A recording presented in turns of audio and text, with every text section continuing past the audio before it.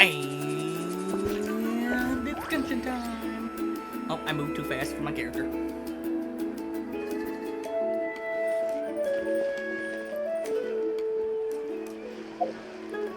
Oh, yeah.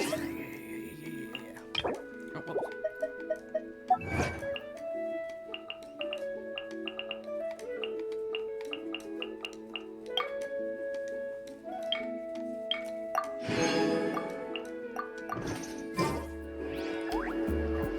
I need to flip-flop.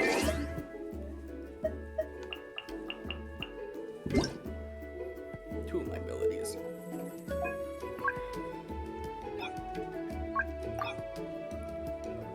There we go.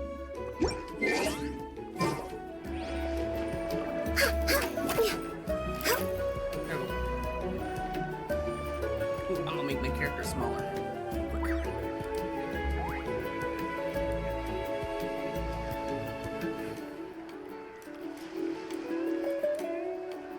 Whee! I'm floating.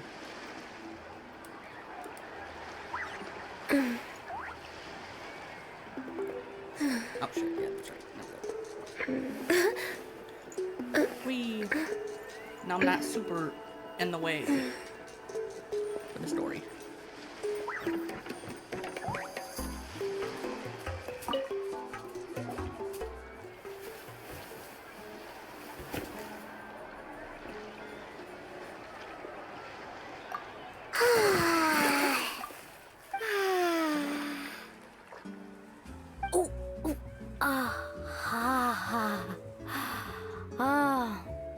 So, what do you think?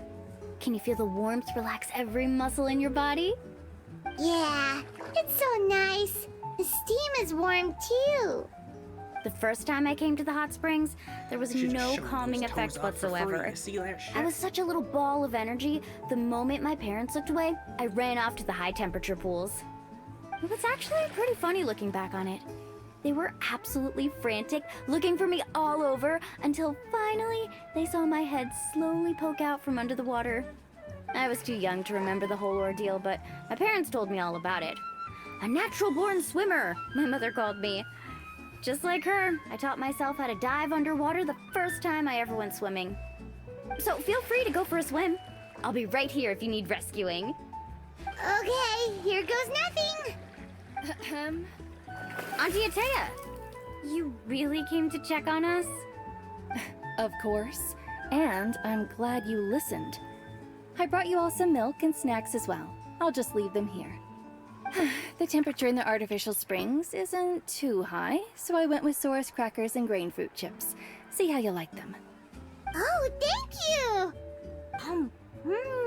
These are great. Well, I did make them myself. Very few young people know how to truly appreciate hot springs, so listen carefully. The temperature of the hot spring not only determines the type of snacks you should choose, but also the amount of time you should spend in the water. To bathe in a hot spring is to completely empty your mind. As such, swimming around the pool is incredibly disruptive and impolite, and something you should absolutely not learn from Mualani. Hey! All right, looks like you were able to adapt to the temperature, no problem. You should be able to switch to the natural springs then. Well, I've got to get going. Oh, and make sure you drink your milk. I'm looking at you, Mualani. I still remember how you used to pour it into the water when you were little. That better not happen again, whether I'm here to catch you or not. Okay. Paimon didn't think you were the type to do something like that. I remember thinking I'd totally get away with it too. But turns out milk is pretty easy to spot when you pour it into clear water. Not my best work. Some people get dizzy if they stay in here too long. You guys alright? Paimon's fine, just a bit stuffed. Looks like you two are naturals. Oh, by the way, I have to leave you on your own for a little while this afternoon. I'm gonna help the others fix up that abandoned spring. And I certainly don't trust their aesthetic tastes. Who knows what will become of the place if I leave them unattended. In exchange, though, I can recommend a couple of shops that are worth a visit. Huh? Yeah, she brought us snacks and taught us about the hot springs. We want to do our part too. Friends are supposed to help each other out. We'd feel bad otherwise. Well then, the more the merrier. Alright, we should get going. Let's organize the best hot spring gathering Natland's ever seen.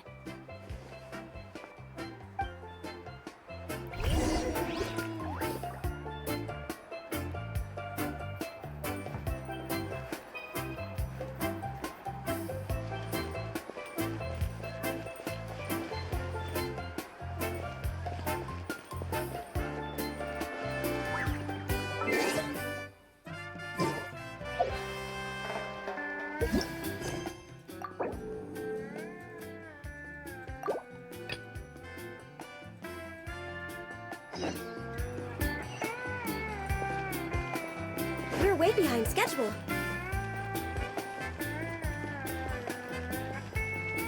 Oh yeah. How much more time? 19 hours. So I'd say about Wednesday? No, Wednesday. Tuesday something.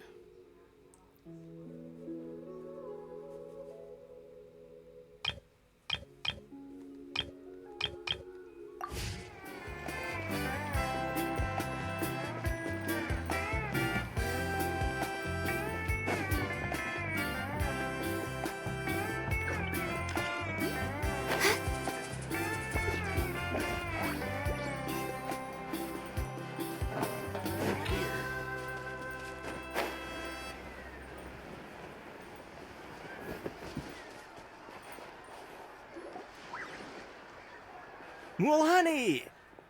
Wait, you brought our guests too? We're here to help. But you're important guests. We can't put you to work. Alright. Stop trying to out-polite each other, would you? The sooner we get this party started, the sooner we get to enjoy the real party. Now, where to start? Looks like the water outlet is blocked pretty bad. We'll need to dig under it. Ooh, those boxes in the corner need to be thrown out as well. Oh! They're moldy as all get out! Ugh. Also, someone needs to go out and get some cloth, wood, and decorations. Oh, and snacks too. I say we get enough for 20 or 30 people. Bulk purchases fetch the best prices after all. Oh, but don't just accept the first offer they give you. I'm not good at haggling. Why don't you go? Hey, I'm not any better, and I wouldn't even know what to buy. How about we handle things here while you three deal with the shopping? Yeah, that works too. I can introduce you to all the shops while we're at it. Alright, let's meet back here later.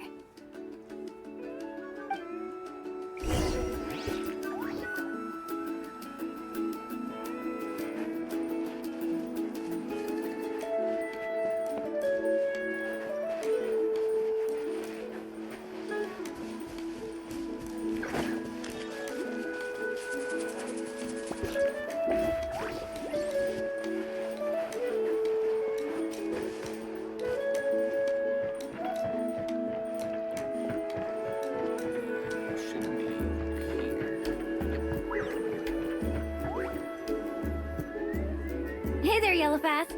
Hope business has been going well. Well, if it isn't Moalani, back from the pilgrimage? That's right. Didn't make the cut this year, though. Well, it wouldn't be a competition if everyone got to win. So, what'll it be today? Here, it's all on the list. Quite a sizable order, as you can see.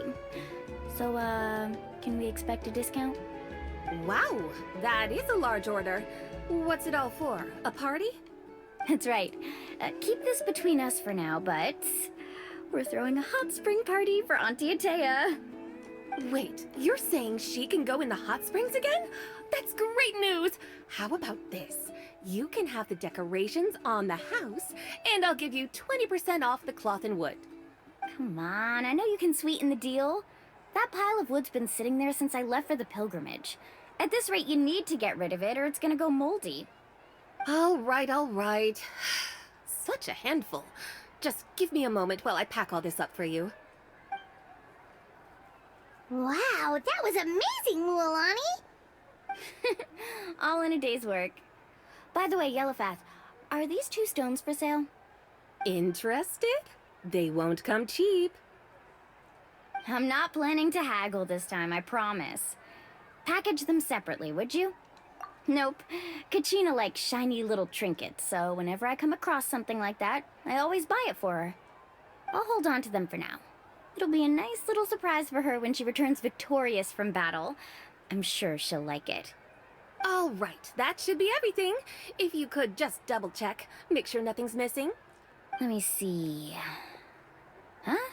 What's this crate of juice doing here? That's on the house. 7 years ago, when the Abyss attacked our tribe, Atea saved my brother's life. She never asked for anything in return, but I could never forget what she did for my family that day. So, send her my regards, would you? And have fun! Oh, we will. It's gonna be a party to remember. Thanks a lot, Yellowfath. Well, that's our shopping done. Let's head back.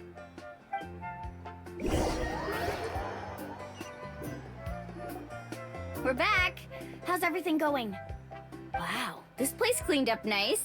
You got the water unblocked too. Good work. I would hope so. We spent all day clearing out debris from the bottom of the spring. Did you guys get everything? Oh, we brought back tons of stuff! We set it down near the cave entrance. All right then, roll up your sleeves, everyone, and let's get back to work. Actually, why don't you 2 take a break? I'll handle it from here. Traveler, mind lending me a hand? So, I was brainstorming on the way over, and I'm thinking we could draw something on the wall over here, and the snacks and drinks can go over there.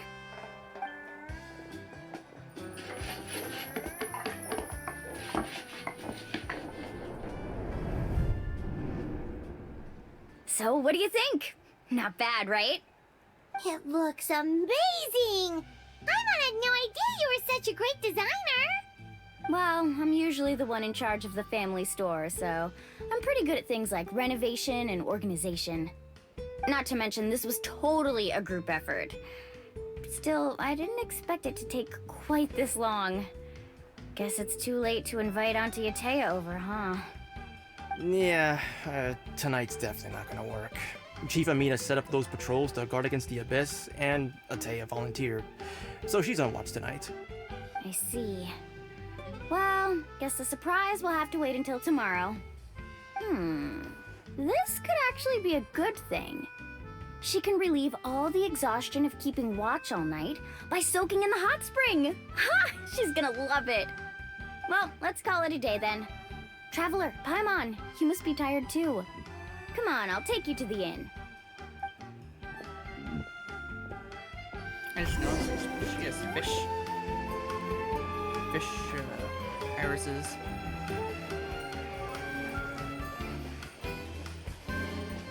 People. And fish people. Fish people.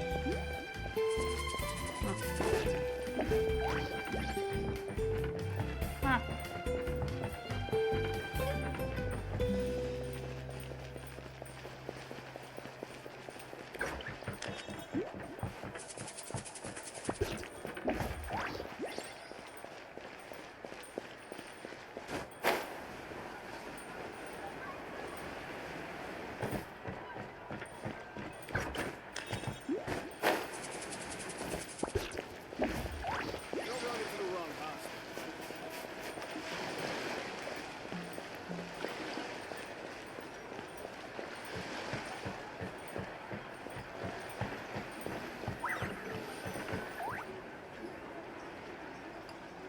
All right, this is it. Get a good night's sleep, okay? I'll see you tomorrow. Yep, good night!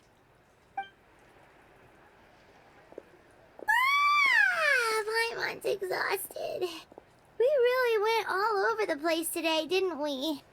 Anyway, we need to be well rested for the party tomorrow, so let's head inside.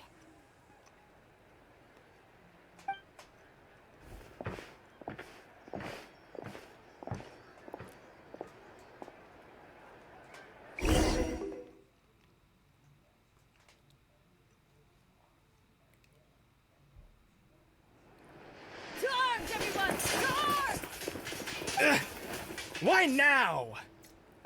Huh? What's with all the noise? Traveler, Paimon, wake up! Mualani? What's going on? Where did all these monsters come from? It's the Abyss. Our patrols are trying to drive them back as we speak. Come with me. I'll take you somewhere safe. Fat fucking Mualani, chance. a little help over here. We can't hold them back much longer. One moment. I'll be right there. Couldn't have said it better myself. Hang in there. We're here to help.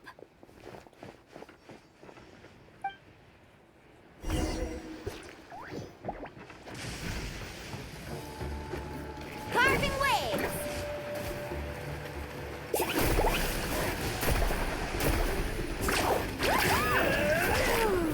Have they been contaminated by the Abyss? No, they are the Abyss. Destroy them.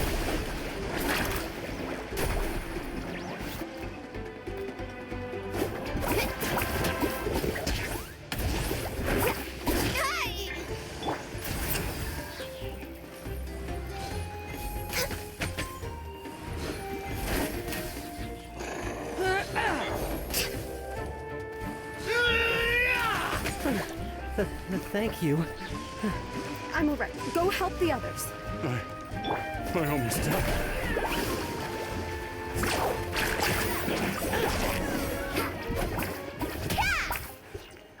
Oh, We've cleared out most of the monsters over here. Thanks for your help. It would have taken me ages on my own. Looks like we're still in for a long night, though. We still have no idea where these creatures are coming from. Let's go ask Amina. She'll have a better handle on the situation. indeed.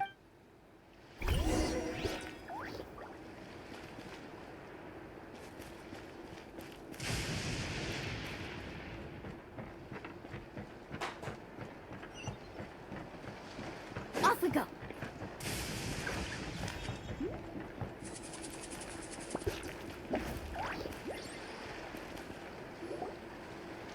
Amina! Oh, it's you three. Thank you for helping clear out those monsters. We were prepared for an attack, but we didn't have enough people to prevent them from breaking through our defenses. No casualties so far, though.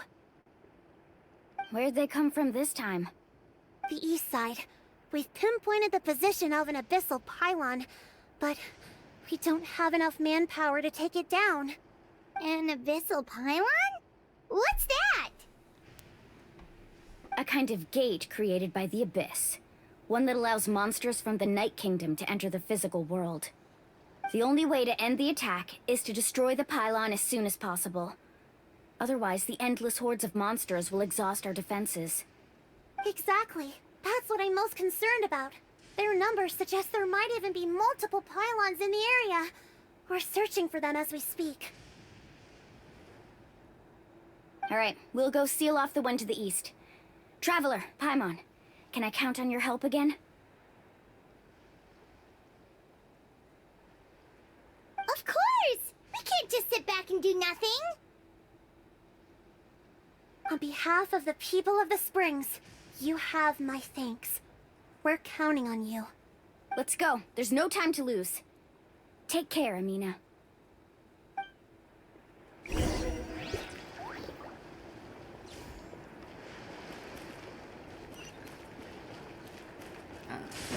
That way.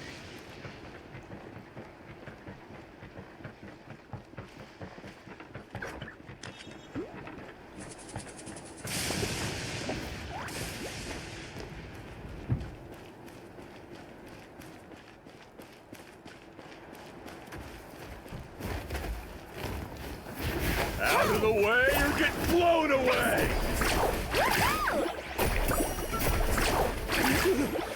Thank goodness you were here.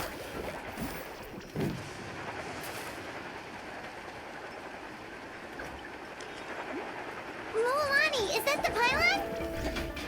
That's it, alright. Ow. Come on.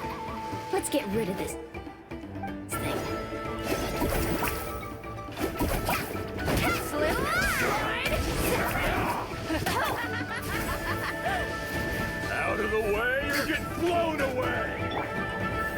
everything! Look alive!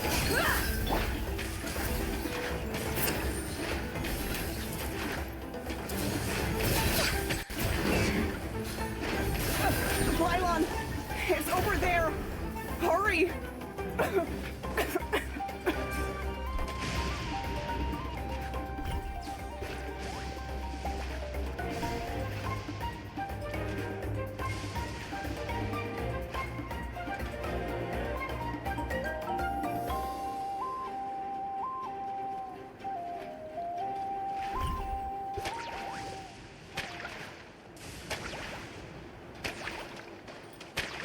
We're way behind schedule.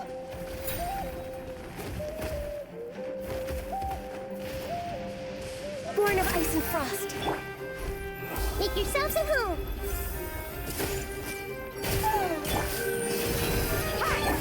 Glaze over. No touching.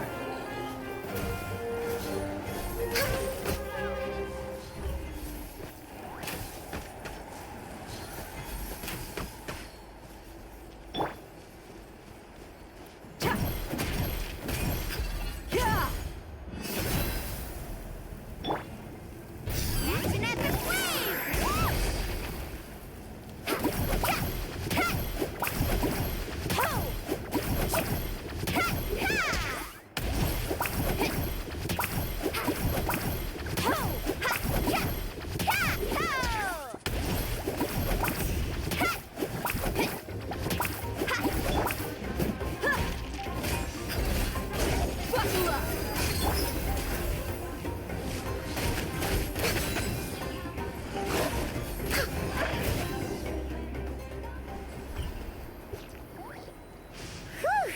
That should do it, right?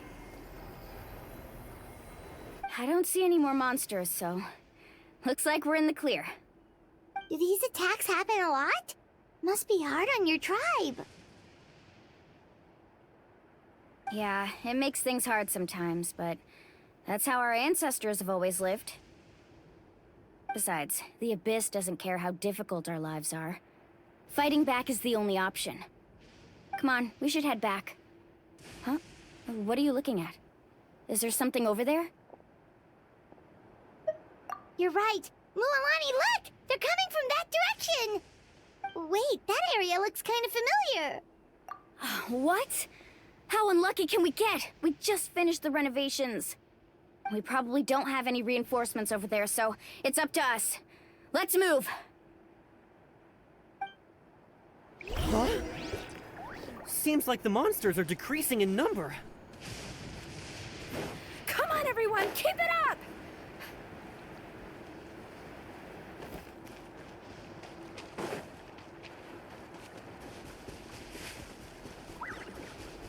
Carving waves!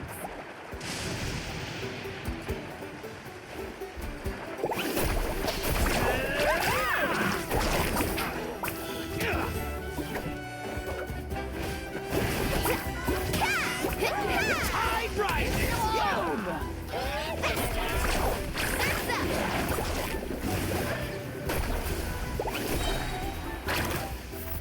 Let's shred, Sharky!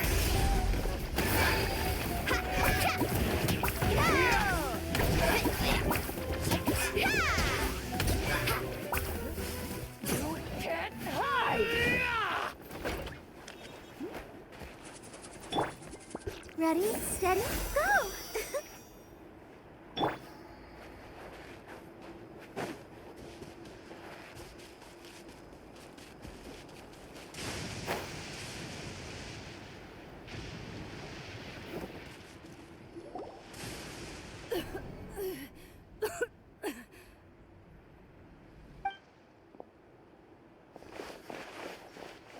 Ateya, what are you doing here? Where's the pylon? Where do you think? If I'm here, means that thing is long gone. I was in a hurry, so it's not my best work. You should check if all the important stuff is still here. Stop talking for now. That wound looks bad. The abyssal power is corroding your body. Is this the right area? Hello? Anyone there?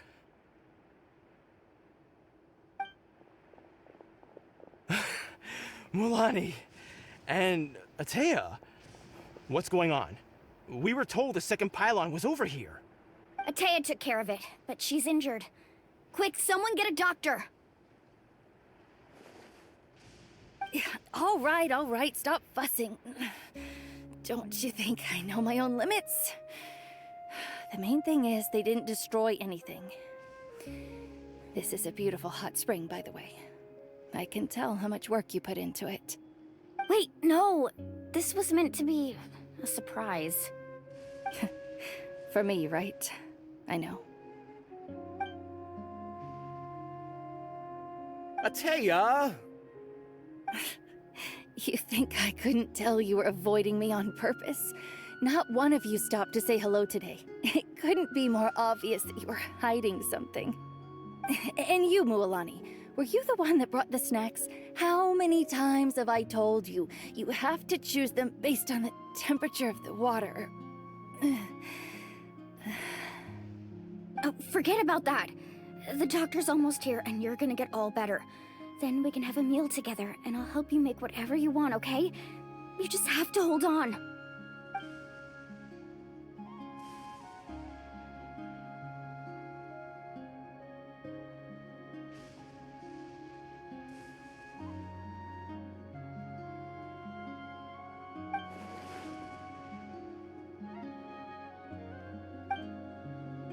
The impurities and the elemental energy we embody repel each other. What? The crystal has been purified? When? The anguish he feels has brought him to tears.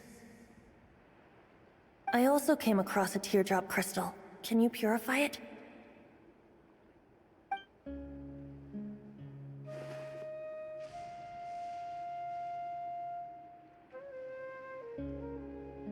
Atea! Atea! Wait, what do you mean?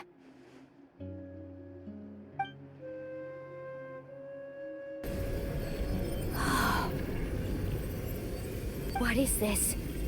Some sort of purification? The abyssal power, it's being cleansed away! How can that be? I never knew that was even possible.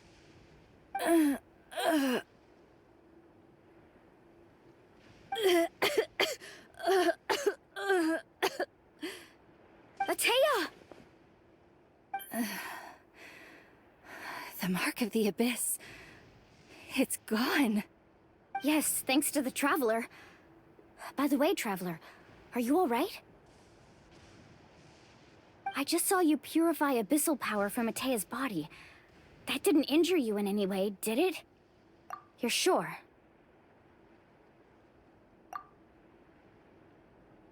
Good. Good. Thank goodness. You scared us all half to death just now.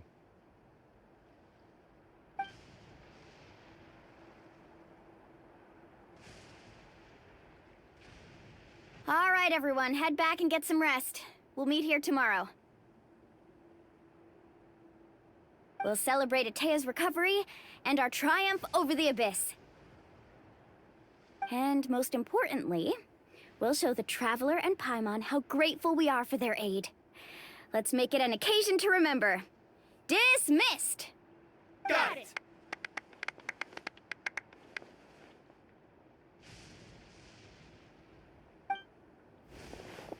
Got any other secret powers I should know about? But seriously, you really came through for us tonight, so thank you. Paimon almost forgot you had that ability. You used it back in Mondstadt to cleanse Dvalin's tears, didn't you? That was some quick thinking, Traveler. Huh? You look like something's bothering you. What's wrong?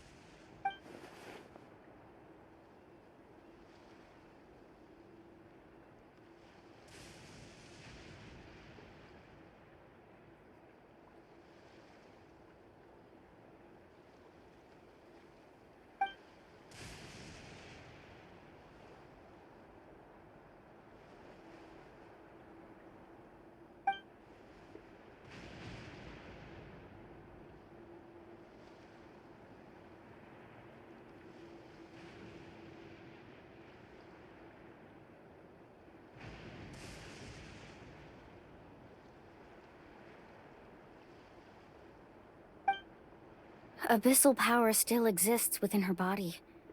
Immersing herself in hot water would accelerate the corrosion of her internal organs and the progression of her illness. We think Auntie Atea's illness has taken a turn for the better. She could never come into contact with hot water before, and now she's visiting the hot springs every night. I mean, it's pretty obvious what that means, right?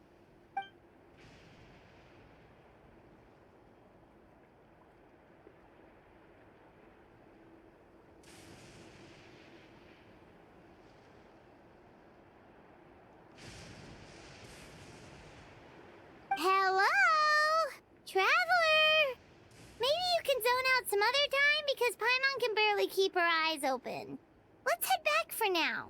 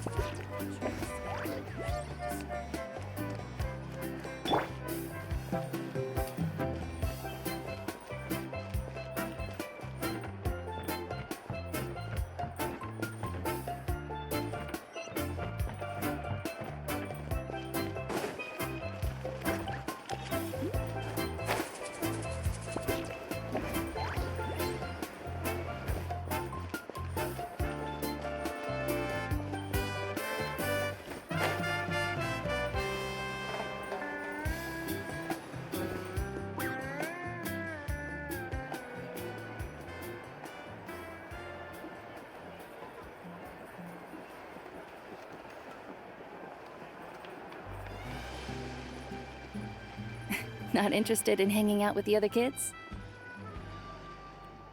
Snacks not to your taste? Hot spring temperature too high? None of the above, huh?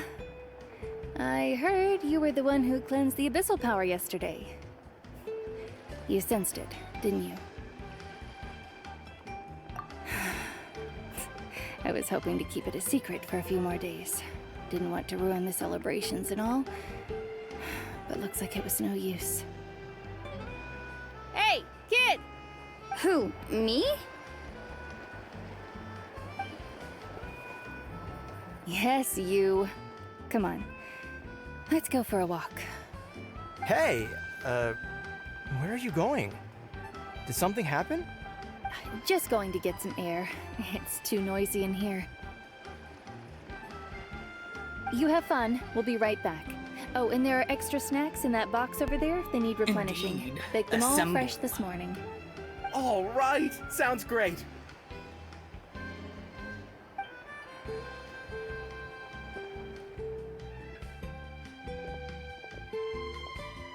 Mualani, Yeah? you've gotten so tall. You know that.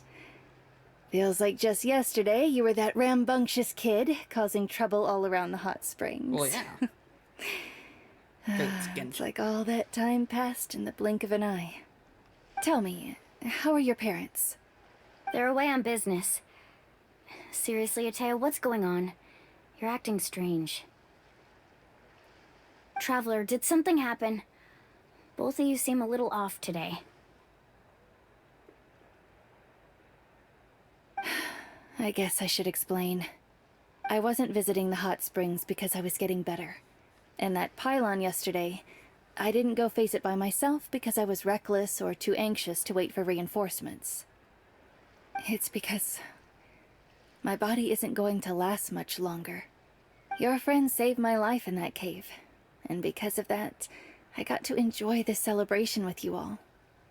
But I'm just a few days shy of the end.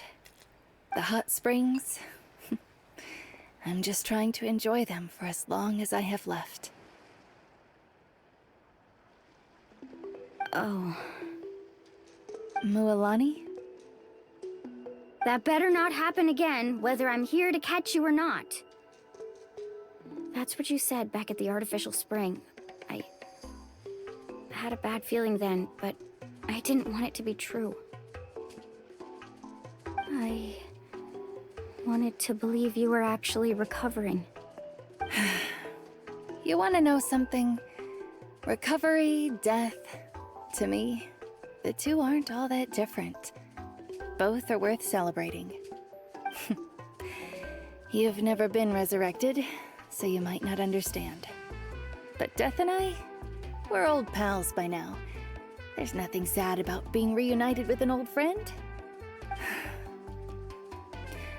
I lived with regret for a long time.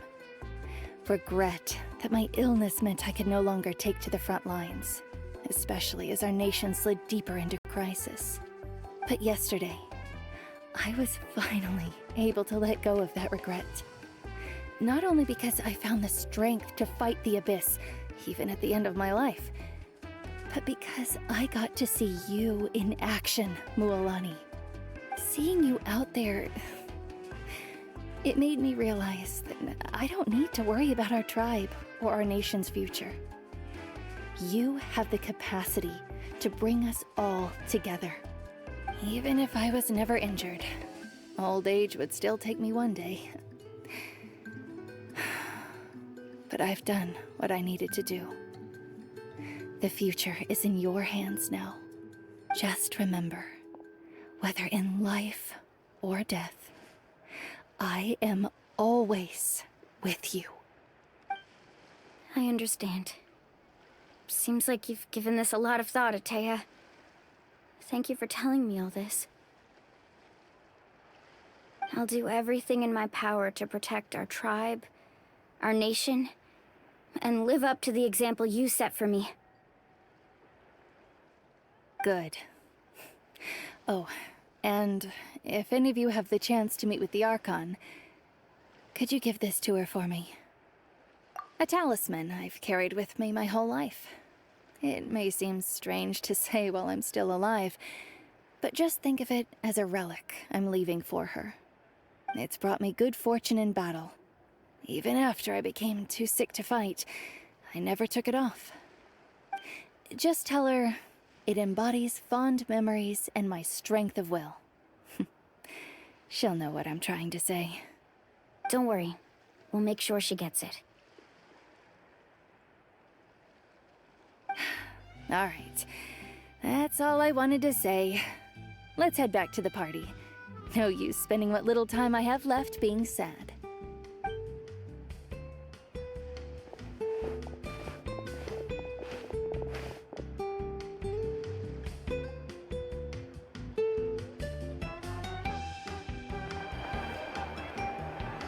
Traveler, Atea, Mualani! If you don't hurry up, there won't be any snacks left!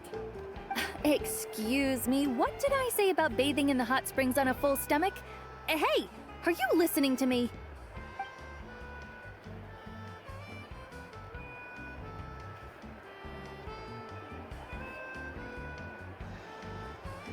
Life is a journey in which there's no turning back. So forge ahead and don't hold back.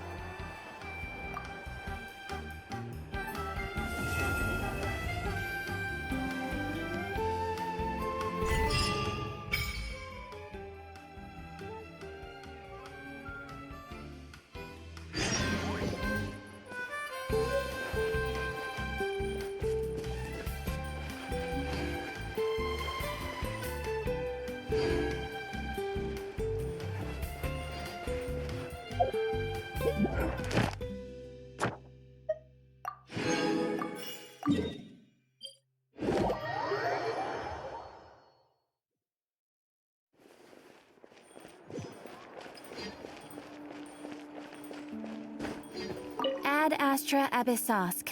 Welcome to the Adventurers Guild. Thank you for completing today's commissions. Here is your reward.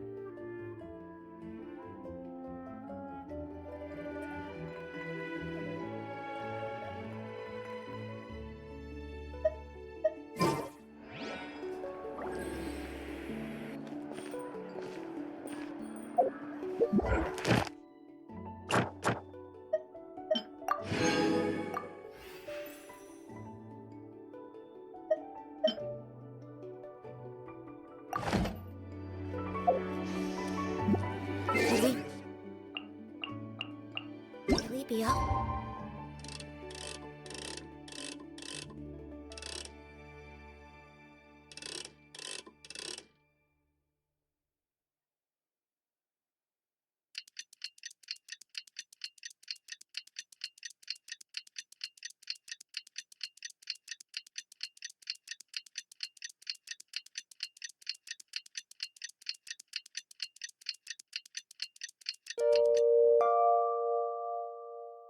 This early?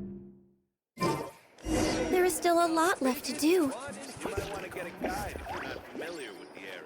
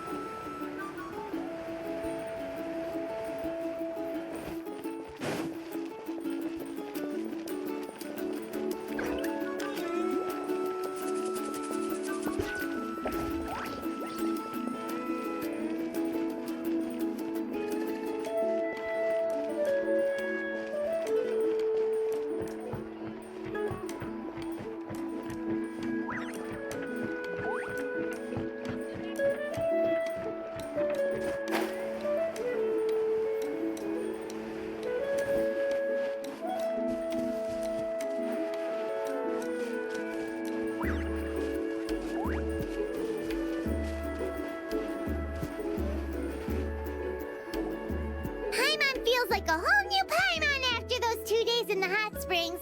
The Abyss kinda threw a wrench in our relaxation, though. Still, spending time here really has felt like a vacation. The Kaholosaurs are so nice and so fun to play with. Their bellies are super bouncy. Oh, and Atea's snacks were so delicious. She gave Paimon some for the road just this morning, actually. Yelling at some kids who got caught throwing stones in the hot springs, so not much has changed since we first met her. Hey, you guys. Sleep well last night? Yep, this area is so nice. Glad you like it. I was thinking of taking you guys out to do some sea fishing. Later tonight, we can eat whatever we catch. Fresh fish is absolutely delicious right off the grill. Hey, Moalani! Yeah? What do you need? The team sent out to fight in the Night Warden Wars has returned. And Kachina? Is she back as well? Kachina fell in battle. But don't worry, the team was victorious, so the Rite of Resurrection will be held in the stadium soon.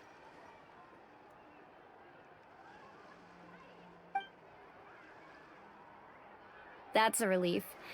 The Abyss is cunning, and it was her first time. Mistakes are bound to happen. Exactly. She deserves to hold her head up high. All right, thanks for letting me know. We'll head out in a bit. Jeez, she sounded a little anxious there. Had me thinking it was bad news for a moment. Mualani, you said the Abyss was cunning just now, but it seems like the Abyss just wants to destroy everything. Like, think about all those monsters that attacked your tribe. If there really was some sort of cunning plan, wouldn't it make more sense to send them to attack Kachina and her small team? Not that Paimon wants them to be in any more danger, it's just... Relax, I get it. The Abyss is difficult to understand, that's for sure. At a glance, it certainly seems like the only goal is total destruction. The Abyss isn't a living entity after all, so what capacity for logic or planning could it possibly possess? But through our long history of fighting the Abyss, we've realized things aren't quite so simple. 500 years ago, the Abyss invaded Teyvat. You know about that, right? That's right. Conria suffered greatly during that time. But so did every other nation in Teyvat. And Natlan was the worst affected of all. It took the combined efforts of the then Pyro Archon and heroes from every tribe to finally repel the Abyss. Even so, the effects of the invasion lingered for hundreds of years, only able to be reversed little by little. Our tribe's waters were contaminated. The Children of Echo's territory was overrun by dangerous sludge surging from underground. Unrelenting black winds tore across the lands of the Flower Feather clan. It was like each disaster was designed for a specific tribe. Exactly. We once thought that the Abyss's desire for destruction was a sort of primal instinct, but its methods are, in truth, marked by intelligence. We now believe the Abyss has invaded the Night Kingdom, and has the capacity to read the memories of this land at any given moment. And that's how it became so dangerous and cunning. Almost like it knows you inside and out. Yes, and that's why we've been unable to fully eradicate it, even after all this time. Luckily, the problems left behind by the Abyss have been successfully addressed by the various Pyro Archons we've had over the years. Now every tribe is prospering and things are looking up. I mean, just look at what we managed to do a few days ago. We totally fought them off.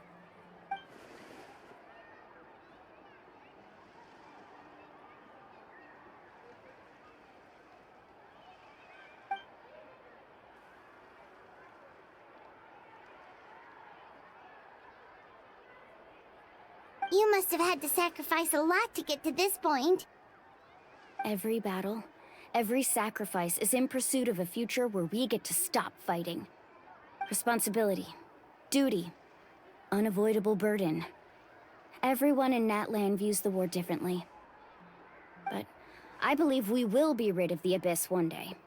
And the efforts of all who fought against them will become a story for the ages. To think that my name could survive in ballads passed down to future generations, it's kind of romantic. Everyone has something that drives them forward, you know?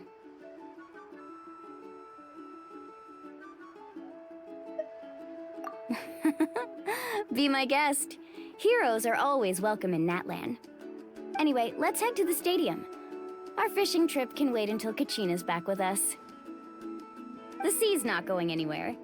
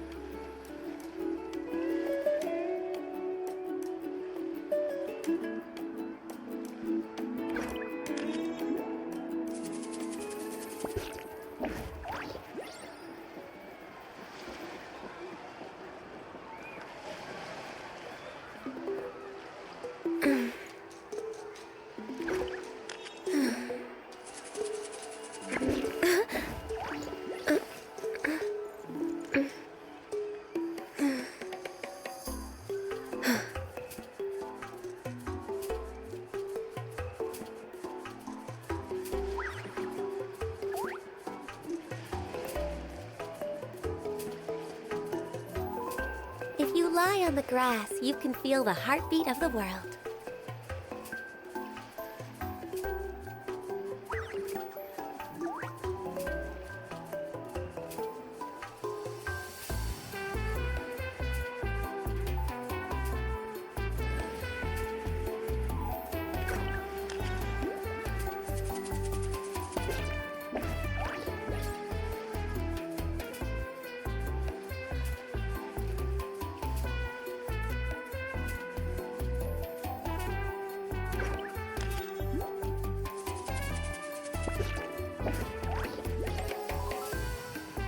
Should we really be off work this early? There is still a lot left to do.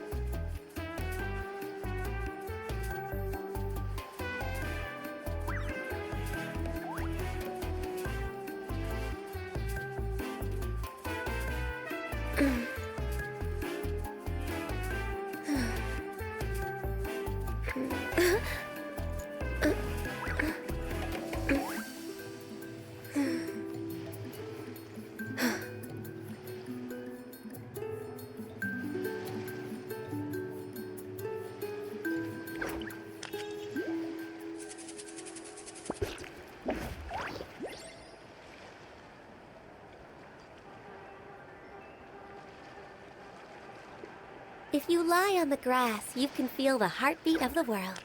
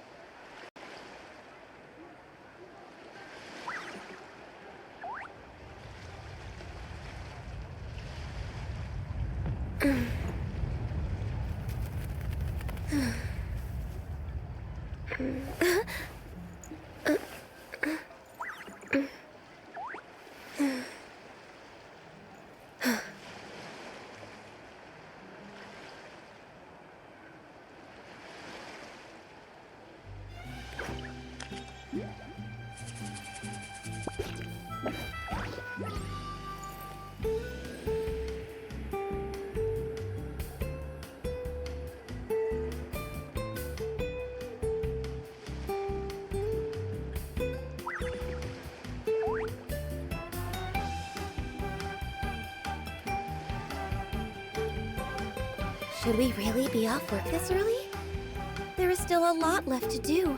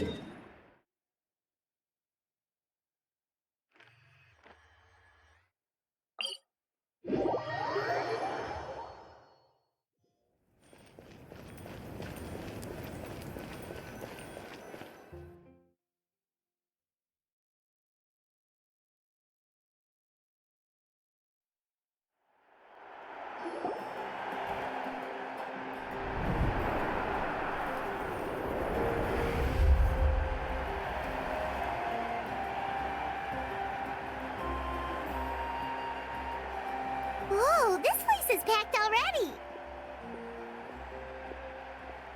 Of course. No one's gonna miss out on the chance to welcome our heroes back from battle. It's their moment of glory. Kachina's gonna be so flustered. She's never had this many eyes on her before.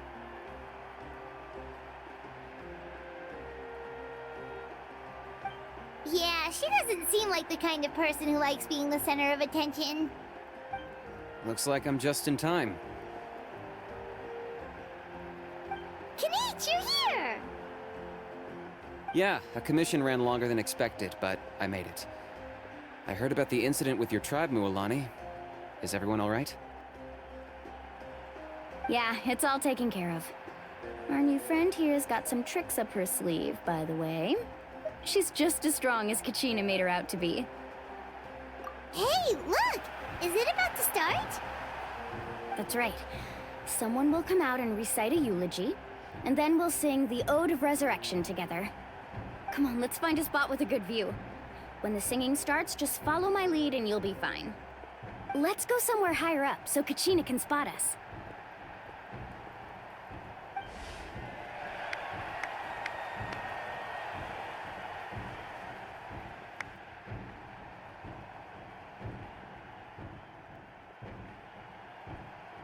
Warriors of Natlan, heed the call of life. We are the inheritors of memory and legend. Those who grew alongside sun and wind. Those who forged our own destiny and future.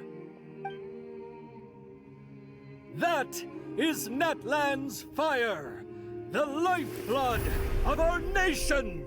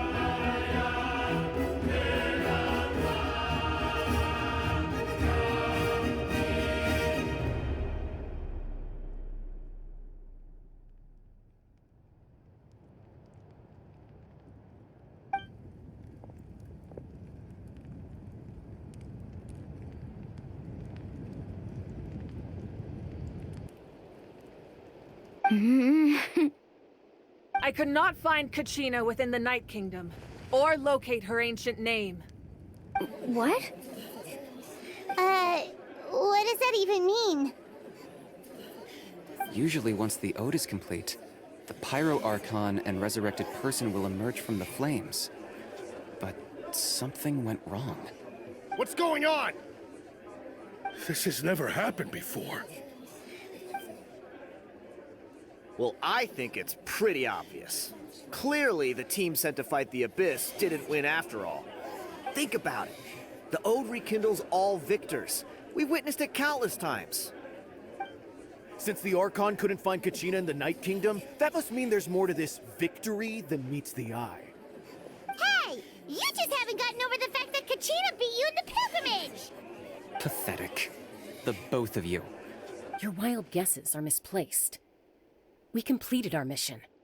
Maybe you did, but who's to say whether that little girl even contributed at all? Maybe she got scared and ran off. Why would the YUB recognize someone like her, even if she was on the winning team? How dare you insult a hero of Natlan like that? Kachina sacrificed herself to repel the Abyss. She doesn't deserve to be subjected to your vile rumors when she's not even here to defend herself. Calm down, Mualani. There's no point arguing with the likes of them. I can't just sit here and let them slander her like that. To insult a hero of Natlan, the person actually has to be a hero. You... Think about it, everyone. Who do you think is really at fault here? A girl who never should have even gone to war? Or the great Pyro Archon? Why would the rules of our nation suddenly stop working? That's true. If she wasn't revived, it must mean she failed to achieve victory. Maybe the YUB interpret victory in different ways? I mean, that girl didn't look all that strong to me.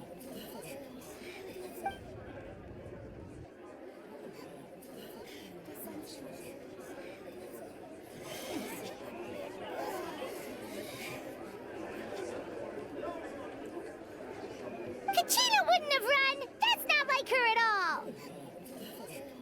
No, she's been waiting for this moment for too long.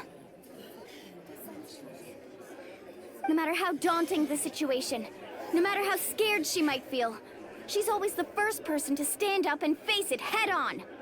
We don't even know what happened, so don't you dare try to use this as an excuse to vent your anger or slander her reputation. Fine. We'll find out what happens soon enough.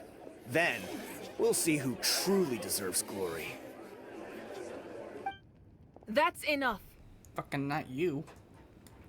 There is no doubt about today's victory, Bitch man. or Kachina's part in it. She is a hero worthy of our admiration and celebration. However, the failure of today's ceremony is undeniable. Kachina has not been rekindled, and I offer you all my deepest apologies as I continue to investigate this matter. To prevent further casualties, I have decided to suspend the pilgrimage until this matter is resolved. What? No one is all-knowing. No one is infallible, not even myself. But doubt is a means by which we seek the truth, not a weapon we wield against others. I didn't mean it that way, Archon. If there are things you wish to clarify, then ask me directly. Doubt my answer if you wish. But now's your chance. You have concerns? State them. No, of course not. Even though I have said nothing to change your mind, then it would seem the truth never mattered to you at all. That guy doesn't even have the courage to answer the Pyro Archon's question. So much for all that glory talk earlier. Yeah. I have a question, Archon. My friend Kachina. Do you have any idea where she is? It's extremely important to me.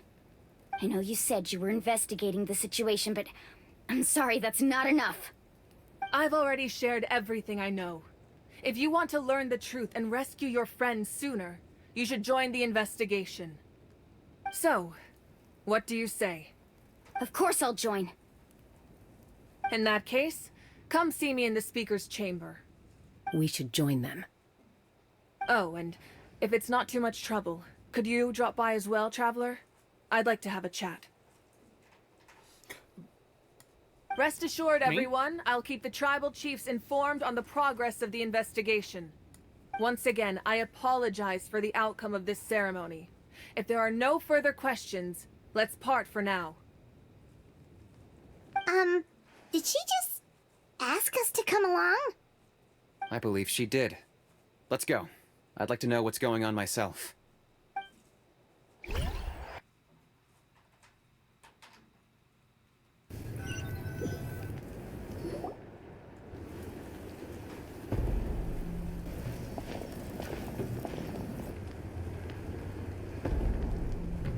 The situation is urgent, so I'll get straight to the point. Kachina is undoubtedly a hero of Natlan, and I'm deeply sorry this happened to her. There's been unrest in the Night Kingdom, but I don't know what's causing it. As a result, I've been unable to track down her location. Until we find and address the cause of the unrest, the Ode of Resurrection will continue to be ineffective. And that means Kachina won't be able to come back? That's correct. Not until the problem with the Night Kingdom is resolved. How long will that take? It's hard to say. Kachina always dreamed of fighting the Abyss, of doing her part to defend Natlan. She wasn't afraid of death because she knew, if it came down to it, the Pyro Archon would be there to bring her back to life. Whenever we sat down together, exhausted from training, she would always hum the Ode of Resurrection. She was supposed to come back to us.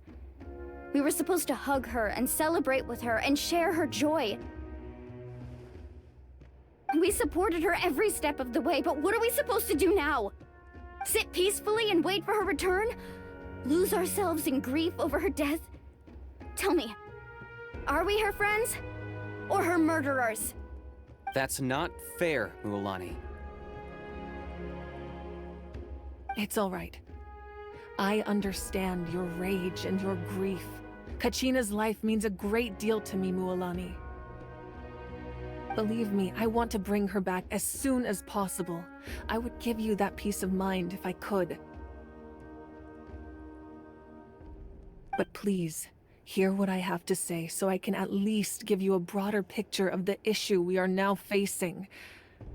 Considering the recent attack on your tribe, I believe the Abyss has found a new means of undermining the rules of our nation.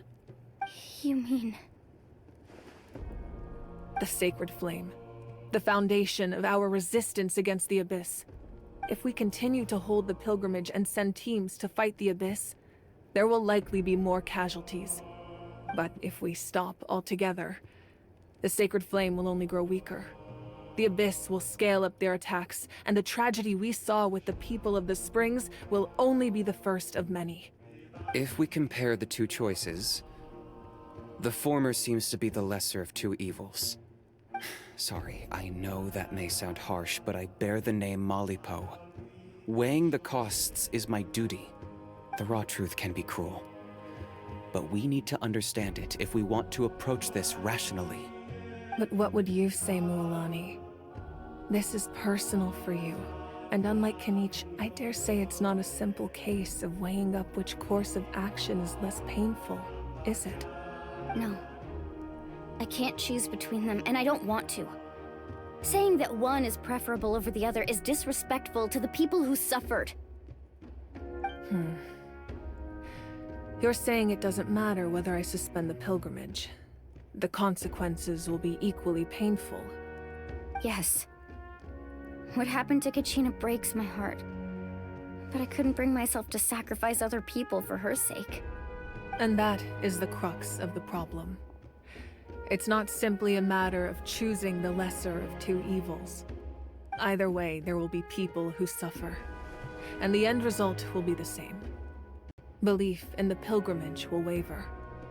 Once doubt has crept in, the people will no longer unite in battle against the Abyss.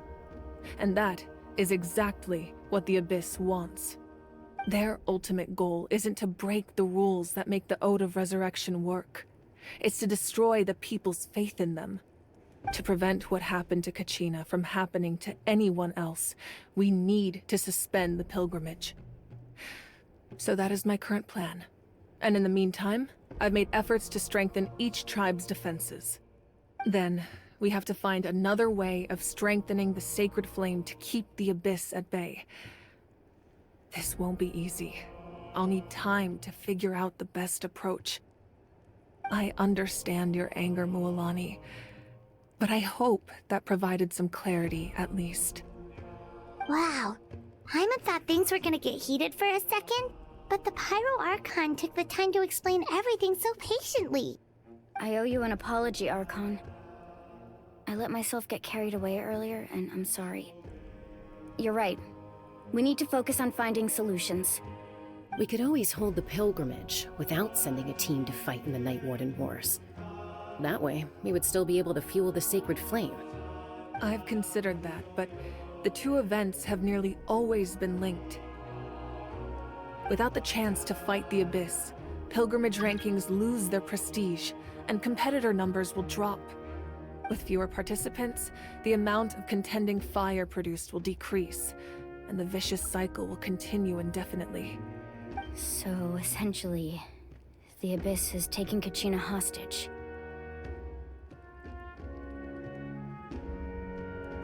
You've learned about the concept of ley lines during your travels, yes? The Night Kingdom is something similar. Staying there for a short period of time shouldn't have an effect on the person. But with the Abyss in the picture, it's a different story. Your sense of self will be devoured, until eventually you become one with the Sea of Souls. Imagine pouring a cup of water into a rushing river. You can try to scoop up another cup, but there's no chance it will be the same water you had before. I won't sugarcoat it. That is the danger Kachina is currently facing. Just like you said, Archon. Both of these problems need to be addressed. You can focus all your efforts on dealing with the Sacred Flame. I will go search for Kachina. The Abyss poses the same threat to you as it does to her. It is very possible you will not return. Knowing that, do you still choose to go? Kachina's waiting for us to rescue her. That's all that matters. I failed to protect her during our campaign, but I can make it up to her now. I choose to go as well. Traveler? What do you think? Understood. Then I'll support you in any way I can. The Masters of the Nightwind have a technique that can extract an ancient name from the ley lines. If we can find Kachina's ancient name, I can use the link between them to pinpoint her position within the Night Kingdom. Then comes the hard part. You need to visit the Night Kingdom in person and rescue her. But isn't the Night Kingdom a land of souls? Can we even go there? Under normal circumstances, only the consciousness can enter. But there is a way to go there in person. However, know that the Night Kingdom will attempt to repel you, and the Abyss certainly won't leave you be. That's fine by me. Same here. Fighting the Abyss is nothing new for me. So, Paimon's the only one who's scared? Well, if she's going, Paimon's going too. Citlali of the Masters of the Nightwind once created an artifact that can be used to communicate with the Wyab. We call it the Spirit Speaker Stone. It was originally used as a ceremonial artifact wielded by the tribal chiefs, but that spiritual quality also means it can be used to search for an ancient name. That was the artifact I delivered to the Scions of the Canopy a few days ago. Didn't think I'd be hearing about it again so soon. Thank you so much for your help, everyone. Your thanks are unnecessary. I will offer you whatever aid I can, but your fellowship and courage are what will truly decide the success of this operation. Besides, you're the ones helping me. I can only focus on one thing at a time, after all. Traveler, I certainly didn't expect our first conversation to be so serious. I've heard all about your accomplishments. Ever since you arrived, I've been hoping to meet you and offer you Natlan's highest level of hospitality. Why? Why? Is that not what happened in the other nations you visited?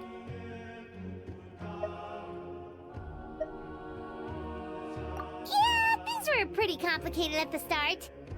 And, in the middle. But our reputation's solid nowadays. That's more like it. After all, I've heard you're someone who transcends fate.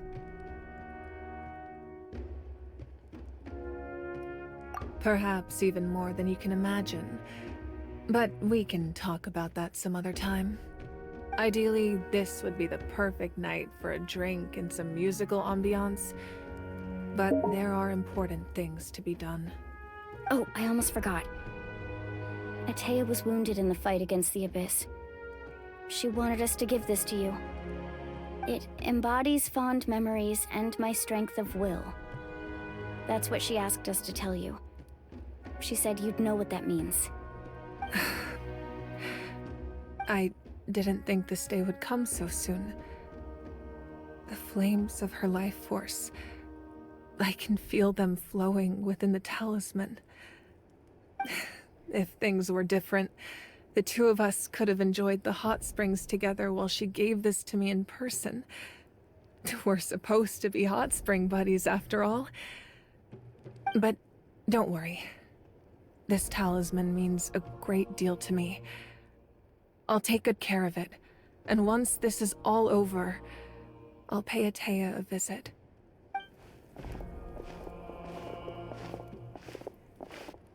You said you didn't want to jeopardize the production of Contending Fire. But that's not at all why you decided to suspend the pilgrimage, is it? You're right. Even now, the production of Contending Fire is far from sufficient. The gradual corrosion caused by the Abyss has resulted in a massive shortage of pyro energy, and we're currently at the breaking point. as things stand. The pilgrimage is a lost cause. Suspending it allows us to save our strength to defend the tribes. The Abyss has brought catastrophe to Natlan, and Kachina's disappearance in the Night Kingdom is a direct consequence of that. We can't let the general public know that. No. If the public learned that Natlan's destruction was close at hand, there would be immense panic. But if I said nothing at all, they would have continued to question the integrity of Natlan's heroes. Another simple choice. The latter was clearly the better solution. But you chose otherwise. I have never subscribed to the belief that the right choice is the one with the fewest sacrifices. Let's go.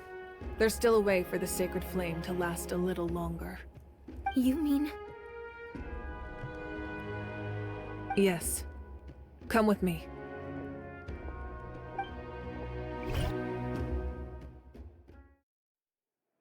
Wonder what she means by that.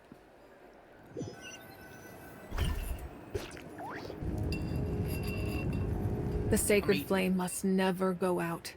Not only does it strike fear in the Abyss, but it's also the pillar of Natlan's stability. So until our heroes are ready, I will sacrifice my power to keep it burning. But that can only last so long. I think we should focus on the remaining ancient name-bearers. Don't let desperation cloud your judgment. Those chosen by the Wyab have already embarked on their destined path. It is for them to decide how that journey ends, not us. All we can do is support them. Even so, for you to make this sacrifice, it's not right. If not me, then who? No other is capable of sustaining the sacred flame. I possess great strength, but I'm not above my people. This is part of my duty.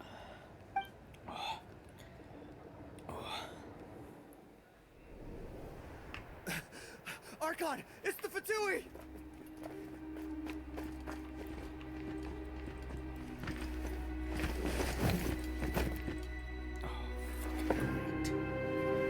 The Archon of Natlan. A force to be reckoned with. The secret of the ley lines is no secret to me. Long have they been destined for ruin. And since the oath made 5 centuries ago remains unfulfilled, what use is the Gnosis in your hands? I don't know what you mean. But it sounds like this is about more than the Tsaritsa. In times of crisis, someone must pick up the mantle of salvation. Your plan has reached an impasse, and now it falls to me to create new rules for Natlan. But before the dawn of a new age, the old must be destroyed.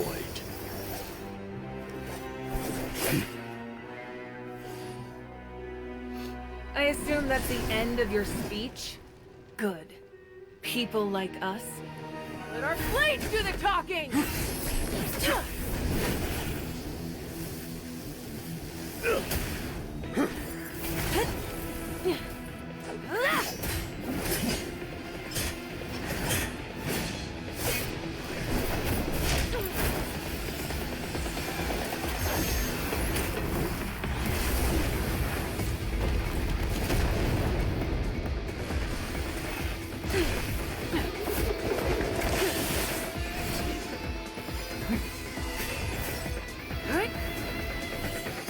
Yeah.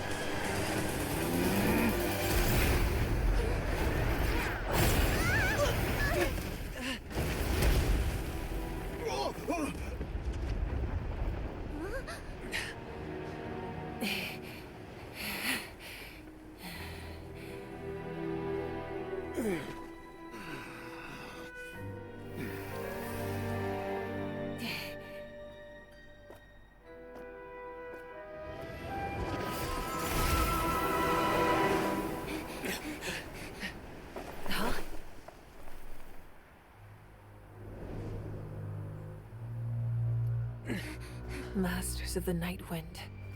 Send word. The captain and his followers must be apprehended. The fucking Fatui.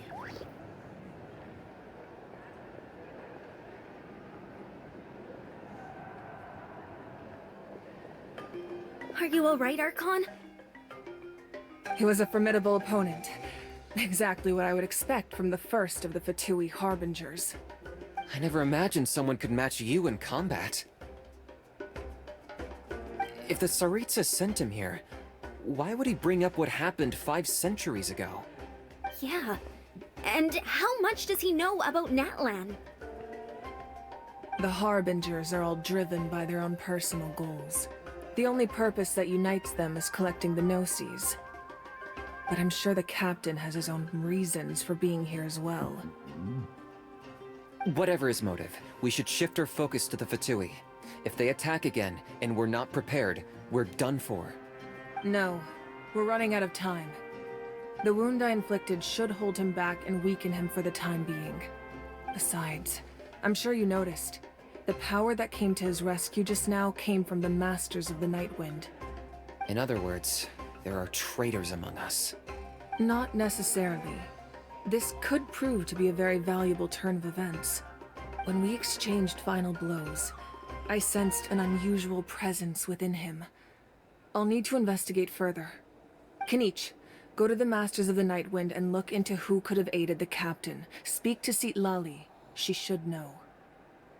Of course, I'll head out right now. Do you still intend to... Yes, but fear not.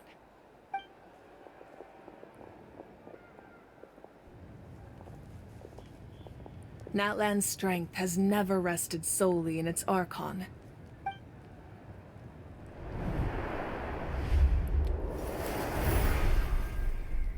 Together we foresaw the only path that leads to our nation's future. We must trust in that vision now.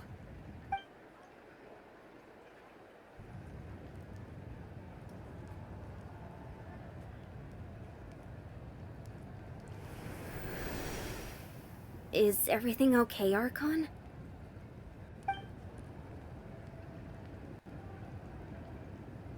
Completely fine. Just lamenting the fact that I never got a picture when I could still turn my hair into flames. Too late now. I just hope the others have a safe journey.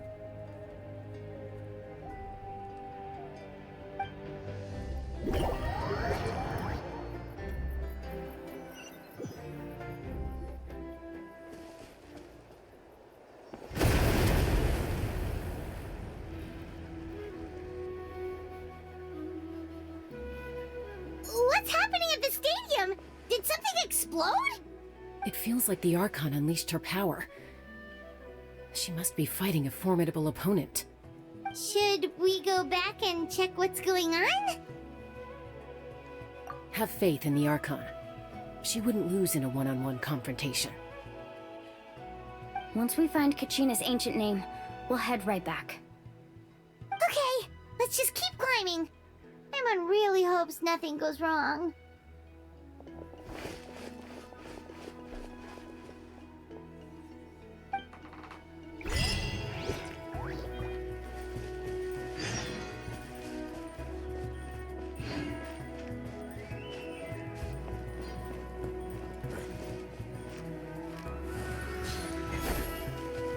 We're way behind schedule.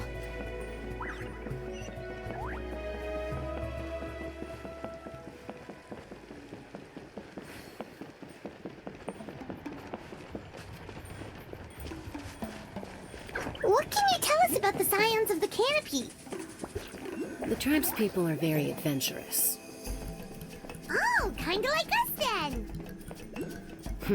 I'm not so sure. You don't strike me as the type to enjoy danger. The scions of the canopy are a bunch of thrill seekers. They love extreme sports like rock climbing, rappelling, volcano parkour, or even bungee jumping without a rope while a Yunkasaur stands at the edge and uses its tongue to catch them. Sound like something you'd be interested in? Okay, that does sound different from our usual adventures. not doing any of that. She can just cheer you on from the sidelines.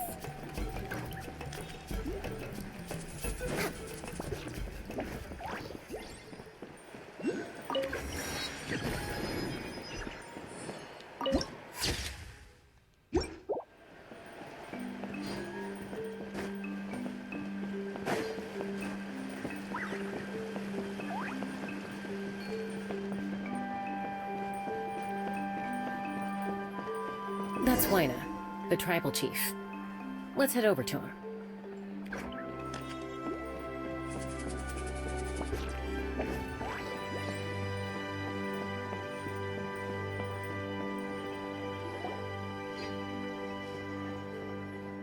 Chaska. Nice to see you again, Wyna. I'm afraid we don't have time for pleasantries, so I'll get right to it. We're here for the Spirit Speaker Stone. Whoa, hold on a second. At least tell me why you need it first. My friend Kachina is trapped within the Night Kingdom. We need the stone to find her ancient name and rescue her. Rescue her? From the Night Kingdom? That's right. I'm sorry, but someone needs to tell you what you don't want to hear. Going there, a mature warrior would never make such a foolish decision.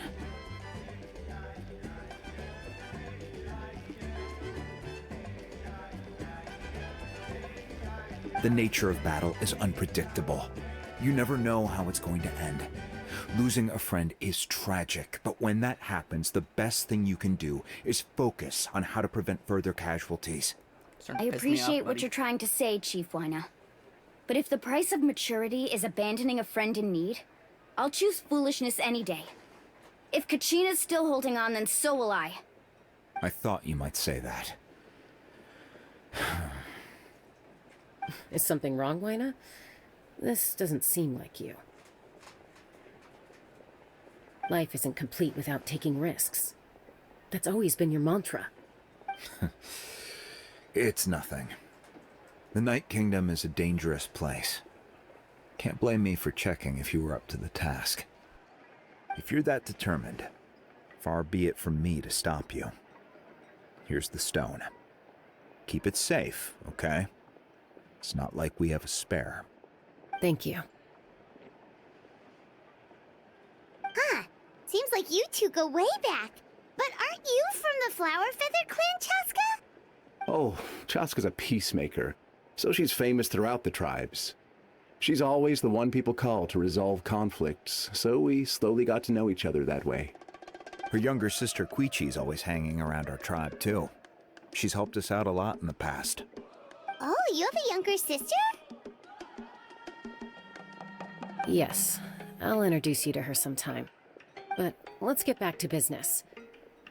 Wyna, how do we use the stone? As you probably know, your intended destination is completely different from the real world. The Night Kingdom is like a river flowing with concepts, and the ancient name you seek is like a tiny fish swimming downstream. In that sense, the stone is like a fishing boat drifting down the river, but the boat alone isn't enough. You need a fisherman experienced enough to steer it in the right direction. We couldn't do that ourselves? With a little practice, I'm sure you could. You have the strength and the talent. If you want to make sure this works, though, I could recommend someone to you. Who? Vichama, a legendary warrior and scout from our tribe. He's got a keen eye and a well-honed intuition.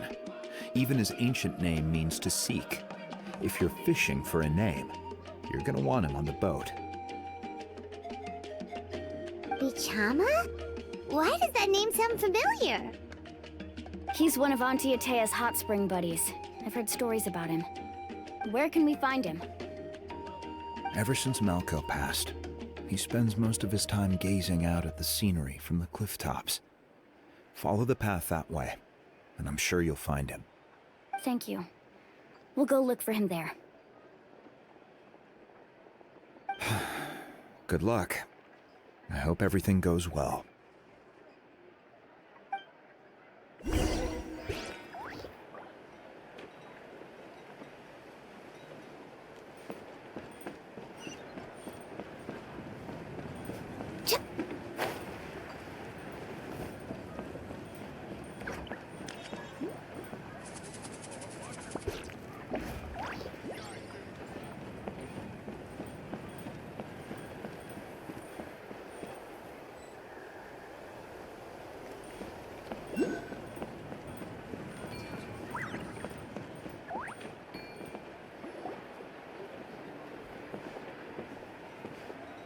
Someone admiring the scenery from the cliff tops. Ah! That must be him! Hello there, are you Vichana? That's me. Did you need something?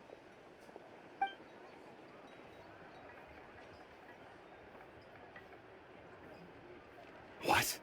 You're saying you can bring someone back from the Night Kingdom? How is that even possible?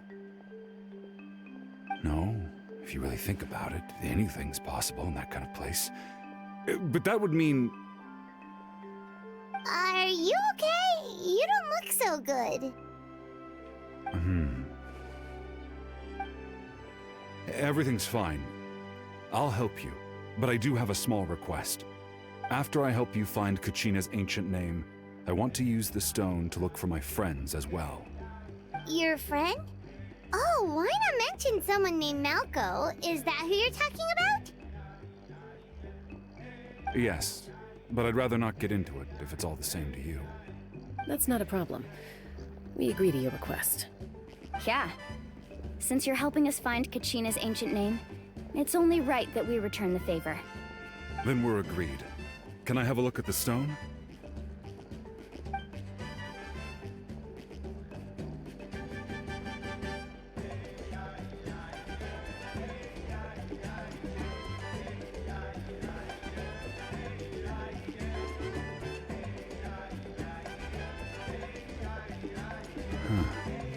I see.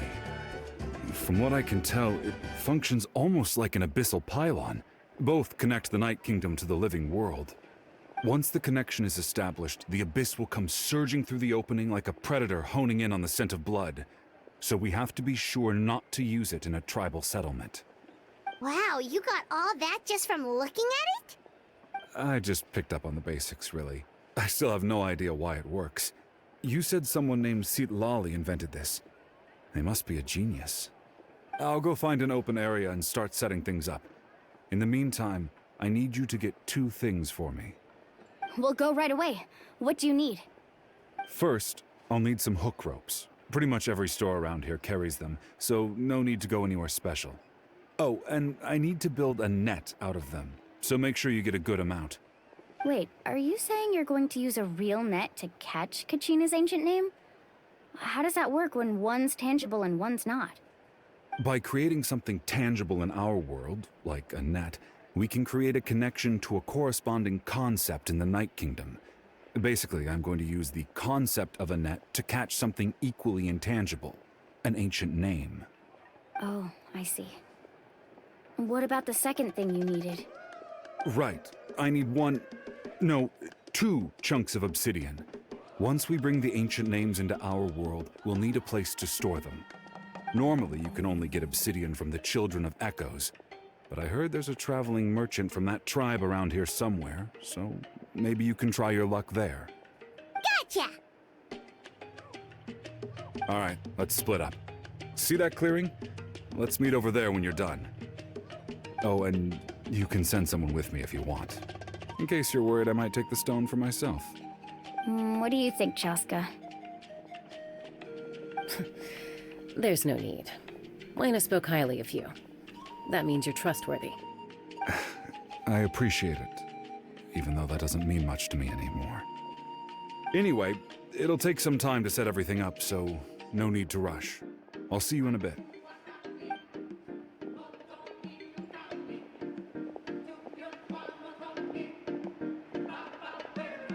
What an odd guy. He seemed so defeated, but also really invested in the stone at the same time. I don't have any more insight than you, Paimon. Let's just focus on the preparations for now.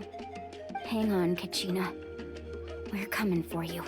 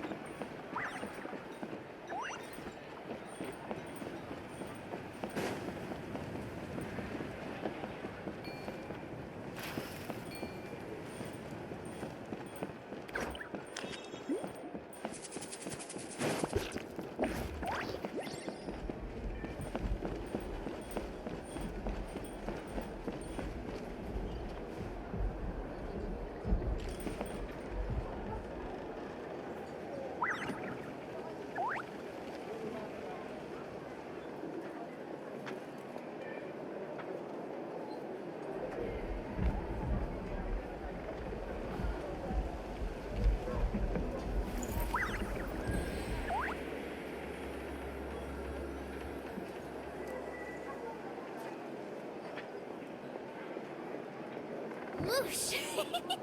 No one can catch me!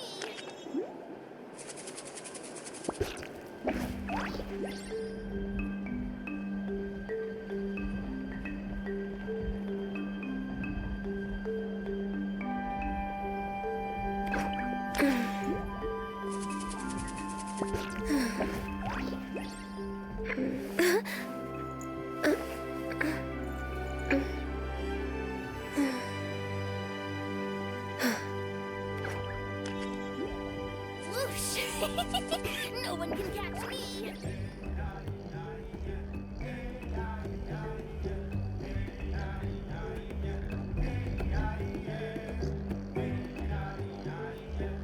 It's so nice to de-stress.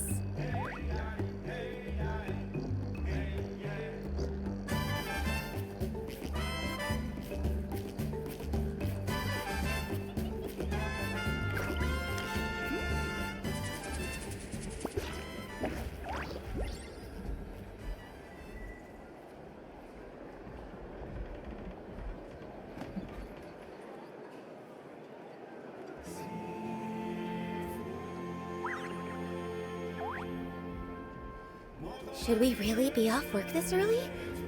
There is still a lot left to do.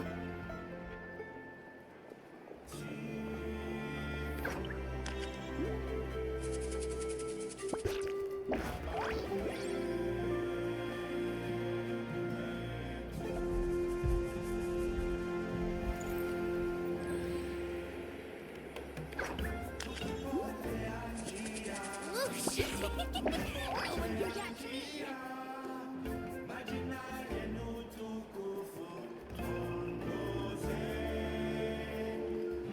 If you lie on the grass, you can feel the heartbeat of the world.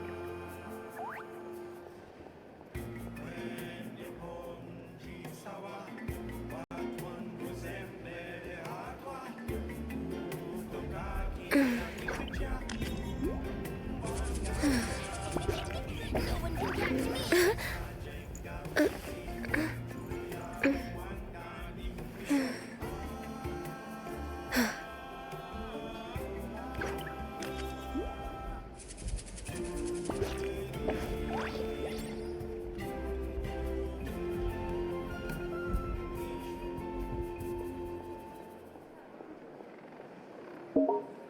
It's so nice to de-stress.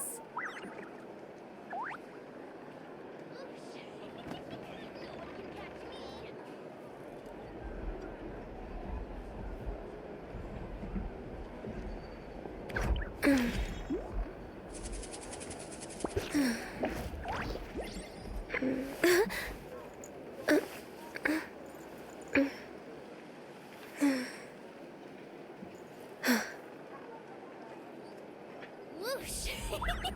No one can catch me!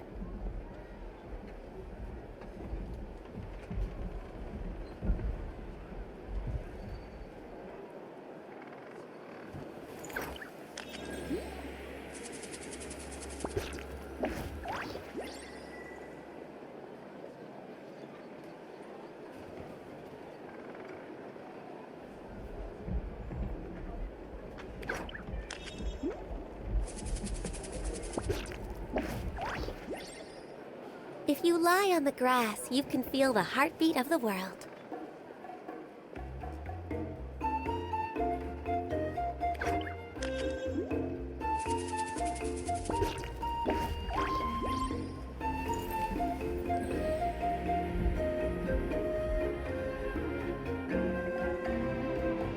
Whoosh! No one can catch me!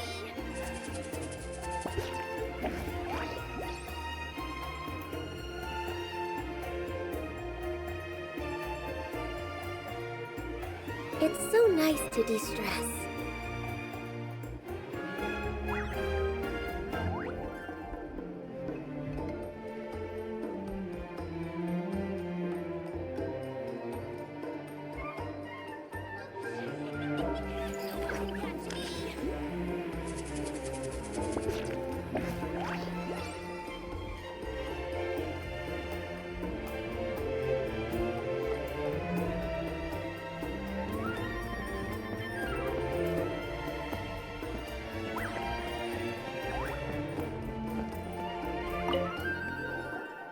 Hello. Do you have any hook ropes for sale? Hook ropes? As in rock climbing equipment? Yes. How much for your whole stock? Oh, the whole thing? Let me see.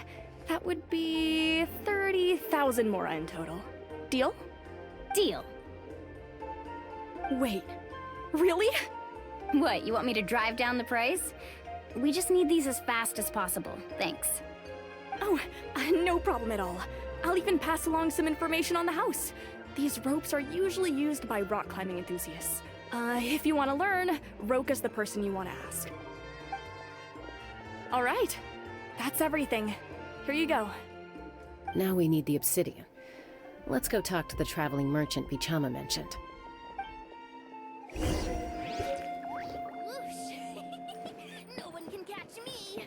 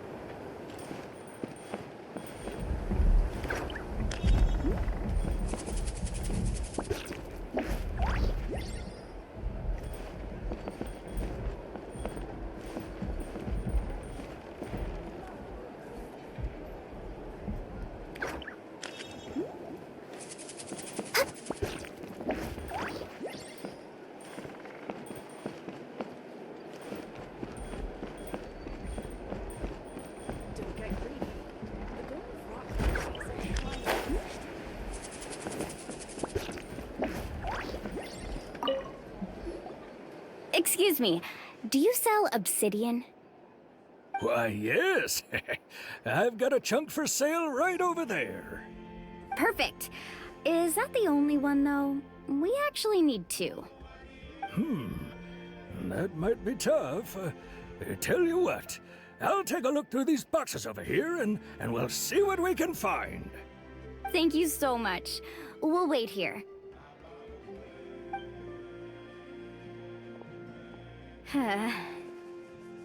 Relax. Everything's going according to plan. I know, it's just... I could tell Vichama feels the same way about his friend that I do about Kachina. I hope this chunk of obsidian isn't the only one. Kachina always carries all sorts of shiny stones with her. If I was the one trapped in the Night Kingdom, she'd have a whole pile of obsidian ready in a heartbeat. Well, would you look at that? I did bring an extra. Here you go, young lady. How does it look? Perfect! Thank you. How much do I owe you? If you hadn't shown up, these stones would have just sat here collecting dust. I'll take 3,000 mora for both. Here you go. By the way, I heard you mention Vichama just now. You running an errand for him, then? How's he doing? Malco's been gone for 5 years now. It's about time he started to move forward. Do you know what happened between them? I heard about it in passing while I was out drinking one night, but I don't know all the details.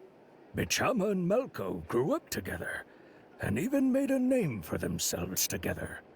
Melko was an amazing fighter, capable of knocking out multiple opponents in a single hit, while Vichama excelled at scouting and analyzing the battlefield. The two made an excellent team, and managed to beat back the Abyss several times. 5 years ago, they both emerged triumphant in the pilgrimage, and were placed on the same team to fight the Abyss. But on the eve of battle, the Abyss launched an attack on their tribe, and Vichama suffered an injury to his leg while attempting to rescue someone. Then what happened?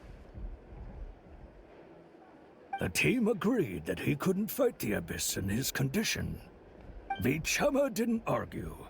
He knew going to the front lines with an injured leg would make him a burden in battle. So they raised the issue with the Pyro Archon, and she agreed to let him stay behind. It's just... Melko and the others ended up facing hordes of abyssal monsters in numbers that far exceeded anyone's expectations. The team made an error in judgment, and they fell to the onslaught. Vichama went into a deep depression after that. He blames himself for everything. Oh, you're not wrong. But it's possible he chooses to blame himself. Not because he did something wrong, but because he wasn't able to do anything at all. I've tried convincing him to move forward, to stop dwelling on the past. But the shadow of Melko's death hangs over him still. The Abyss has caused so much suffering, and some wounds never heal. I wish there was something he could do to make himself feel better. But... anyway, that's the gist of it. Maybe you could help him talk things through sometime. I would really appreciate it.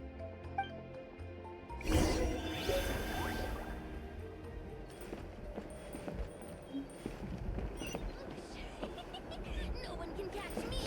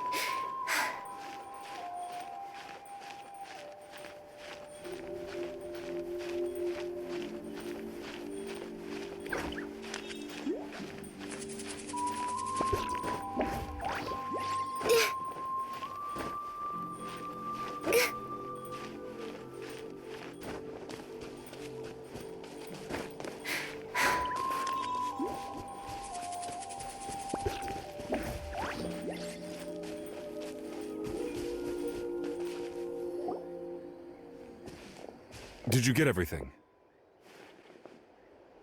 Yep, it's all here. When do we start? I've made all the necessary adjustments, so we're good to go. As agreed, I'll help you find Kachina's ancient name, and then you return the favor.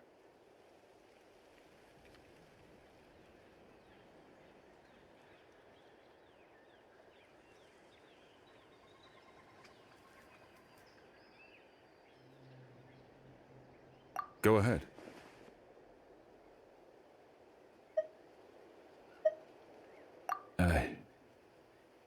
Yes. After Malko fell, I scoured the battlefield to see what happened. It turned out he wasn't bested by some impossibly powerful foe. He was dragged to his grave by the sheer number of enemies. If I had been there, I would have been able to sense the danger. I could have warned them not to advance. I've always blamed myself for what happened. But when you told me about Kachina, I realized there's a chance Malko might also be alive, fighting for survival in the Night Kingdom. But that happened several years ago, right? The Pyro Archon said all life within the Night Kingdom eventually becomes one with the Sea of Souls. There might not be much hope, but I still have to try. Malko I and see I you. promised each other, even if we never managed to see root you. out the Abyss for good, we would fight together until Now the end. repent. All right. Repent Let's get for to your it. sins. I'll start searching for the conceptualized version of Kachina's ancient name. If you see any fragments scattered around the area, please collect them. If you wait a little bit, I'll show you her full thing in a second. Make sure you prepare yourselves for battle. As I said, the stone will link the mortal get your ass realm to back the in Night there. Kingdom. The Abyss will likely emerge in response. Look at that golden thing. It must be one of those fragments Vichama mentioned. Oh, damn. Let's get closer. Am I in a combat sequence right now? Oh, no, I'm not. Okay.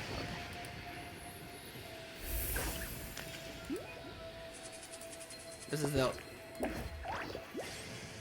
the only way that I can do it. Oh wait, maybe not.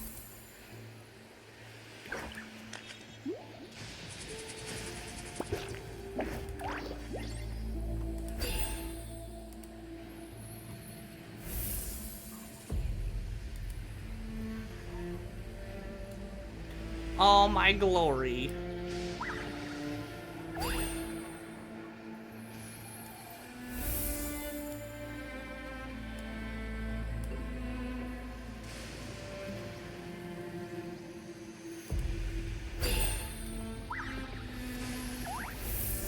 It's like I'm a god.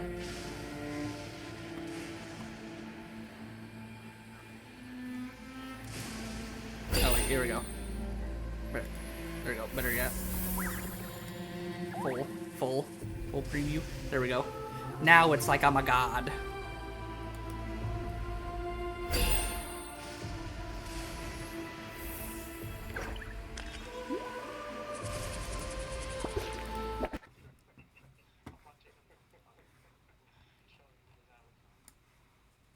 You don't need that much of a close-up.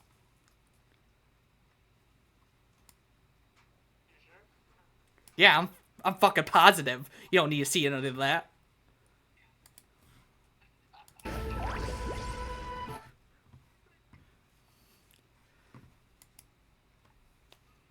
Oh, I think me doing that, I think I broke my game.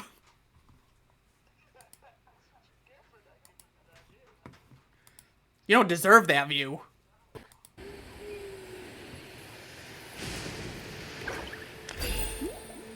You don't deserve that type of view.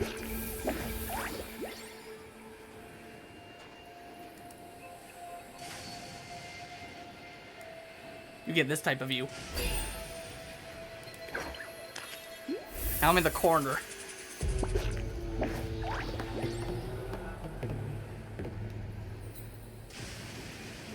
Put my ass in this corner. Look how small I am now. I'm Paimon size.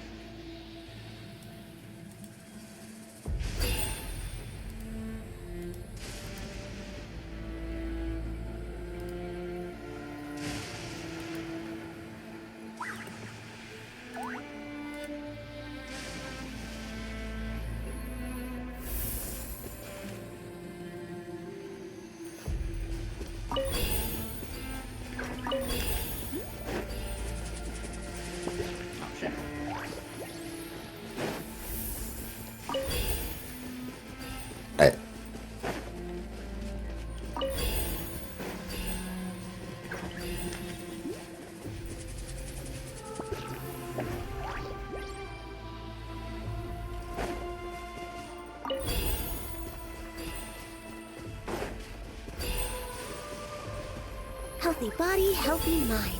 Whoa, monsters incoming! Watch out, everyone!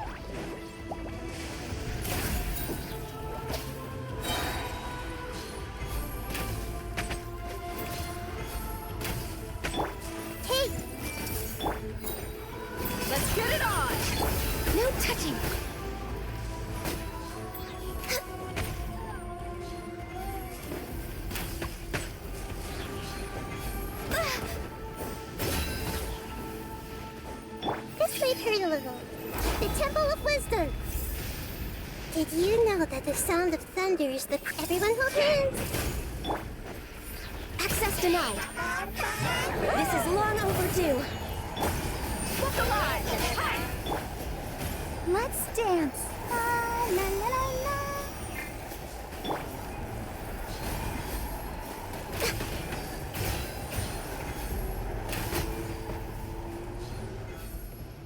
How much longer, Vichama? Not long. We're getting close.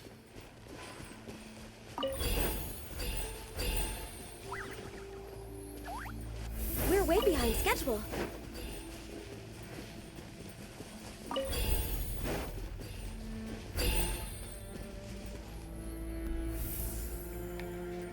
The maze.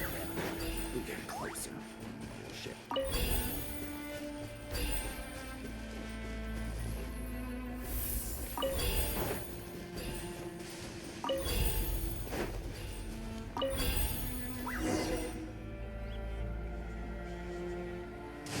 Vichama!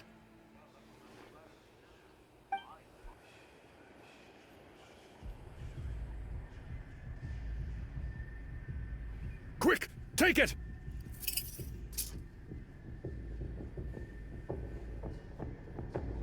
I found Kachina's ancient name. Hang in there, Malco. Just a little longer. Something's not right. The power of the Abyss is getting stronger. The Abyss is corroding his body. Vichama, you can't keep going. You'll die. I should have died 5 years ago.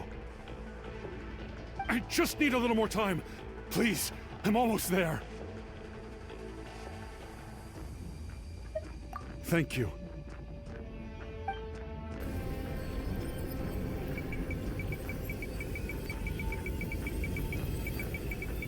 Whoa, watch out! The power of the Abyss is strong. I will help this dude. Now fucking master's button. This power. Hanging in there? Malco. No! Why can't I find him? Why? We can't wait any longer. Pull him away from the stone, Mualani.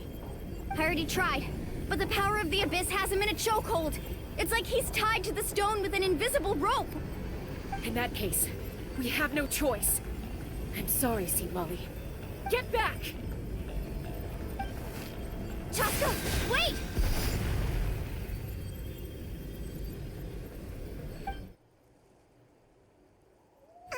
Ouch! What happened just now? It looked like the Spirit Speaker's stone was... The stone's power was spiraling out of control. The only way to stop it was to destroy it. You were all caught in the shockwave of the explosion. You might feel dizzy for a while, but that's normal. Give us a heads up next time, will you? You're lucky we managed to dodge it in time. I thought I said to get back. Yeah, barely a second before you made it go poof. Not everyone has your reflexes, Chaska. We were this close to getting dragged into the explosion. Okay, I'll be more careful next time. At least Kachina's ancient name is still in one piece. Wait, where's Vichama?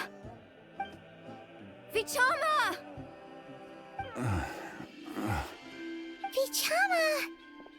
I couldn't find Malco's ancient name. It must be completely gone by now. Once your ancient name disappears, there's no coming back. From the very beginning, I knew there was a slim chance, but still. And now... it's too late to save him. From the minute he left that day, it was already too late. Bitch! Did you just call yourself I'm adorable? sure he's heard enough condolences over the years.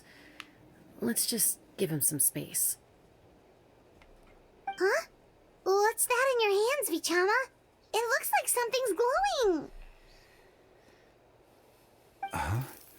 This is...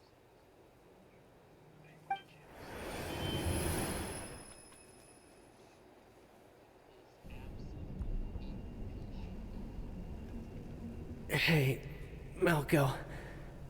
Got any strength left? Not enough to swing a sword, but to say a few last words? Sure. Too bad no one will get to hear them. I never thought I'd actually die on this mission. Not that I'm afraid to die. It's just hard thinking about my mom's face when she hears the news. Guess I have something to be thankful for then. My parents died a long time ago. They won't have to mourn me.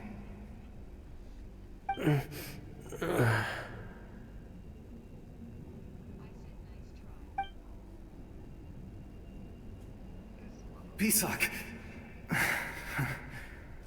Always had to beat me at everything, didn't you? Right to the end, you were I never know one what for Angel said in goodbyes. my chat. He said, I am adorable. Maybe you're right. Maybe no one will get to hear our last words. But just in case... Vichama, I'm so glad you didn't come with us. Don't be sad. Just keep on living. For the both of us.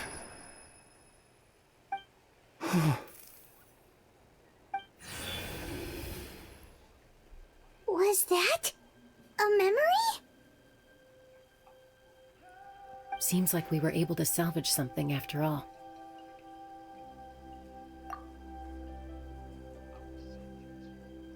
Of course. Seeing him, hearing his voice again, it makes me unbelievably happy. But it also brings with it an even deeper pain. A deeper pain? Why? Malko was always the type to put on a brave face.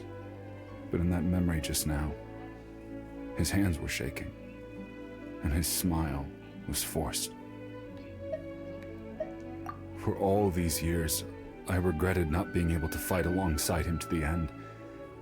And now I know, at the end of his life, he was thinking the same thing. Vichama. I'm fine. Actually, I heard Chief Wyna wasn't really on board with your plan to go to the Night Kingdom. When you asked for my help, I hesitated too. I knew helping you find your friend's ancient name meant leading you one step closer to danger. But I also understood why you had to try. Everyone has regrets in life, but not everyone gets the chance to make up for them. Once allowed to fester, guilt strips us of our most valuable qualities as warriors. In that sense, we might as well choose the braver path from the very beginning. If I could do it all over again, I would have followed Malko to the front lines no matter what.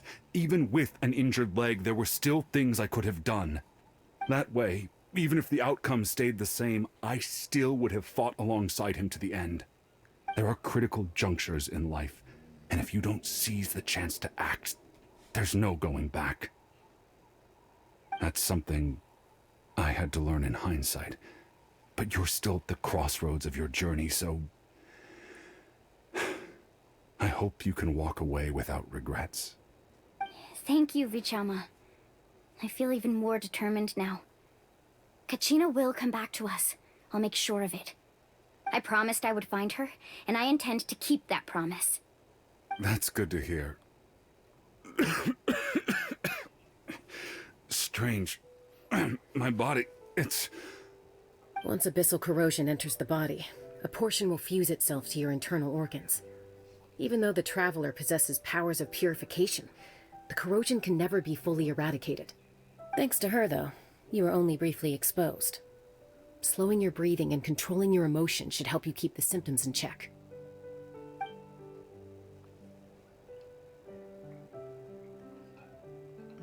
So that's what happens.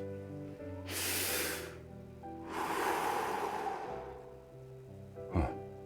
That does make me feel better. You seem very knowledgeable about all this. Just speaking from experience, that's all. Anyway, we've recovered Kachina's ancient name, so we're off to a great start. Let's get Vichama back to his tribe and tell Wyna the good news. Oh, and apologize for destroying the Spirit Speaker Stone. We had no choice, though, so he'll probably understand. Right?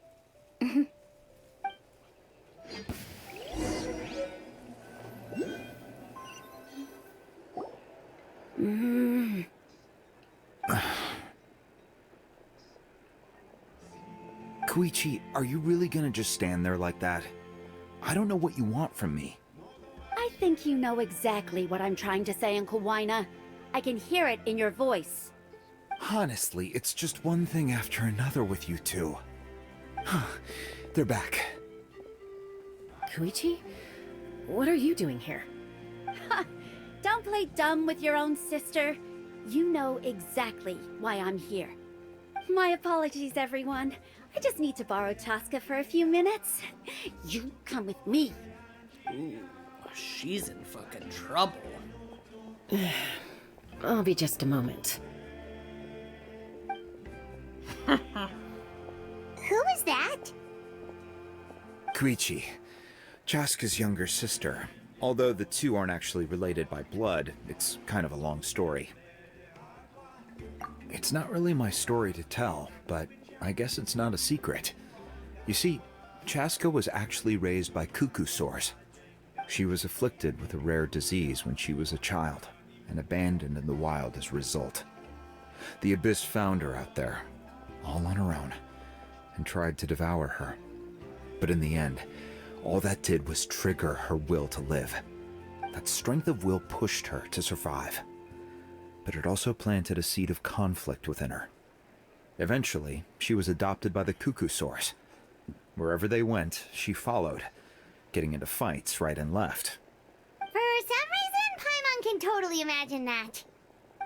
Well, when Chaska finally returned to human society, it was Koichi's parents who adopted her. At the time, Chaska still had a habit of getting into fights, so Koichi was always taking her around, apologizing to everyone. Ah, I remember those days. One of those fights was definitely with me. But, you know, kids. You're fighting one minute and your friend's the next. Eventually, she found a way to rein in that desire to fight. And now she's who people call to resolve conflicts. She's known as the Peacemaker. It sounds like she still argues with Koichi, though. Don't siblings usually stop fighting when they get older? That's partly my fault. Koichi asked me to stop Chaska from doing anything dangerous, but you probably know by now, once Chaska makes up her mind, there's no changing it. Oh, I get it. No wonder you tried to talk us out of going to the Night Kingdom. Chaska even said that wasn't like you. I'm all for your adventure. You need to take risks when you're young, because by the time you're my age, you couldn't attempt something like that even if you wanted to. Better try now than live with regrets later. That's what I say. Still, I can understand where Koichi's coming from. In the end, nobody wants to sit back and let a loved one put their life on the line.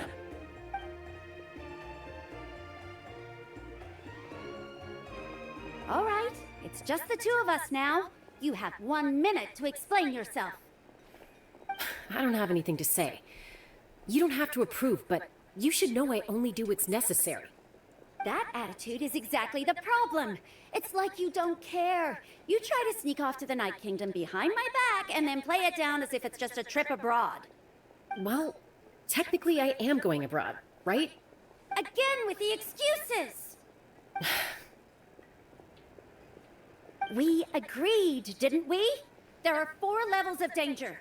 If it's not something urgent, you can only engage in level 2 danger and below. You can only go up to level 3 if a situation is so dire there's absolutely no alternative. But a trip to the Night Kingdom? If that's not a level 4, I don't know what is. And you were just going to sneak into the place without saying anything. What do you mean, sneak into the place? I always planned on walking in there with my head held high. You bought off Uncle Wina, didn't you? He promised me he'd stop you from doing anything dangerous. Oh, it's like he didn't even try. You feel like he went back on his word. What if I told you my mind was made up, and there was nothing he could have done? Not even by force. Oh, I knew it! So he did try to say something, but you didn't listen. This is important. If you were in my shoes, you'd make the same decision. You don't know that? I'm a doctor, and I handle logistics. If you're going to waltz into a dangerous situation where you could lose control at any moment, it's my duty to say something. All right, whatever. Anything else? What do you mean, anything else? Why don't you reflect on what you've done and promise me you'll stay put? Why does it feel like I'm getting fucking yelled at right now? Holy shit. She's breaking the fourth wall and just fucking feels like I'm getting yelled at. Time out. Is this one of our normal arguments or a serious one? Chaska, does it sound like I'm joking? Then, you need to know something. What happened to Kachina was partially my fault. I can't leave her there to die. That's not who I am. But the person you become when you lose control, that's also not who you are. That's a different issue. You said it yourself. A person is only as good as their morals. If I want to live in Natlan, I need to display qualities that make me worthy of this nation. I've also told you that managing your condition is equally important. Sometimes you have to make sacrifices. All right, let's stop this here. If we keep going, I might actually have to get serious. And I think Wyna prefers his roof attached to his house. Is that a threat? That sounds like a threat to me. Koichi! Younger sisters are supposed to listen to their elders. So, you're really going to go, no matter what I say?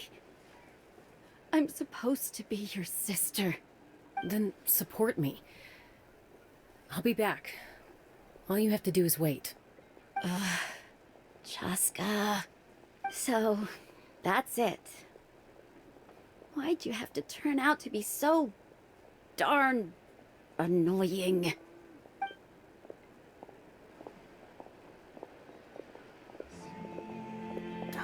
Damn. You two are something else.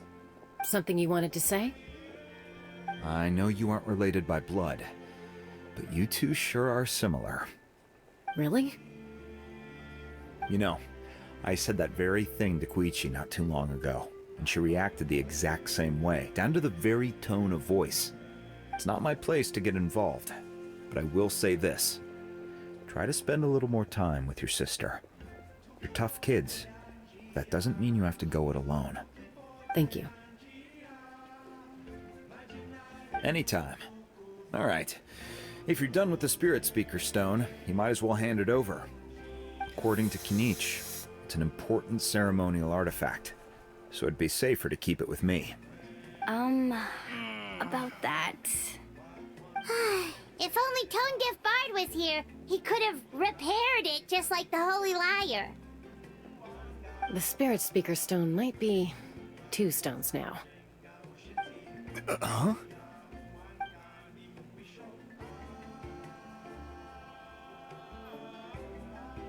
I see. Sounds like it was an urgent situation. If someone's life was on the line, then you had no choice.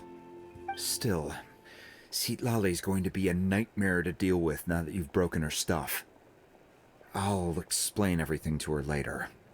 Stay safe out there in the Night Kingdom, okay? I'll wait here for your safe return.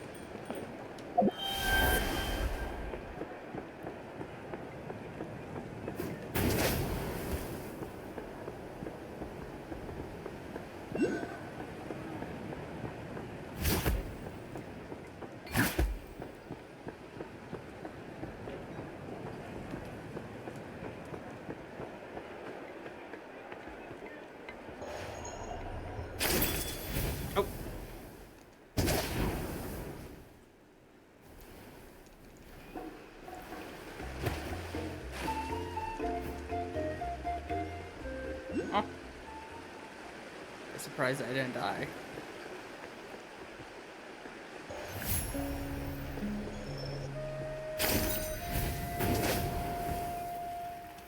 No. Let me climb. Let me climb. No. I will fucking do this. I will find a goddamn way.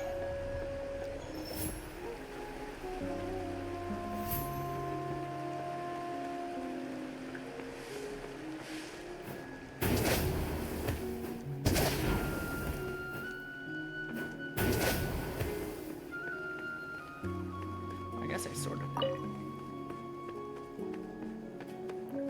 I guess I sorted it.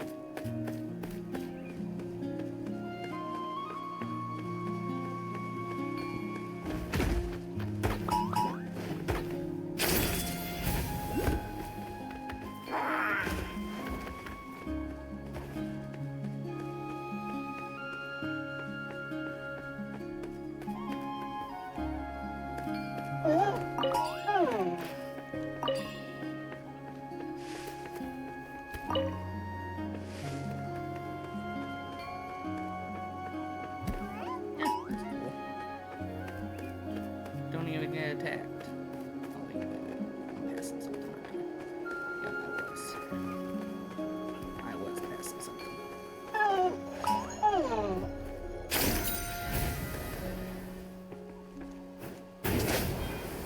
Oh, shit. Oh, I see.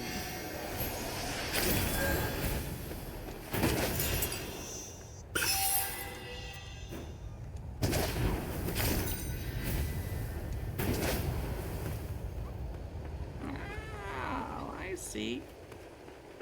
Oh, I got something I gotta look at now. Oh, I guess that was it.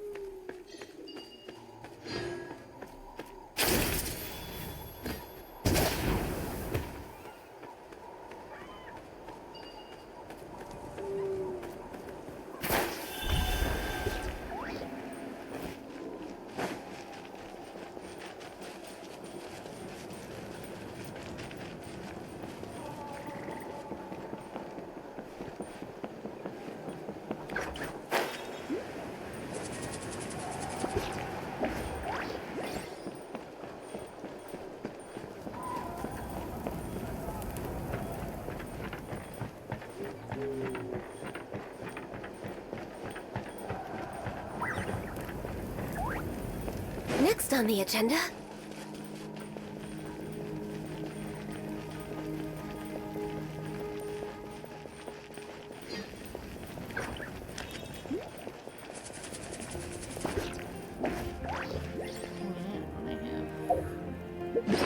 Their pet too.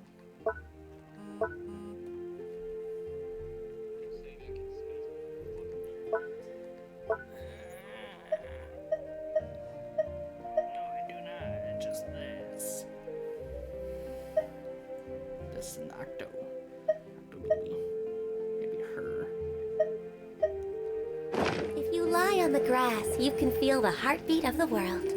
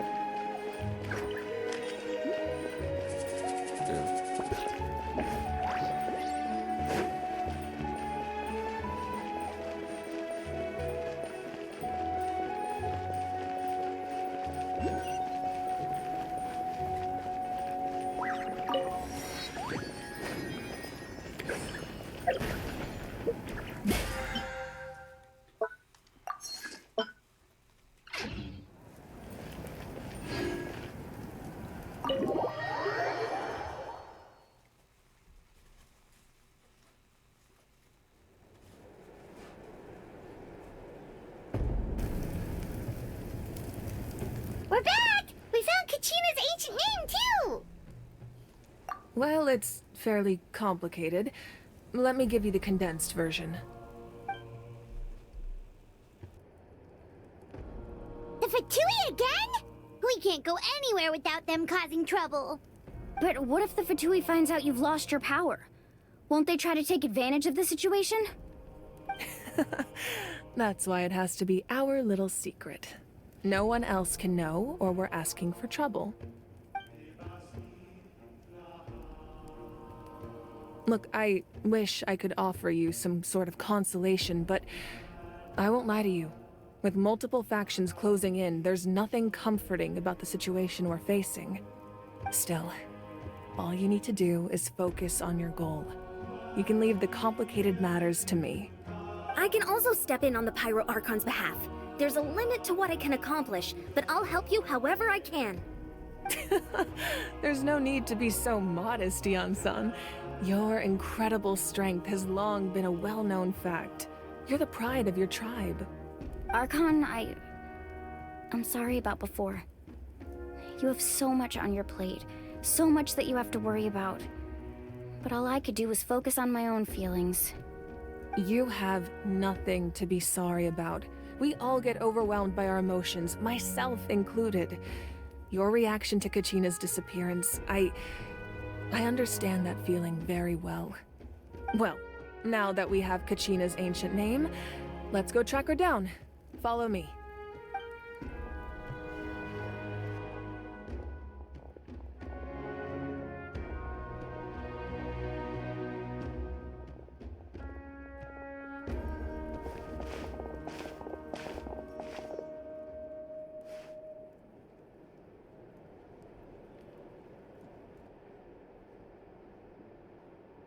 What is this place? Hey, isn't that Atea's talisman? Good eye. This is where I store all the various mementos I've collected. Whoa.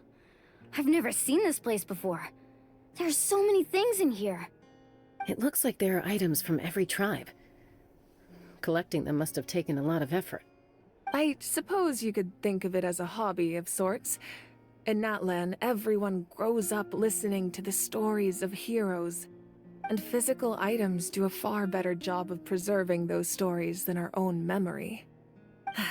Now, I still have some preparations to make for the ceremony, so feel free to take a look around in the meantime. If you're curious about an item, I'm more than willing to tell you about its origins. All right, we'll have a look.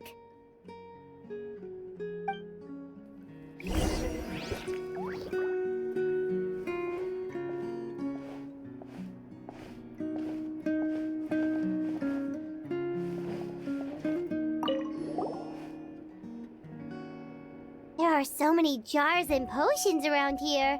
Do they have anything to do with alchemy? No, those belong to the Masters of the Nightwind. They're ceremonial tools used to amplify the ability to communicate with the Night Kingdom and the Wyab. Yamaya is an expert in this field, and she taught me a lot.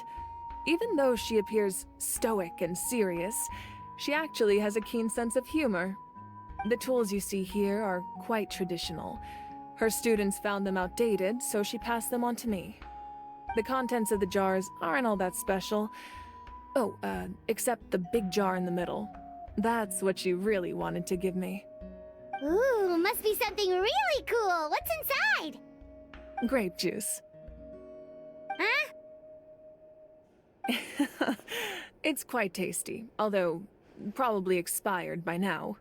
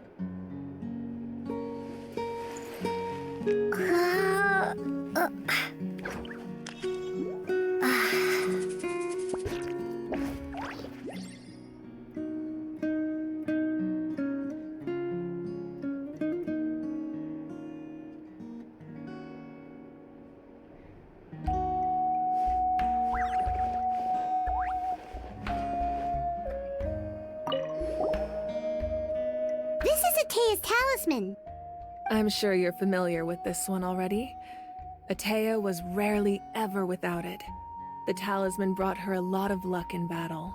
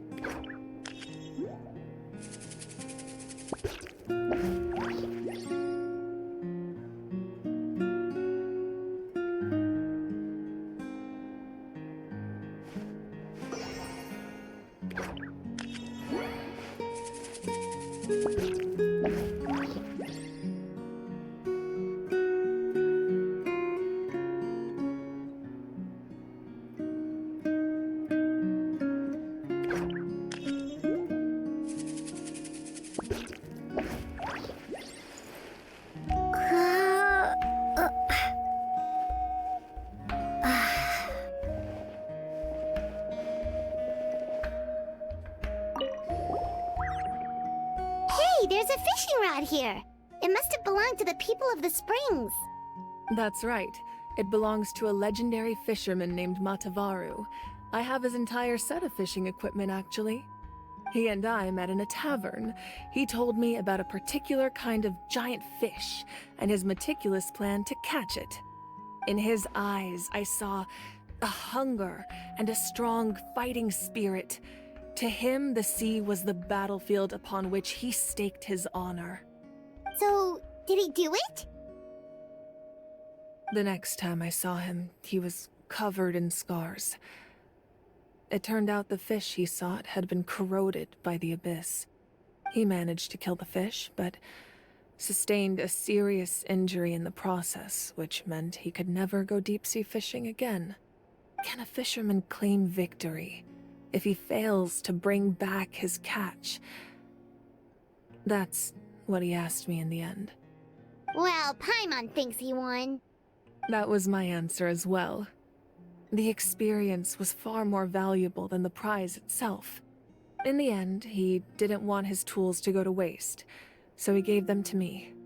Wait, that means you also know how to fish. Maybe we can go head-to-head sometime.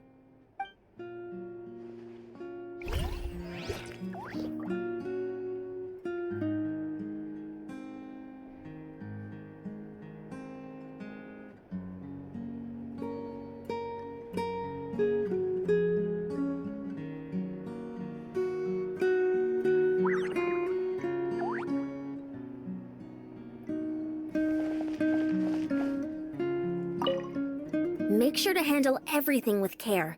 This cup, for example, it's heavier than it looks.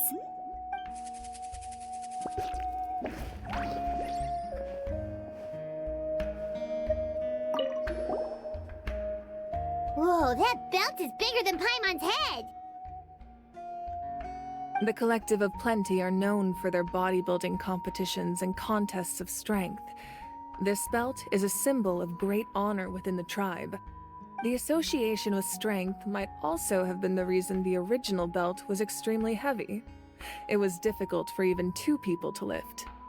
And even if a warrior had the strength to put it on, wearing it for any length of time would still leave them gasping for breath. Sounds like it. So the owner of the original belt, Kitera, commissioned a craftsman to make a copy identical in appearance but far lighter in weight. That is the belt you see before you. He would often wear this version when training in order to protect his waist. Or he made a lighter version so he could wear it all the time and show it off.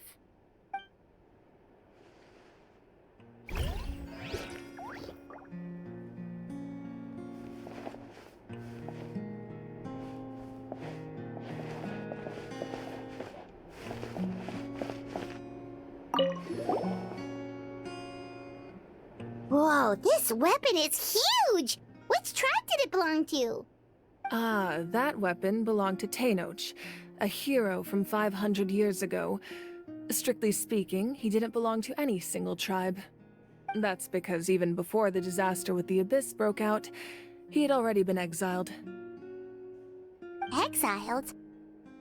It was a punishment imposed out of necessity, but he accepted it all the same. He believed it was what he deserved. When the Abyss attacked, the tribes found themselves in urgent need of a powerful figure to lead them into the battle, and there was no one more courageous or resolute than him. He united the 6 tribes and accomplished great feats throughout the war. Ultimately, he perished, and because he had already lost his ancient name, the Ode of Resurrection was unable to bring him back. And so, he was laid to rest, alongside the countless warriors and civilians who lost their lives, buried in the soil of his native land.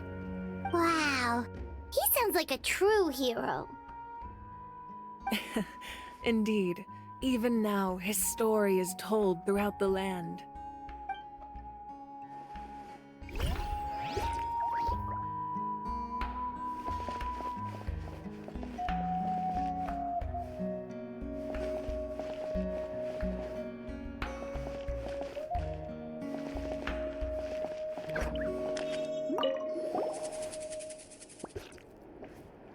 The powder still needs some time to settle, so let's wait a little longer. Well, what do you think of my collection? Do you feel like you have a better understanding of Natlan's culture now? Yeah, if each item represents a different story, seems like Natlan's really been through a lot. Does every item hold a special memory, just like Atea's talisman? That's right. The items in my collection actually serve a similar purpose to the ancient names passed down among the tribes. They demonstrate the true shape of time. The shape of time? Most people perceive time as a linear concept, almost like a straight line that can only move forward. We cannot change the past or predict the future. But there's also a different theory, one that I believe to be closer to the truth. Namely, that the past, present, and future all exist at once. At once? Paimon's not sure she understands. Let's say your journey ended right now. Thinking back on your experience in each nation, which one would you say was the most important? Exactly. Even at the end of your journey, the things you experienced along the way don't cease to exist. They become part of who you are. Take out a portion of that journey, and you would likely make very different decisions, and eventually arrive at a very different destination. The future is the same way. It exists even though it has yet to come to pass. We just lack the means to perceive it. Of course, there are those with the power to foresee the future.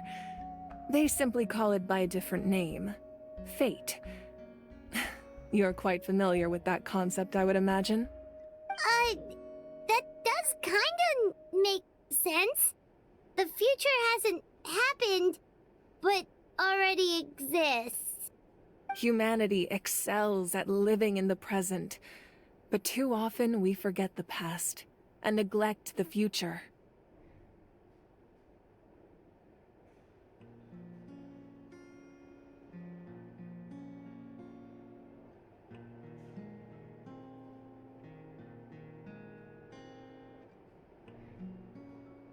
While the pilgrimage and the Night Warden Wars lead us to a better future. Only by uniting the people of Natlan across countless eras can we fight back against an enemy as formidable as the Abyss. To come up with such a set of rules, the first Pyro Archon must have possessed a level of insight I can only imagine.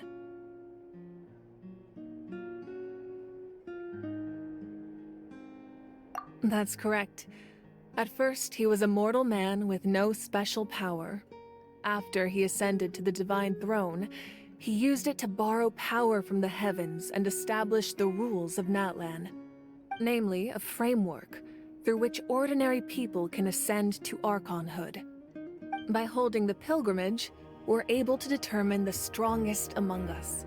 And when that person ascends to the Divine Throne, their inner flame will awaken. In addition, the sacred flame will grant them significant knowledge and memory of this land. After all, that's how I came to know everything I just told you. So, it all comes down to the power of the Divine Throne and the rules. Wait, is that a family portrait? Yes, that's my mother, father, younger sister, and the little saurians we raised. I turned a piece of my dad's leather armor into a canvas and commissioned a famous artist to paint our likeness. Your sister is so cute! It looks like the two of you are really close. Paimon was having a hard time thinking of an Archon as an ordinary person, but seeing this portrait, it kind of makes sense now. It really doesn't look like there was anything special about you before. Oh, wait, is Paimon allowed to say that? A little late for that question, don't you think? Sorry! Paimon's so sorry! Paimon's mouth works faster than her brain sometimes! It's all right. I'd never get upset over something like that. No matter what others may say, my past is a precious part of my identity. I'm forever proud of the life I used to lead. Becoming the Archon doesn't mean you sever ties with your family. The position just comes with a lot of responsibilities, so it impacts how often you get to see them. My father made the most delicious stew, so my sister would often bring me a large pot of his cooking, and he would sit on a blanket and eat it together. One time, we didn't close the door securely, and the saurians we were raising ran into the room and knocked over the entire pot. My sister immediately burst into tears. The two troublemakers were going for the meat, but when they saw my sister's distress, they froze on the spot.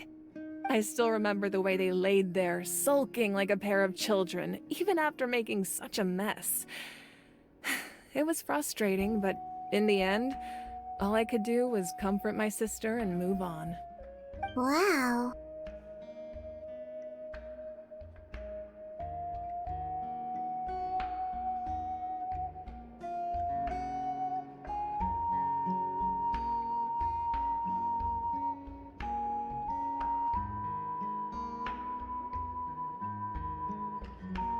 Isn't that what being a family is all about? I think about that story a lot, actually. As the Archon, I made a vow to defend this nation, and experiences like that, they remind me exactly what I'm trying to protect. Well, what happened after that? This portrait looks pretty old. Your sister must be all grown up by now, right?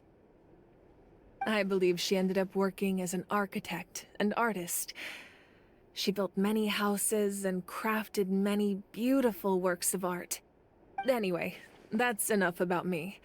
Now that the powder is settled, we can begin. Ian-san, Mulani, Chaska, over here, please. Place the ancient name up there, and then we'll begin.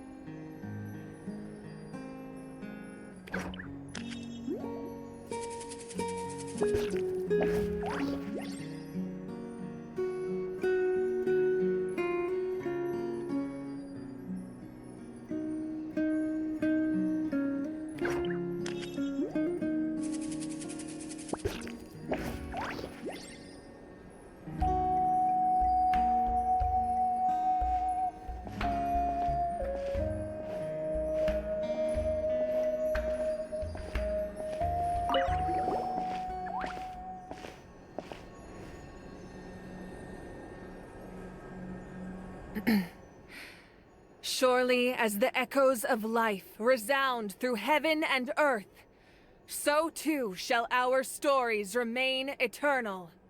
Ancient name, take us to your fated bearer. Allow her to answer our call.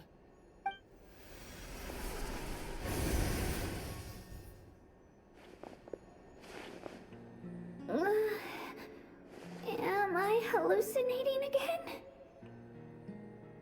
Kachina, are you okay? Huh? I'm not seeing things, am I? Is the Abyss playing tricks on me again? It's okay, Kachina. It's just us. We're trying to find a way to bring you back. Everyone, you have to listen to me.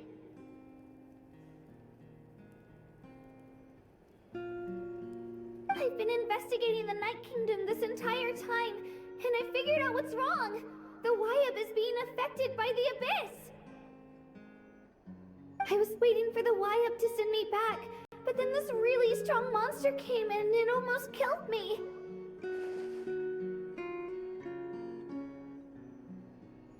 The Wyab saved me, even though its power is weakening, so I've been hiding from the monsters while trying to find a way to help. The Night Kingdom has become a huge mess, though. I keep hearing these awful sounds and seeing really horrible things. Don't listen to those sounds, Kachina. The Abyss is trying to strip you of your sanity. All you need to do is stay safe and wait for us. We'll be there shortly. It's okay. I feel so much better now that I've had the chance to talk to you guys. You don't need to worry about me. I've never been strong or special at all, really. So I don't blame anyone for forgetting about me or leaving me behind. Just knowing you care is more than enough. I'll find a way back. You don't have to put yourselves in danger to come rescue me. You're always like this, Kachina. Now's not the time to act tough. We're coming for you, and that's final. I don't know what lies the Abyss has been feeding you, but I'll tell you something right now. Nobody here sees you as a burden. You're a victor of the Night Warden Wars, a hero of Natlan. All you need to do is wait for us to rescue you, and you'll get all the applause and recognition you deserve.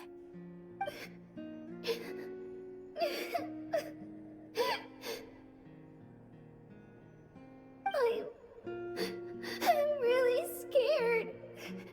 Everything's so dark and creepy here. And I want to go home.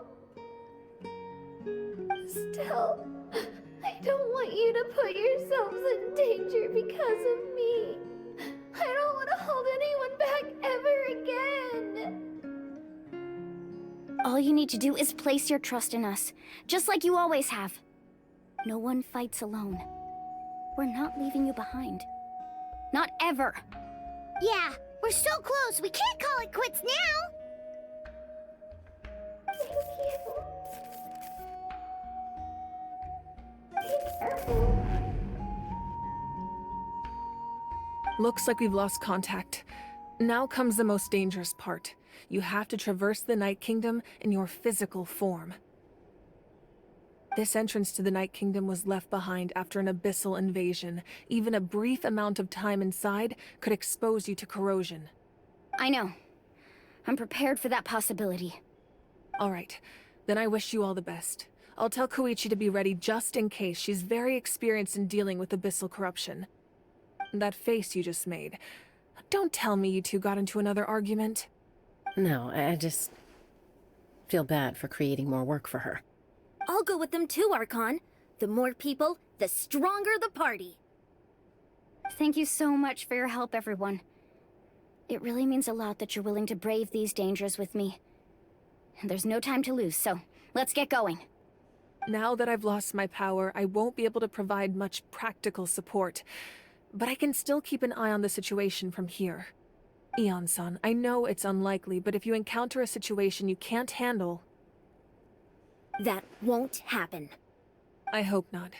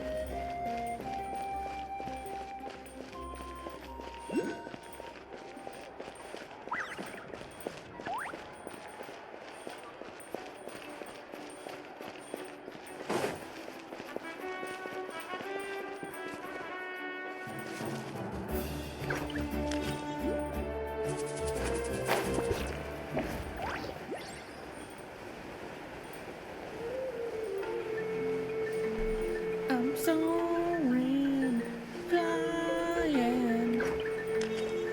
I can't sing with this shit, but that's what came to mind.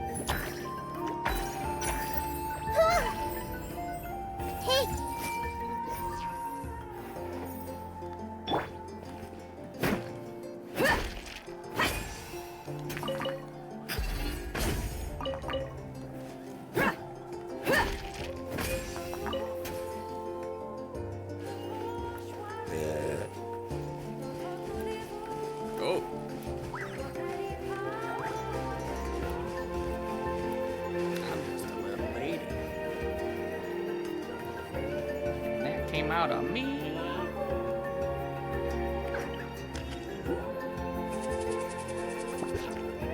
Let's get on in there. I have water, I have fire. Boom.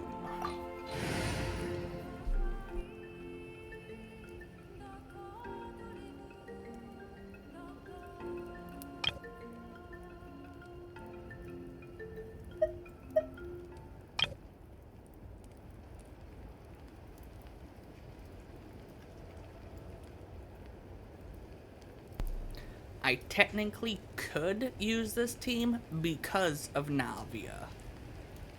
But I still need to level her up. So no. This team won't work because Kaching doesn't have the right gear for her. But my OG team, my crew, will work 100%. Because I farmed shit.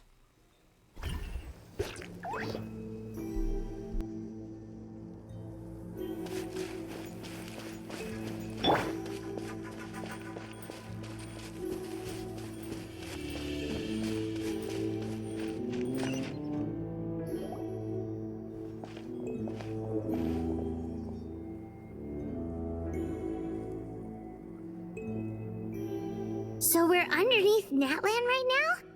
It looks nothing like Paimon was imagining. That's because in the distant past, Natlan was home to an incredibly advanced civilization ruled by dragons. Humans only established their own society after the fall of the dragons. So these are Saurian ruins? Wait, you mean like the elemental sovereigns?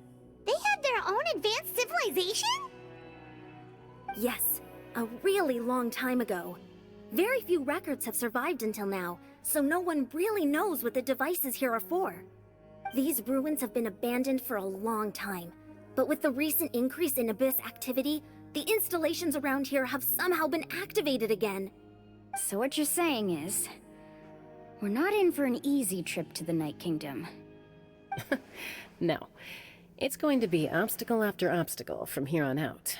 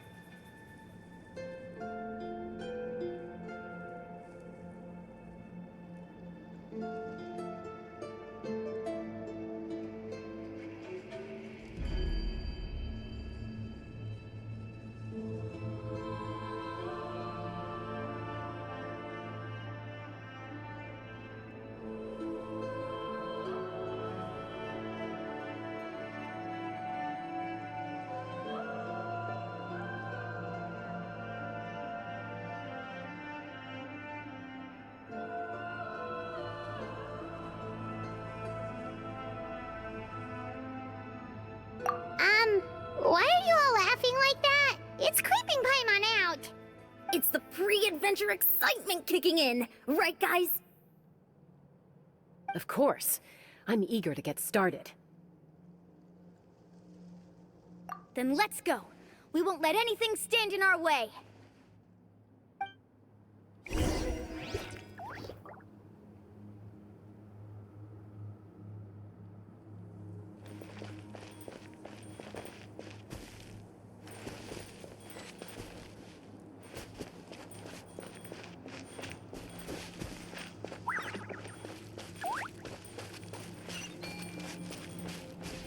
Seems like the road ends here.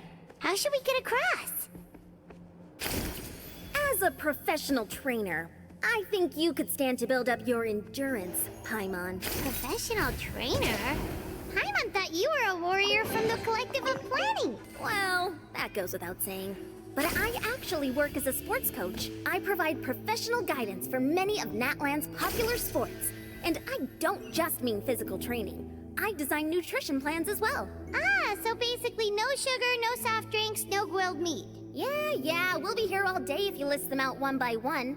It's much faster to just focus on what's good for you. Such as? Vegetable juice. Want some? You know, Ian-san, Paimon feels like the two of us might not see eye to eye. That makes two of us, Paimon. I love hamburgers, and that dude would not let me probably eat a goddamn hamburger, you know? Ugh. Those guys look familiar. We've fought them before. Let's go. Show no mercy.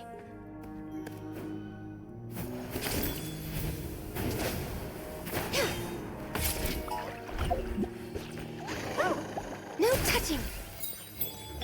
I see everything.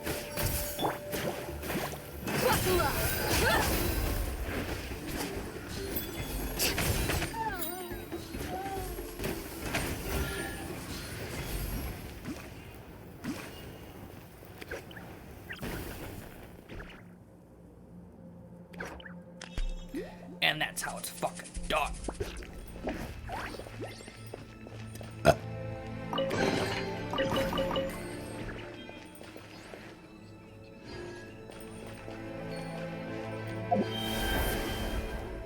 Oh, I haven't played it. This creature.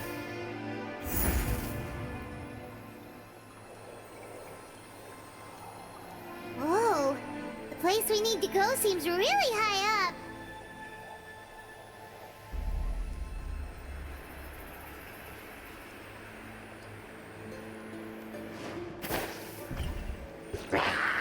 Access denied. Let's get it on! Everyone hold hands.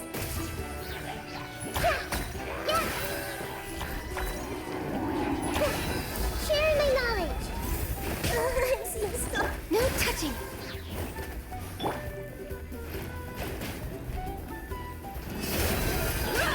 All hail.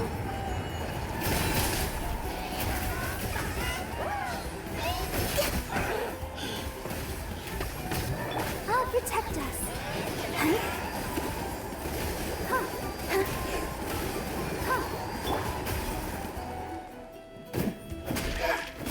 Look alive!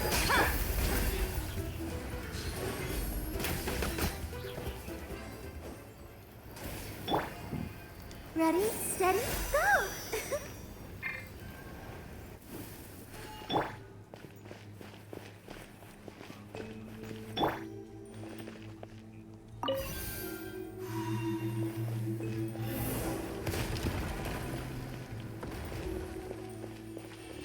Oh, what do I got?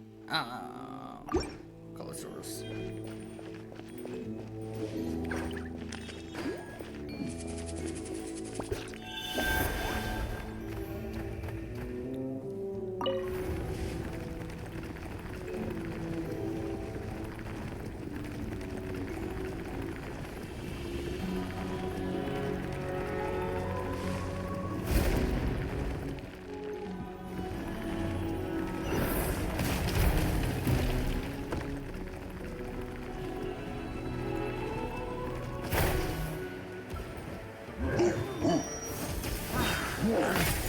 Access denied.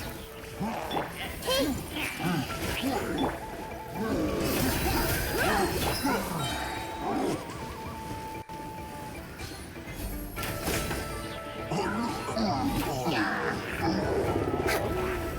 Born of ice and frost. Everyone hold hands. The Temple of Wisdom. Let's get it on! Blaze over. No touching.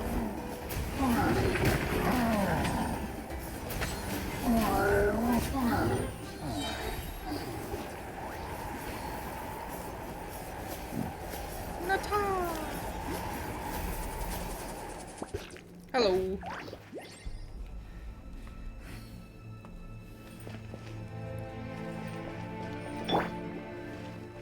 Come on, we can do it. Make sure my characters took a little hit.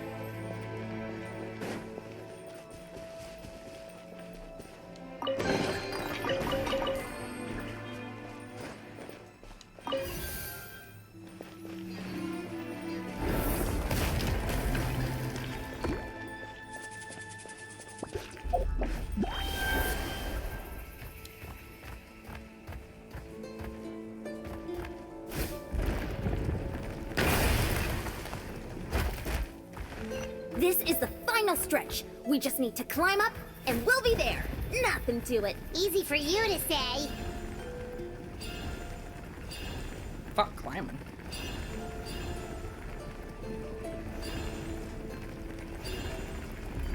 I'd just be the goddamn Digosaur. Ah.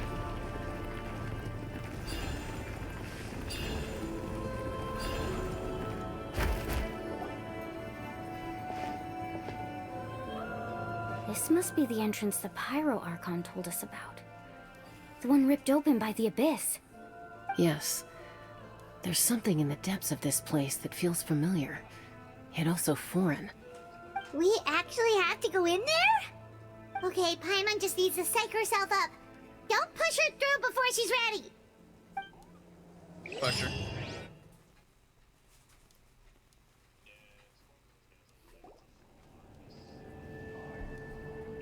Hey! You don't have to drag Paimon! You're pulling too hard!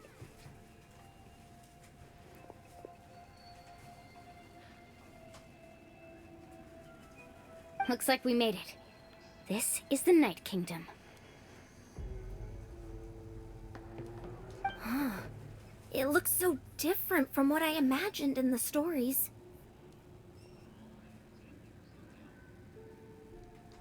That overflow of energy is probably what trapped Kachina here in the first place. From this point forward, everything we know about the real world no longer applies. Anything can happen here. Paimon's more worried about how we're gonna make it out. We obviously can't go back the way we came. Do you see that patch of light on the ground? It's shining down from that fissure in the sky. Oh yeah, right in front of us. So that's coming from up there? Oh, it's so high up. Did we really fall that far down? Just like I said, our real-world knowledge doesn't apply here. We fell all this way, yet came out completely unscathed. If this was the real world, we'd have to climb our way back up to the entrance. But here, all we have to do is stand underneath the light and offer a prayer. That's it? Don't you fucking think about it, Paimon. You really think that little of Paimon? That's not even why Paimon asked! So that means all we need to do is find Kachina and bring her to this location. Exactly. This light is streaming in from the real world. It's a link between the two realms. The terrain looks difficult to navigate, and the visibility's not great either. How are we supposed to find Kachina in these conditions? Yeah, these floating black things don't look super friendly either. Those are all manifestations of abyssal power. Be careful. Ghost! A talking ghost! Calm down, I'm here to help. You're the ones who helped Vichama, right? That's Vicma's friend. Yes, I'm Vichama's friend, Malko. I was completely lost to this realm until I sensed a mysterious power calling out to me. It's like it was seeking me out, attempting to reassemble the pieces of who I used to be. Of course, it could only do so much. I'm sorry I can only appear before you in this imperfect form. No, we should be the ones apologizing. If the Spirit Speaker Stone hadn't become corrupted by the Abyss, we could have done much more. But we had to destroy it. Otherwise, Vichama and his tribe would have been in danger. Of course. Thank you for protecting him. I never imagined that, even after all these years, he'd still take such a risk for me. Under the power of the stone, it felt like our souls were connected. Turns out even our regrets were exactly the same. Whether in triumph or death, you want your best friend by your side. Exactly. That may not be in the cards for us, but it's not too late for you. You're looking for a young girl from the Children of Echoes, right? She's being chased by an embodiment of abyssal power. I'd like to help her while I'm still in this form, so follow me. Be careful. This place has been severely corroded by the Abyss. Paimon didn't realize it had gotten this bad. It's like a seething volcano ready to engulf our world at any moment. Ouch! Quick, get back here! Ooh! You can't go wandering off. Stick close to me. My power will be able to ward off attacks for the time being. What was that fucking power earlier? We won't be able to keep this up. Let's try another route. This way.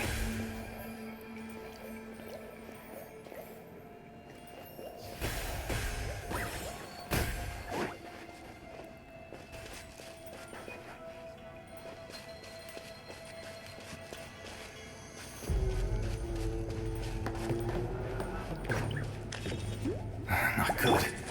More monsters. We shouldn't waste our time on them.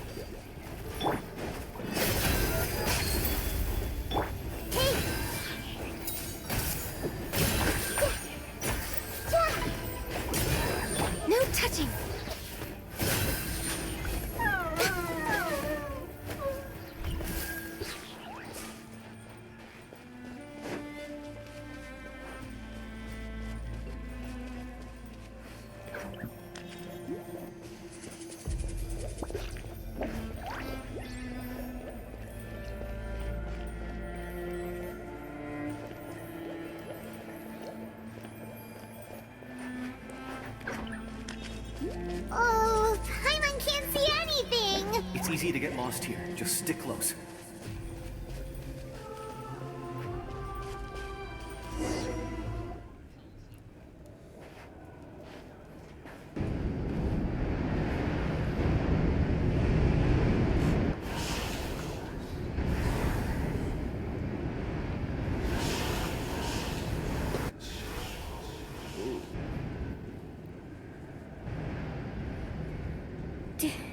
Did you hear that?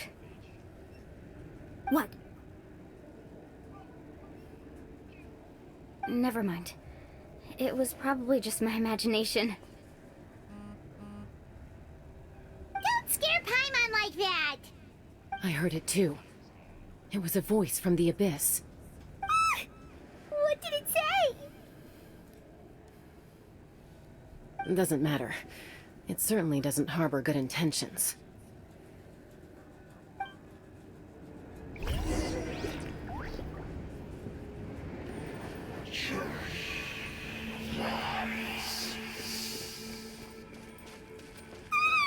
Paimon just heard it too!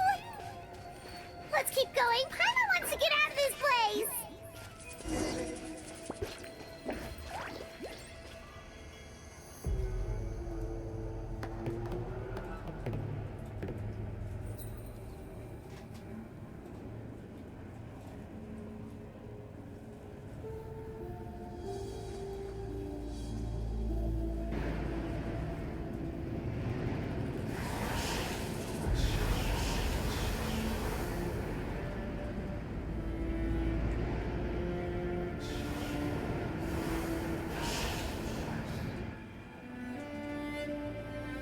We're here, Kachina! Honey? You made it! Looks like our reunion will have to wait until we take care of these monsters. Good idea. Let's go!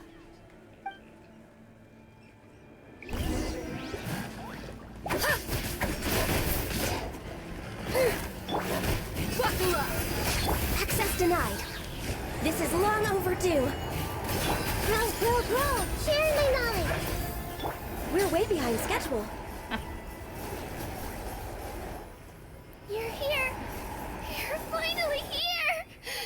Thank you so much. The monster can appear from anywhere. It almost caught me a bunch of times. The Wyap's power helped keep me hidden, so I just tried to stay out of sight until you got here.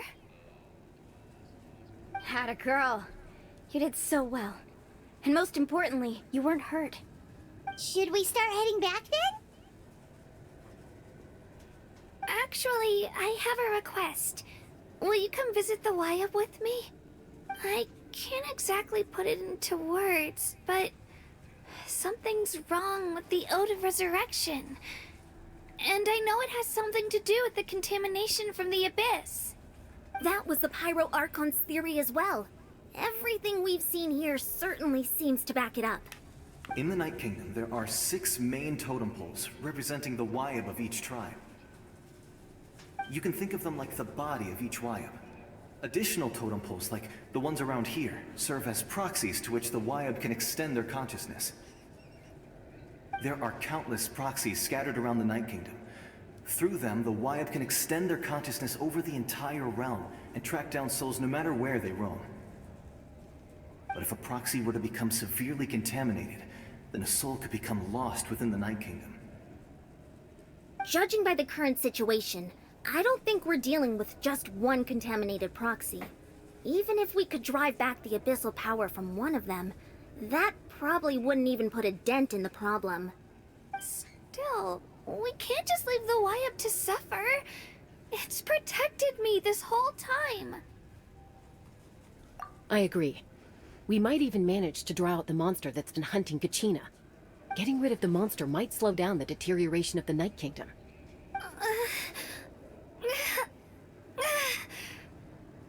Kachina? What's wrong? Nothing. Just a headache.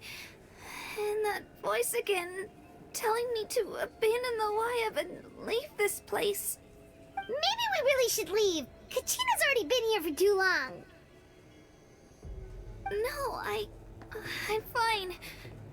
I don't plan on listening to that nonsense. I can hold on.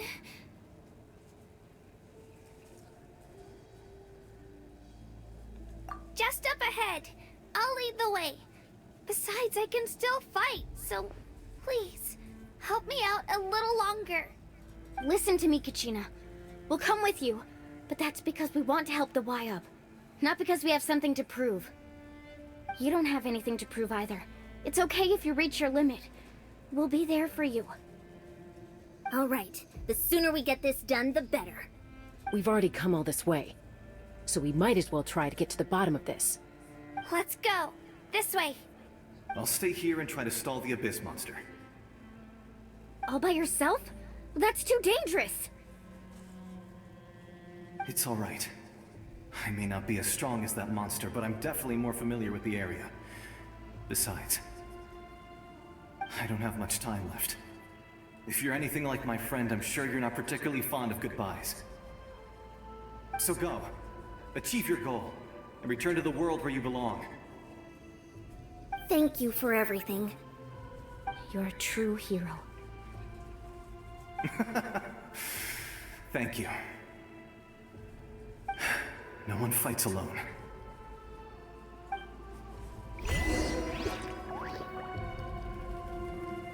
Does your head still hurt? Let me help you walk. I'm fine. I'm fine. You should know I'm made of stronger stuff than that.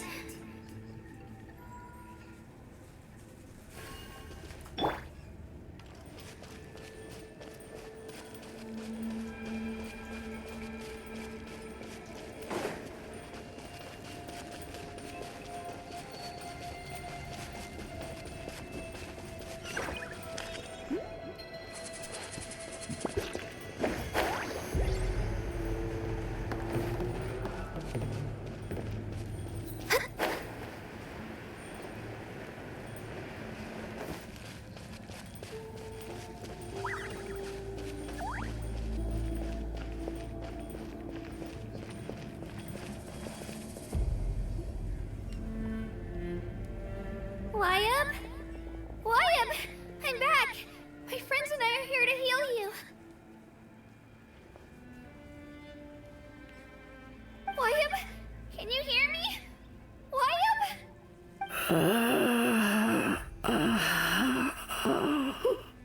So we were right. The contamination is already too severe. It's preventing the Y-Up from answering our calls. Alright, get ready everyone. Time to purge the abyssal energy from this place.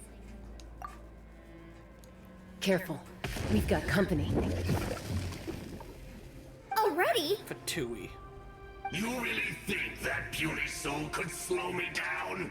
Courage in the face of futility is pure folly. He tried to get in my way, so I disposed of him. You killed Malcolm? He would have dispersed with or without me. Rather than worrying about him, I would urge you to focus on yourself.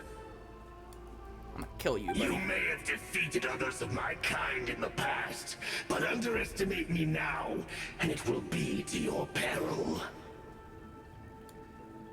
Nah, how about I just defeat you, fucker? No.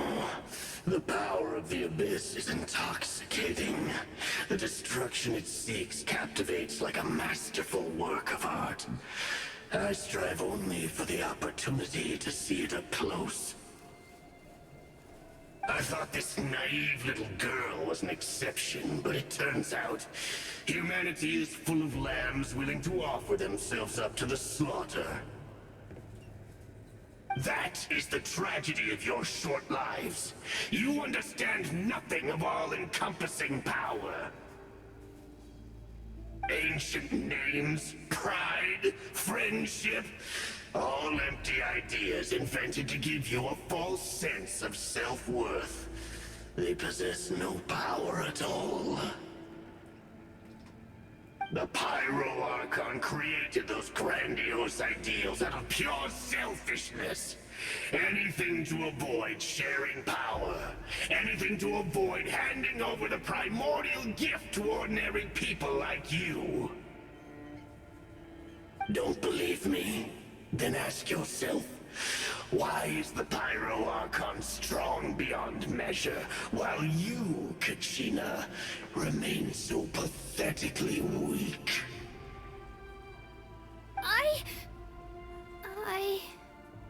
Kachina, give me your hand.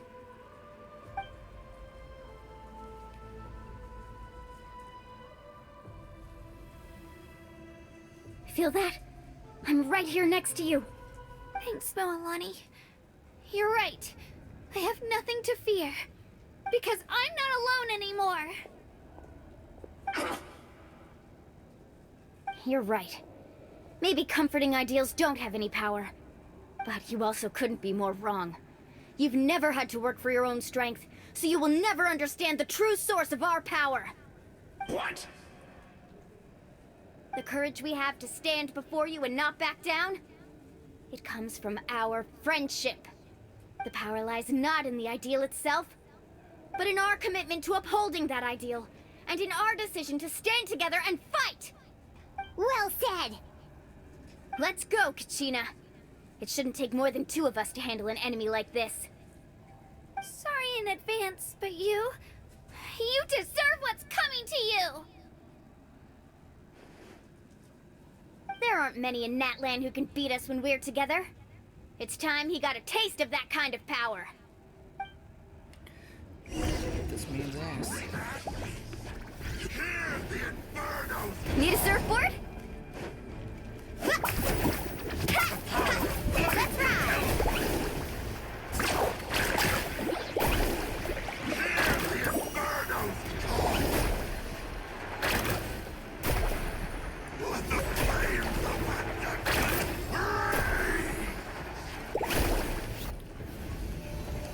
Check this out! Best of luck! Right here! Straight down!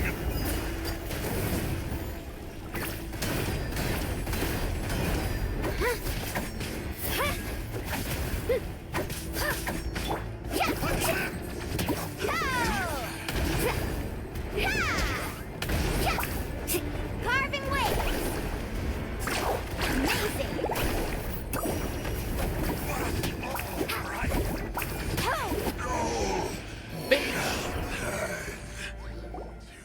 Oh, we won! We actually won!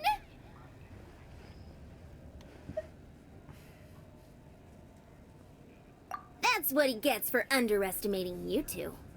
Fantastic work, Kachina! Absolutely fantastic! This makes me so unbelievably happy. I'm happy too, Moalani. Together we really are unstoppable!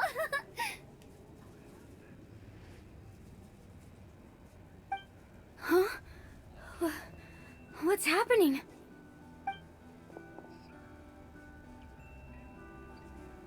My ancient name is glowing? But I thought I didn't bring it with me. It's probably a projection from the real world. But that doesn't explain why it's glowing all of a sudden. Wait, does that mean you're...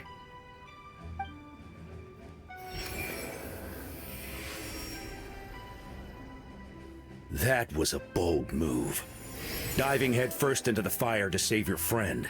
Especially in a place so overrun with abyssal corruption.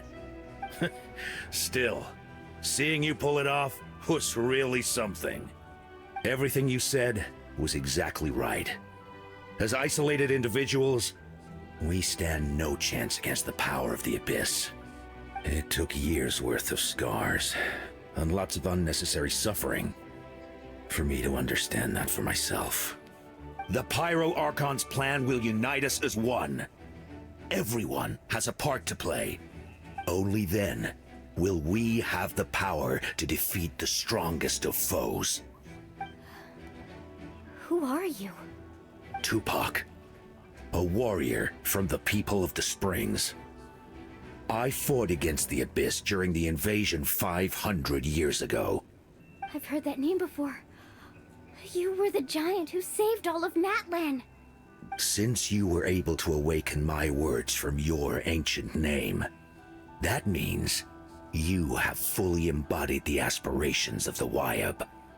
Under the name Umoja, you shall unite the tribes and save Natlan from its impending doom. Me? As long as blood still runs through your veins, even the tiniest spark of steel against stone can ignite a flame. Its blaze will become one with the gaze of all Natlan. Even amid everlasting darkness, our bonds remain eternal.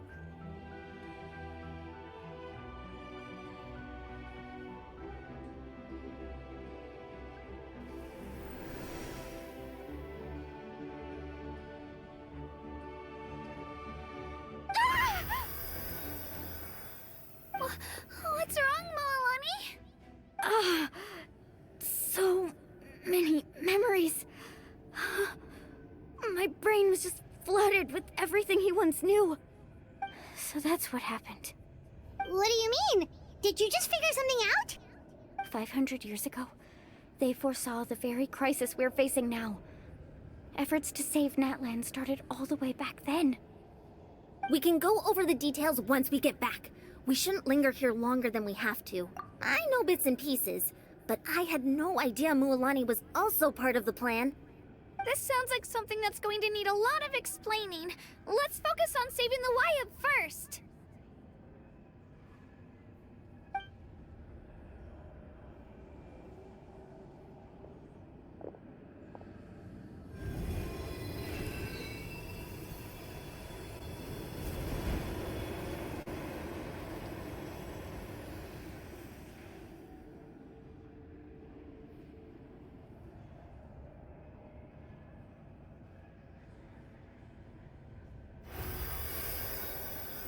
Okay, that should be enough.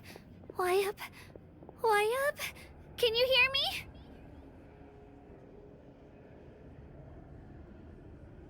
I hear your voice, Kachina. My dear child. Great. Well then, I'm afraid it's time to say goodbye. I just wanted to make sure you were okay before we leave, but we can't afford to stay here any longer.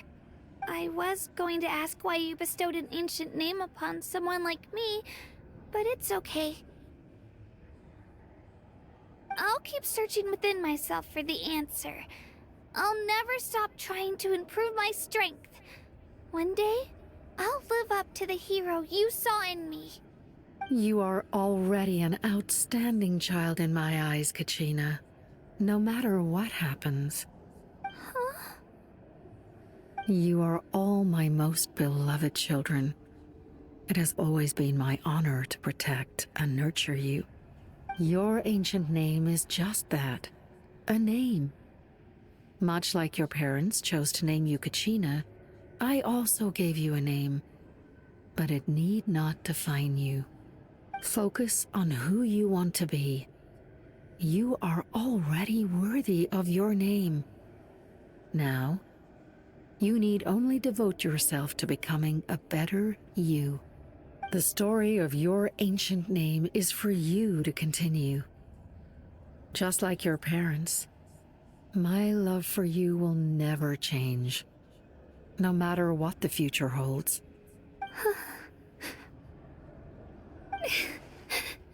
Thank you, Wyab. It gladdens me to see the Pyro Archon's plan move another step towards completion. But it's time for you to leave this place. The situation here is getting worse. Go now, my children. Save Natlan on behalf of all you hold dear. I know we've never met before, Wyab, but I just wanted to say thank you for encouraging Kachina. It was exactly what she needed to hear. Whoa! What's going on? An earthquake? We're out of time. It's the power of the Abyss. Quick, we need to run!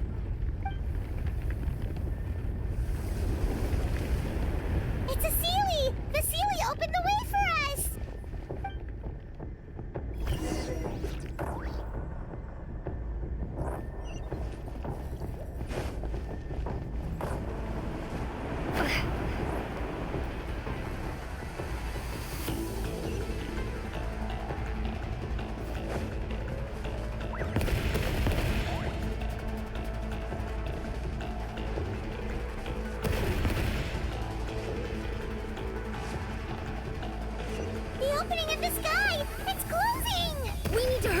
or we'll be stuck here!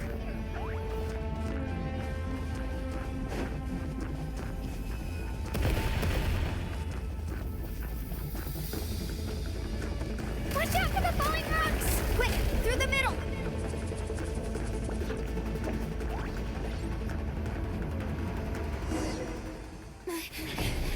Come on, faster!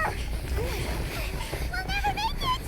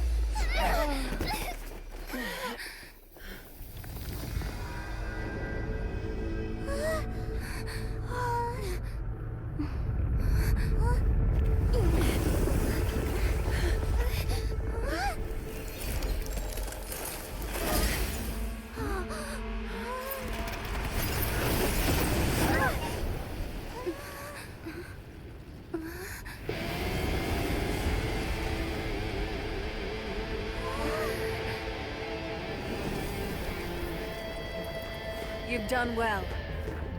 Now come home.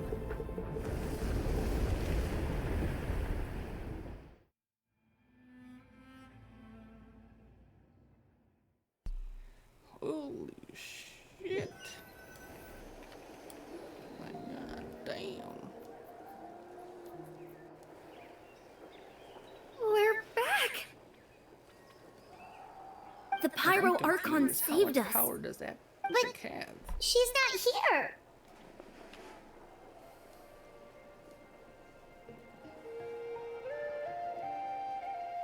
Yeah, didn't she say she used it all up? She's still in the speaker's chamber. What we saw in the Night Kingdom was just her consciousness. So you're saying her consciousness did all that? Every great display of power comes at a price.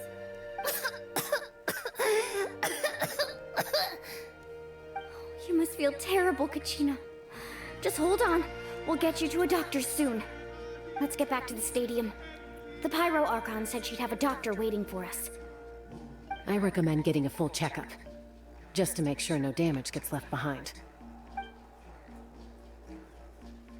Paimon feels okay. What about you, Traveler? Right. You always seem to do pretty well against the Abyss. Let's get going. We need to share what we learned in the Night Kingdom as well. Right. The Wyatt mentioned something about the Pyro Archon's plan. What is it exactly? I'll let her explain everything. We're all a part of the plan now. Every move we make from here on out will decide Natlan's ultimate fate.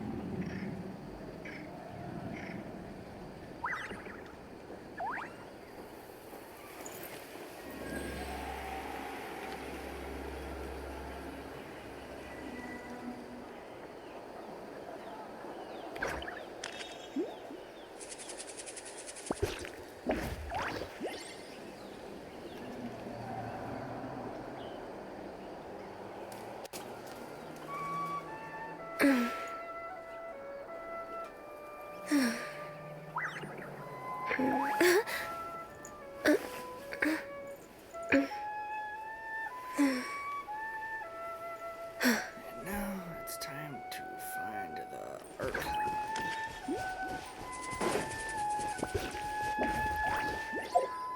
Oh, what am I doing? I could just...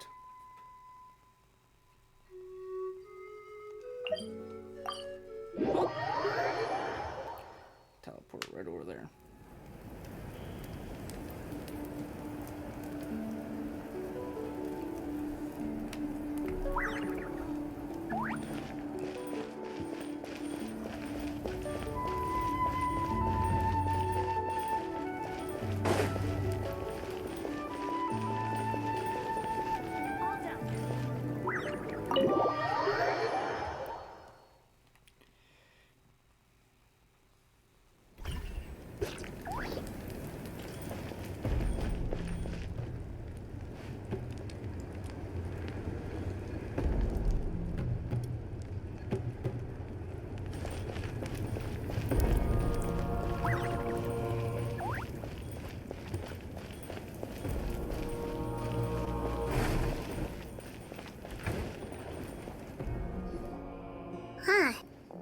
a lot less stuff here than before.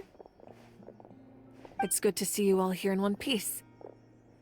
I know you must have a lot of questions, but let Koichi check you over first. It's best not to let any lingering effects of the Abyss go untreated. Thank goodness you made it back. I came here as soon as the Pyro Archon told me about your plan. Take a seat, everybody. I'll examine you one by one.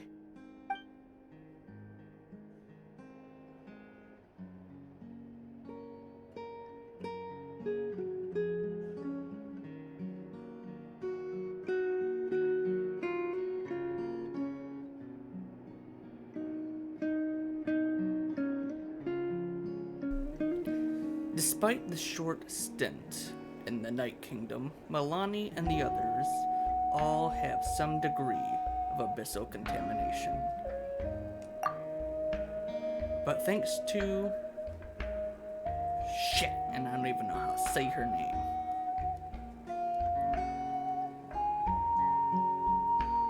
Chuechu's extensive experience treating abyssal contamination.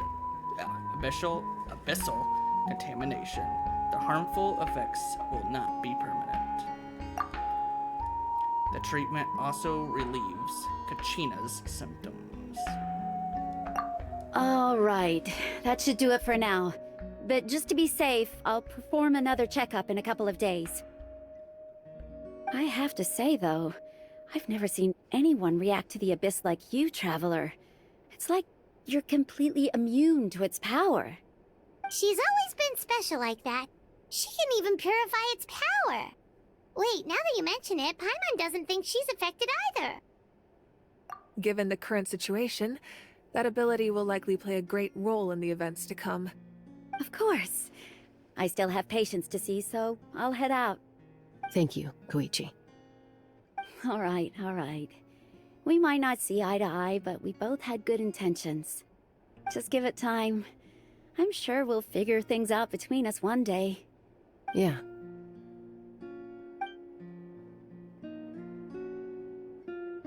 All right. There's so much to discuss, I don't even know where to begin. You've seen it for yourselves now. The devastation in the Night Kingdom. I'll get straight to the point.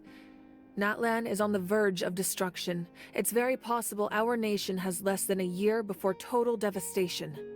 Huh? No. That can't be true, can it?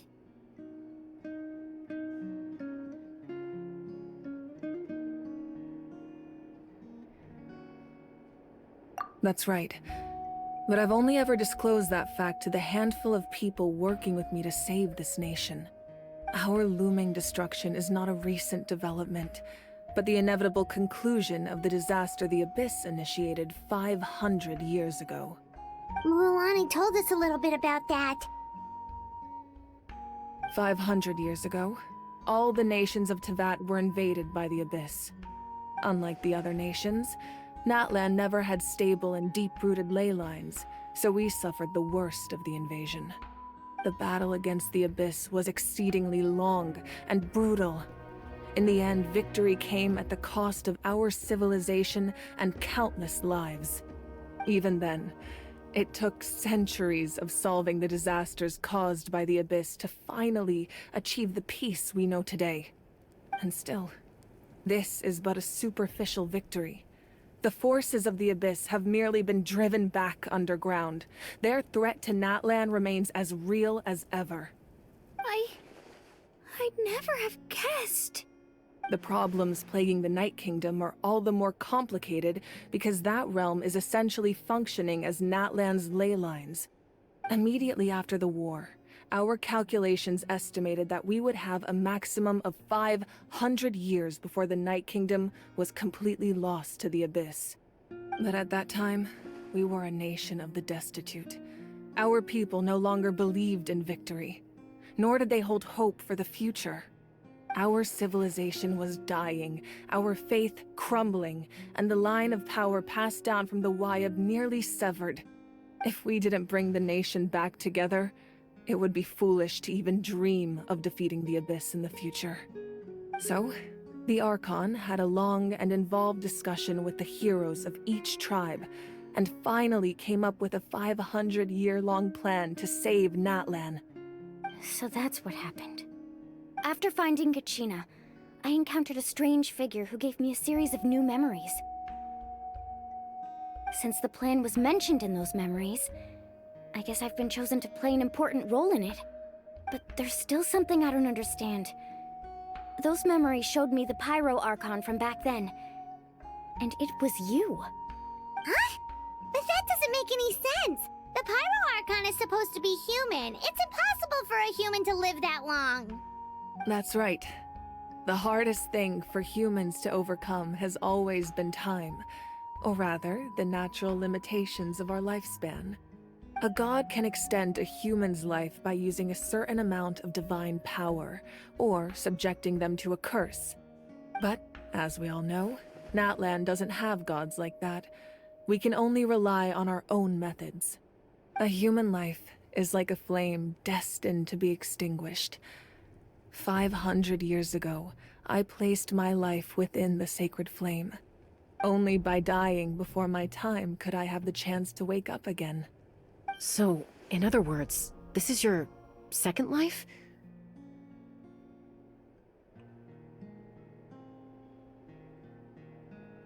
Yes. We only managed to defeat the Abyss all those years ago because the tribes came together as one. If the Natlan of the future was to have a fighting chance, the Pyro Archons that came after the war had to rebuild the decimated tribes. The goal was to reunite the people and restore the strength of each tribe's Wayab. Once a tribe was back to its full strength, the tribe's Wayab would select a hero, indicating the tribe was once again ready for war. The Chosen would then stand by my side in defense of our nation, just like great heroes of old, 500 years ago. So that means I'm one of the Chosen? That's right. You bear the ancient name Umoja, the same one held by the hero from your tribe 500 years ago. It means unity. After your adventure in the Night Kingdom, I trust you've come to fully understand the meaning of that name. So in other words, you always knew who the Wayab were going to pick from each tribe? Yes. According to the plan, each tribe was supposed to have been fully restored by the time I awoke. But something went wrong along the way. The 6 heroes successfully inherited the ancient names from 500 years ago, but the intel regarding the plan wasn't passed on to them. Once again, it comes down to the deterioration of the Night Kingdom. Communication between the Sacred Flame and the Wayab has been blocked. Just like how the Ode of Resurrection failed to bring Kachina back. Exactly. It's just another tactic the Abyss is using against us. The Abyss may not possess intelligence, but its methods certainly aren't easy to counter. If we want to unblock that information from being passed on, my presence alone isn't enough. The ancient name-bearer must establish a greater connection to their name. So, I've tried my best to help them from the sidelines. Currently, Shalonin of the Children of Echoes, Kinich of the Scions of the Canopy, and Iansan of the Collective of Plenty have all been acknowledged by their names. During your adventure, you too earned the acknowledgement of your Wayab, Mualani. In the process, you gained the memories stored within your name. But we have less than a year! Yes, but we have no choice. We cannot start the plan until all the heroes have been gathered. That's also why I haven't been able to take action despite the urgency of the situation. But if you knew this whole time, why didn't you just tell me about my role in all this? Wouldn't that make everything go a lot faster? Perhaps, but the opposite could also be true. Knowing your destiny too early could mean failing to realize your full potential.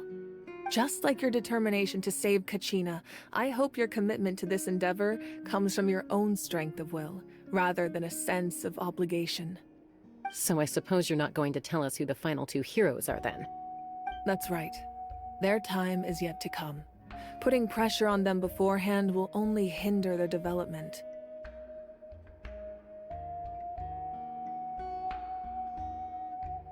I can only trust in the judgment of the Wayab. I have never believed I could solve this crisis alone. In fact, it was precisely because I chose to trust and rely on others that we managed to get this far. Natlan's salvation lies not in its Archon or any singular individual, but in us all. You're quite perceptive, aren't you? I thought I might get away with avoiding the topic. Huh? Oh, right! All the stuff you stored here before, where did it all go? Even though I sacrificed my power, I still needed a contingency plan to ensure you would make it back from the Night Kingdom. After all, I was the one who allowed you to take that risk, and Mualani has an important role to play in my plan. In addition to their sentimental value, the items I stored here held a much more important purpose: fuel. Fuel? Ah, so back then, that's why you... Yes. The stories embodied by those items are certainly important, but there's an even more significant trait they all share. Every item belonged to a hero of Natlan. Over time, they became imbued with a certain amount of contending fire from being carried in battle. On their own, each item's power is limited, but together, their combined effect can prove quite useful in a dire situation. By burning those items, I was able to activate the contending fire stored within them to open the boundary between the two worlds. It was a rather crude approach, so all their power was depleted in an instant, as you can see. But weren't they all precious treasures? What about their stories? That's exactly why I dragged you all here.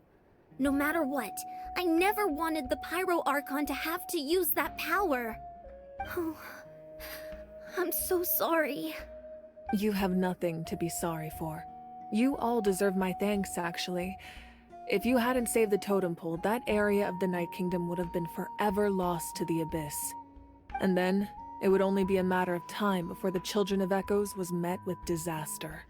Besides, when those heroes entrusted their belongings to me, or the Pyro Archon of their time, it was out of a desire to contribute to Natlan's survival. If they knew those items helped save the present-day heroes of Natlan, they would not mourn their loss. Even when you put it that way, I still feel bad. There's no need. Remember what I told you about time? The people and the events of the past are never truly lost to us. We simply carry them with us in a different form.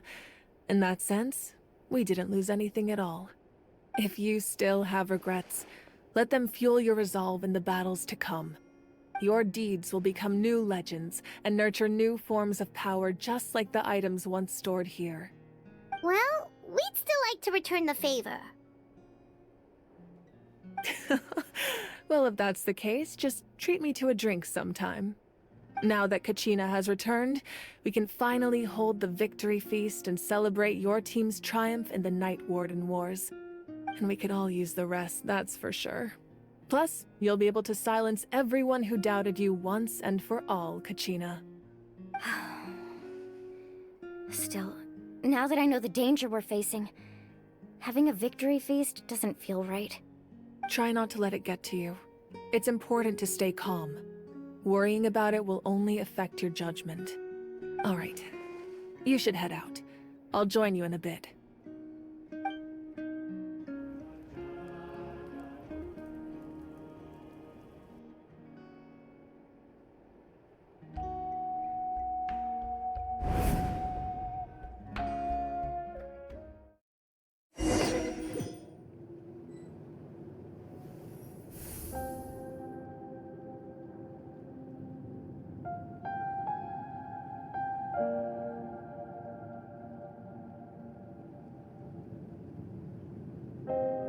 When I was young, I used to sit by the hot springs and listen to the stories of warriors from all over Natlan.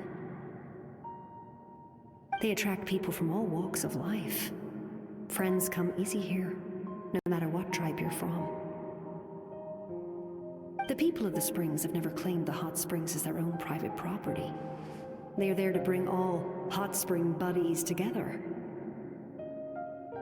It's been really nice, seeing the children of my tribe get older. It's helped me gradually understand the true value of the springs.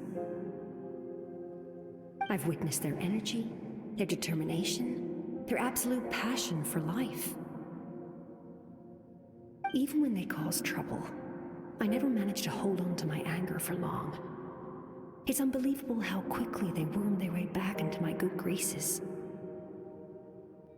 I'm certain Mualani will become a great warrior when she grows up. She possesses infinite potential. I can see it. One day, when I'm no longer in fighting form, I'll come here and tell stories to all the children, just like those warriors did for me. So you better get busy, Pyro Archon, or I'll end up running out of stories.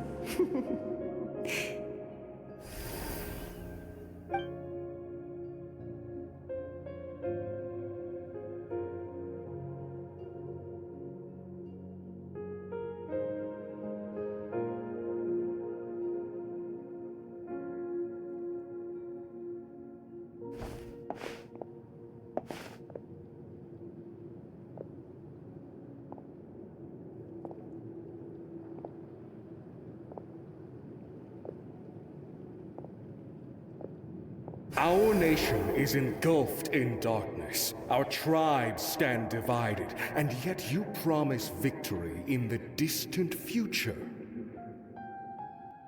The Abyss is a cunning enemy, one that I faced in battle many times. Were that not the case, I would never understand exercising this degree of caution. My rage will never know absolution. Then my power will no longer aid you in victory. But you came to me because you knew you could convince me with just a single sentence. I understand your choice. The heroes of today will forge the path ahead with blood and fire. Just remember to earn us the victory we are owed. Otherwise, rest assured, I'll find a way to collect the debt. For Natlan.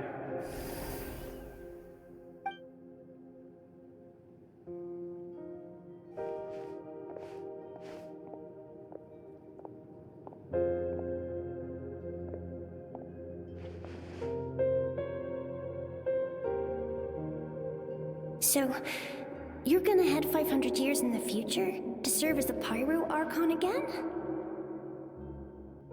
But what about the you from right now? You're just gonna die. You can't ask her those questions and expect her to answer, my dear. The decision is hers to make, and she deserves our support. We will do everything we can to rebuild the tribes. Don't you worry. Even across time, we will all do our part to fight for Natlan's future. Yeah, Mom's right. We'll always believe in you, sis. Seriously though, Dad should be here. Where is he? I imagine he didn't know what to say, so he chose not to come at all. Don't take it to heart, my dear. That's just who he is. Just remember, no matter what happens in the future, we will always love you.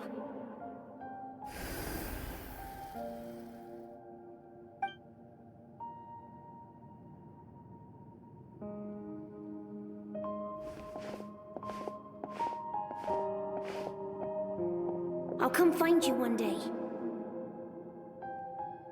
I know I can't live that long, but I'll think of something. There has to be a way for us to meet again one day. If there's an answer out there somewhere, I'm gonna find it. So, don't forget about me.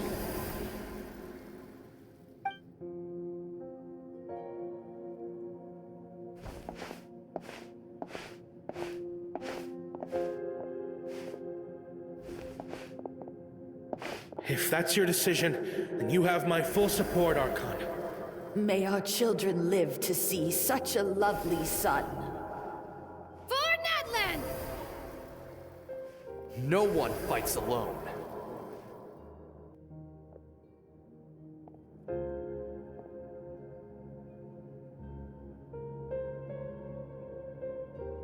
The rules are my legacy.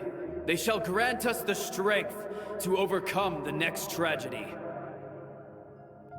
War forged the 6 tribes, taught us how to fight, instilled in us what it means to love.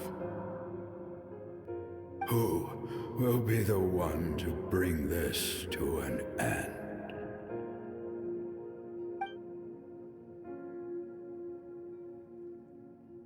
We are the inheritors of memory and legend. Those who grew alongside sun and wind. Those who forged our own destiny and future. That is Natlan's fire. The lifeblood of our nation.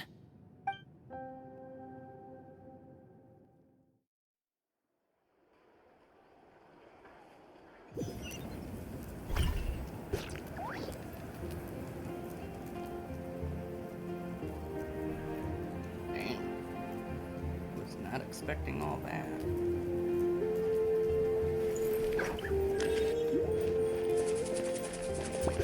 I will be right back. How are you getting All along? done. All done with your work?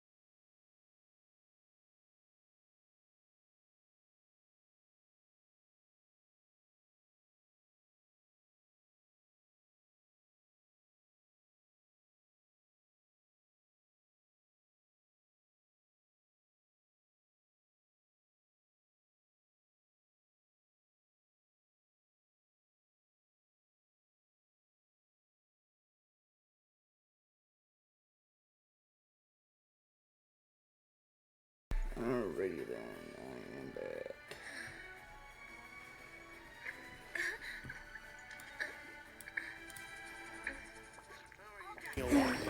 All done with your work?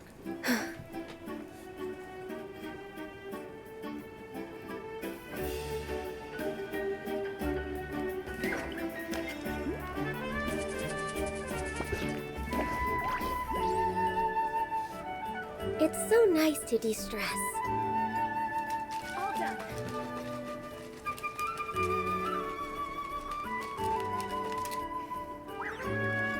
How are you getting along? All done with your work?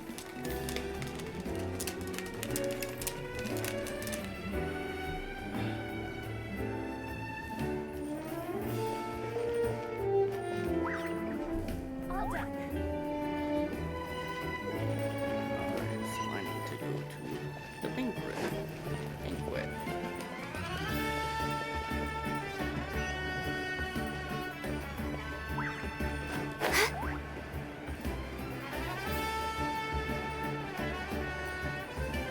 Huh, I just guessed that it's over here. Oh, shut up. Hey, Koichi! You here for the victory feast too? Oh, no. I knew Chaska would be here, so I just came to deliver some medicine. I was about to leave, actually. It's not that I don't want to celebrate Kachina and the others. I'm so glad she made it back. It's just... Well, I'll make things awkward if I'm around my sister right now. Ah, well, you two had a fight, so Paimon can understand. She didn't cause any trouble during your trip, right? Yeah, she was super helpful. She gave us a lot of useful information about the Abyss. That's good. That's all I needed to know. Is there a reason you asked? You were pretty outspoken when we first met, but now it's like you're holding something back.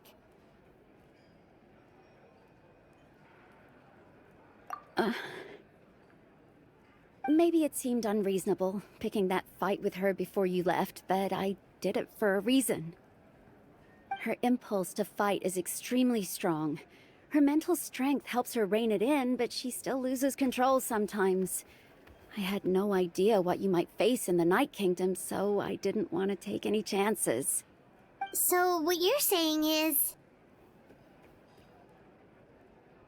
Okay, so maybe it sounds a little stupid, but it works pretty well. It helps her keep her cool for a little while, at least. Anyway, I'm just glad you were able to make it back safe and sound. That's all I wanted. But do you really have to go that far? Can't you just talk it out? No way. Chaska never opens up about her own pain, especially to her family. She can't learn about this, or it'll be even harder to help her.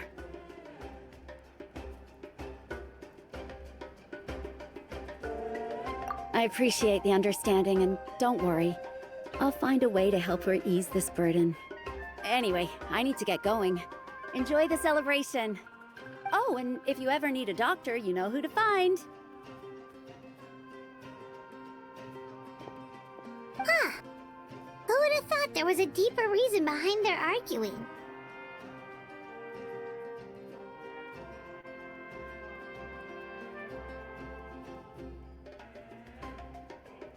In the end, it's all the Abyss's fault. Paimon's had enough of them.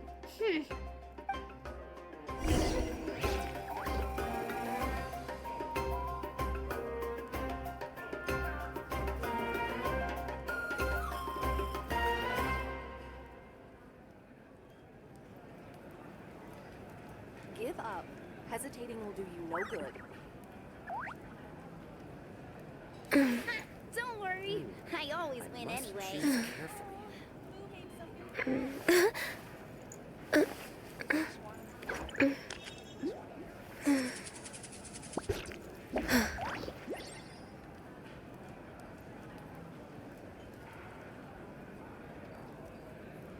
Give up.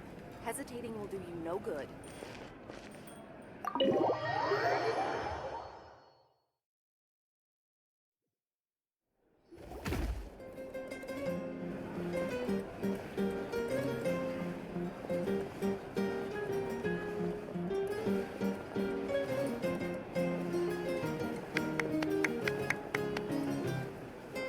let's give a huge round of applause to our brave young warrior, Kachina!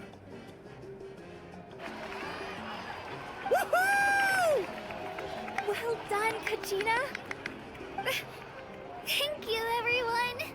I'm so glad I finally made it. I always knew you could do it. With so much potential at your age, you have a great future ahead of you. You're one to talk. Don't think I didn't know you were the first person to abandon your team. I'll be dealing with you when we get back. I had no choice. My friend invited me. I couldn't just say no. Oh, really? So you weren't just trying to get ahead in the first round? I wasn't, I swear. I just happened to find that bearer injured in the wild, so I stopped to bandage his wounds.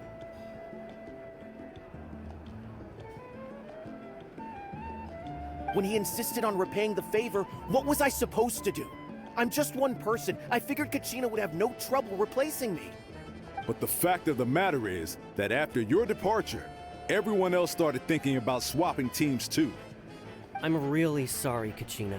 It was wrong of us to abandon you like that. It's amazing that you still made it all the way through to the Night Warden Wars. That's the highest honor. So, what about you guys? Did you make it far? Our team captain drank too much the night before the competition and turned up late to the stadium on the day. We got disqualified.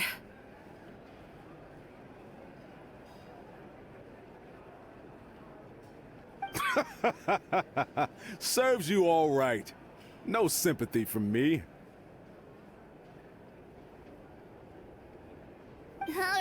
Alright. There's no need to be like that, Uncle Pakal.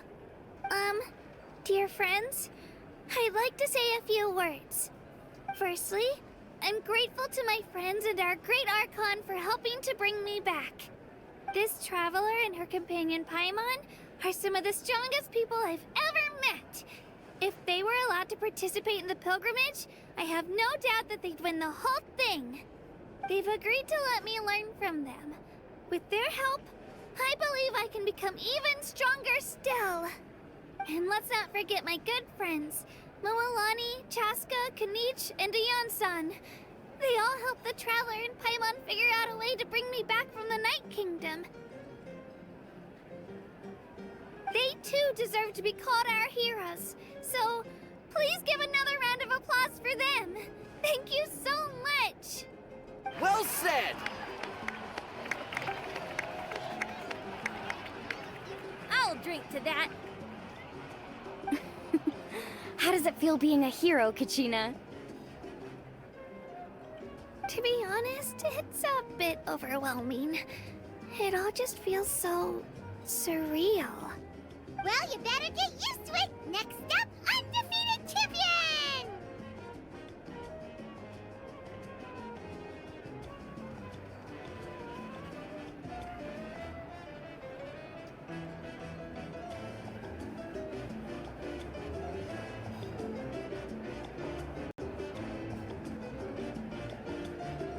Hey, please don't make fun of me.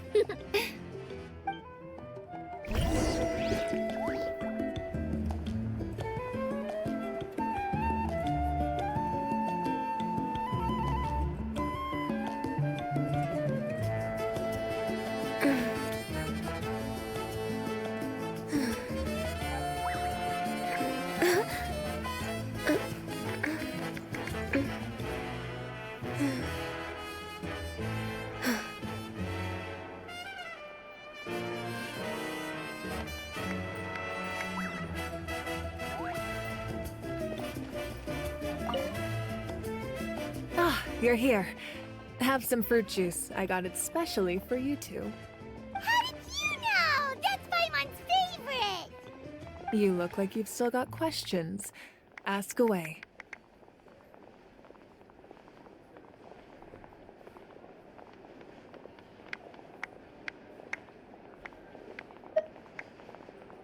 Because they had their own lives to live. The thought of telling them, abandon your families and everyone you love, and come with me to the end of time, for in 500 years Natlan will be destroyed? It seemed too cruel. You could just as easily point out that everything in this world would come to an end eventually. But life is short. And beyond a point, it just doesn't seem real. Imagine if I said, let's leave right now, and go save the sun because it'll flame out in a few million years. It would sound quite ridiculous. I couldn't make them shoulder that burden with me. Besides, every generation will have its heroes, this one included. The plan could still work without them. Or, of course, without me. But since I was the one who came up with the plan, I felt duty-bound to see it through to the end. I'm suddenly remembering that portrait in your room. Was that your family from back then? Yes, it was. So when you asked me who my sister grew up to be, the truth is that very little information survives. From what I've been able to piece together, I can conclude with a reasonable degree of confidence that she ended up as an architect and artist. She played an instrumental role in rebuilding the scions of the Canopy tribe, designing and building many houses. But of course, none of her buildings are around anymore. Still, it was an impressive achievement, and I'm very proud of her. You feel loss keenly. It seems to stir up feelings of regret in you. But this is something I have long since come to terms with. This is a war, and there can be no war without loss. I am already far more fortunate than those who lost their lives to the Abyss. The people of Natlan look to me as their Archon, and the weight of their expectations is mine to bear. I must see our fate through to the very end, no matter what I may find there.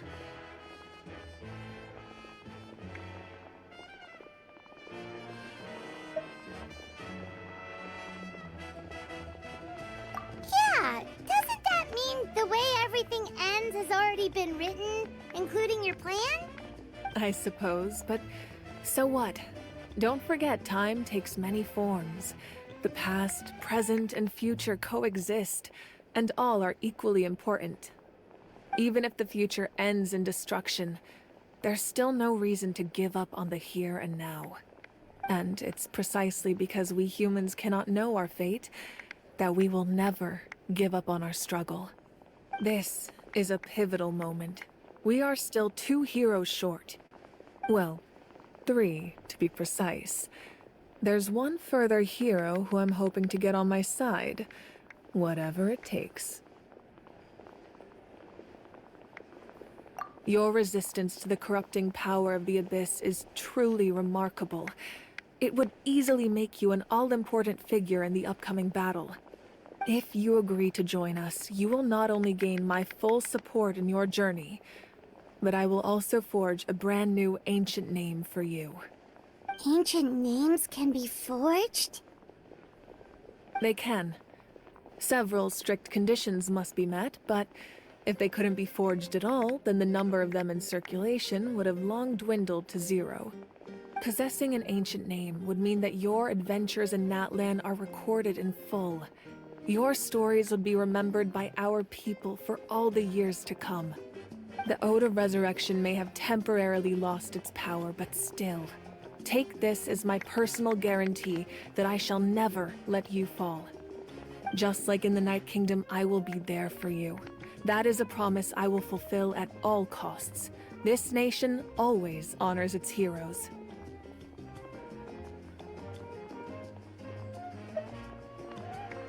Yeah, we can't just ignore the situation here. Wonderful. Then I'll reach out to Shilonen right away. She's the one who will forge the name. We've never forged an ancient name for an Outlander before, but I trust she'll find a way.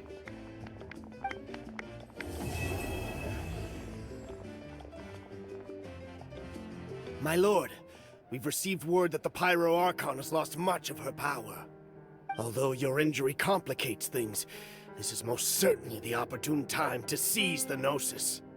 Victory and defeat are rules, not outcomes. I have never taken advantage of an opponent in a time of weakness, and I don't intend to start now. As for you, I must confess, I did not expect that little trick of yours to save the day. No matter how dense the fog, as long as the sun remains, we cannot turn day into night. She could have dispelled it. She simply chose not to. You don't have much time, and you're injured on top of that. What do you plan to do next? I'm beginning to see just how useful you may turn out to be. You heard something from here, didn't you?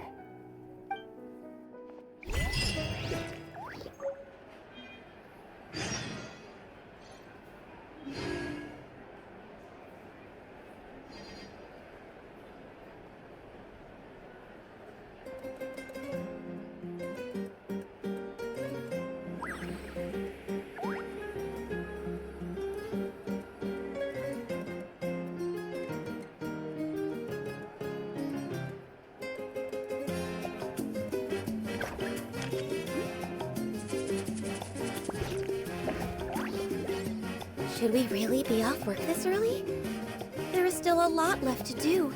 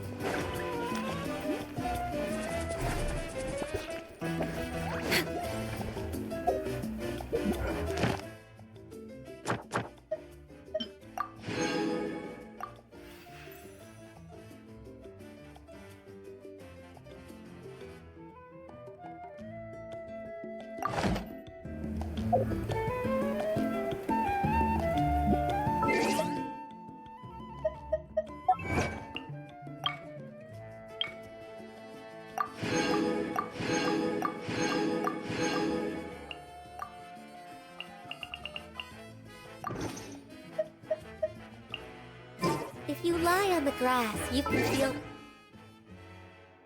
the heartbeat of the world.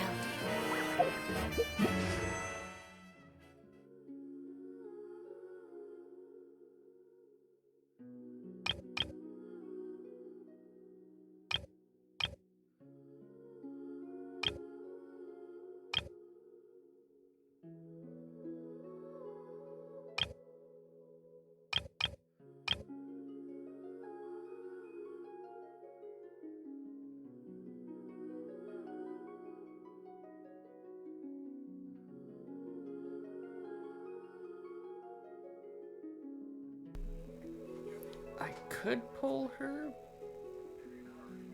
but I don't think I will.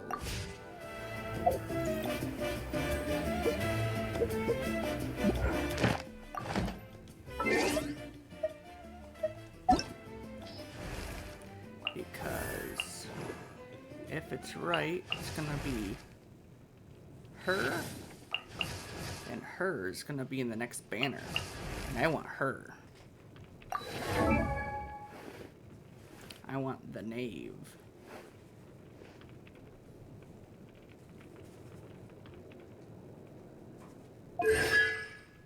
I want my assassin. Which she is technically.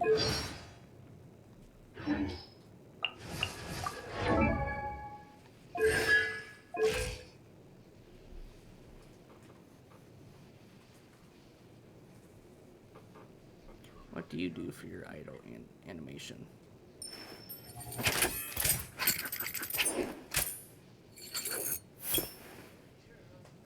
And she thick.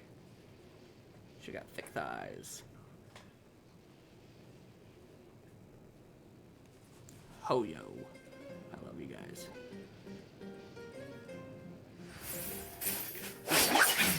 Damn. Okay, Virgil. God damn. Okay, Virgil. She's studying fucking Devil May Cry. God damn, she's straight up studying Devil May Cry. straight up studying Devil May Cry.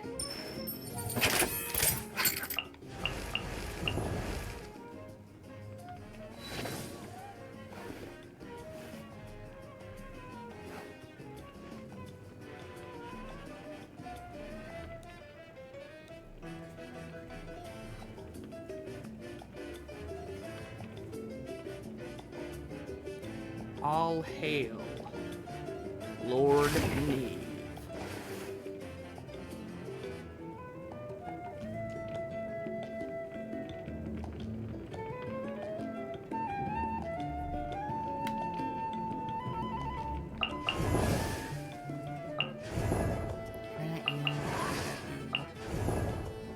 Didn't want you. Didn't want you. Didn't want you.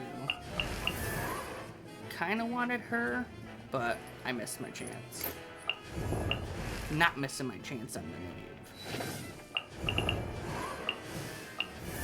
And then, who else? Next time shows up, I will get her.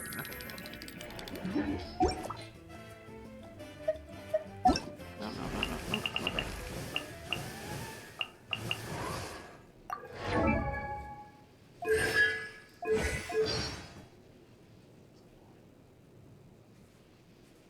Sayu. I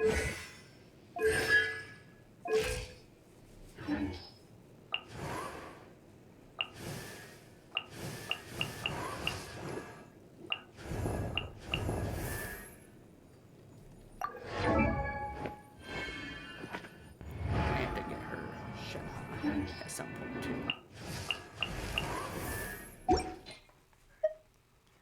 Because oh, the shop was literally right there.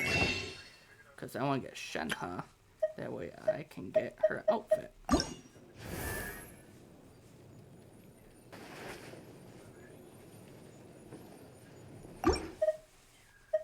Because I got Ganyu's outfit. I could get Nilu's because I have Nilu.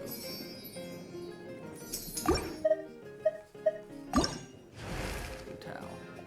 Oh, that's a cute one. Silly churl, Billy churl, silly Billy, hilly churl. Woo!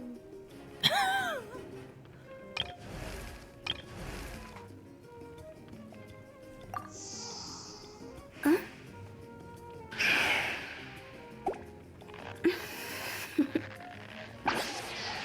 Toodaloo.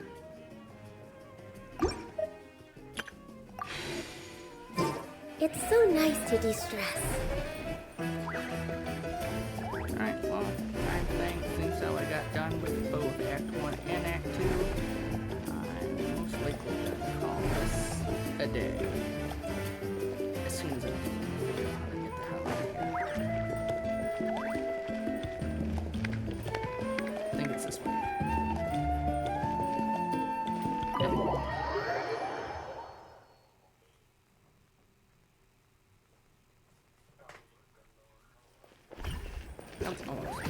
We're way behind schedule. Coming up here.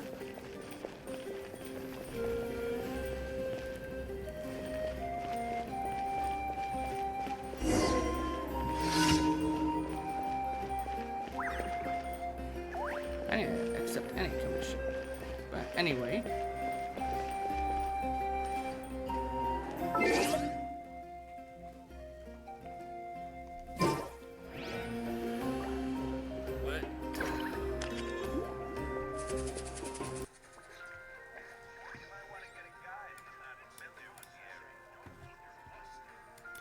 But anyway, I am all done for the stream for today. So I will see you guys Wednesday. And thank you for watching and, well, or having me be your background noise.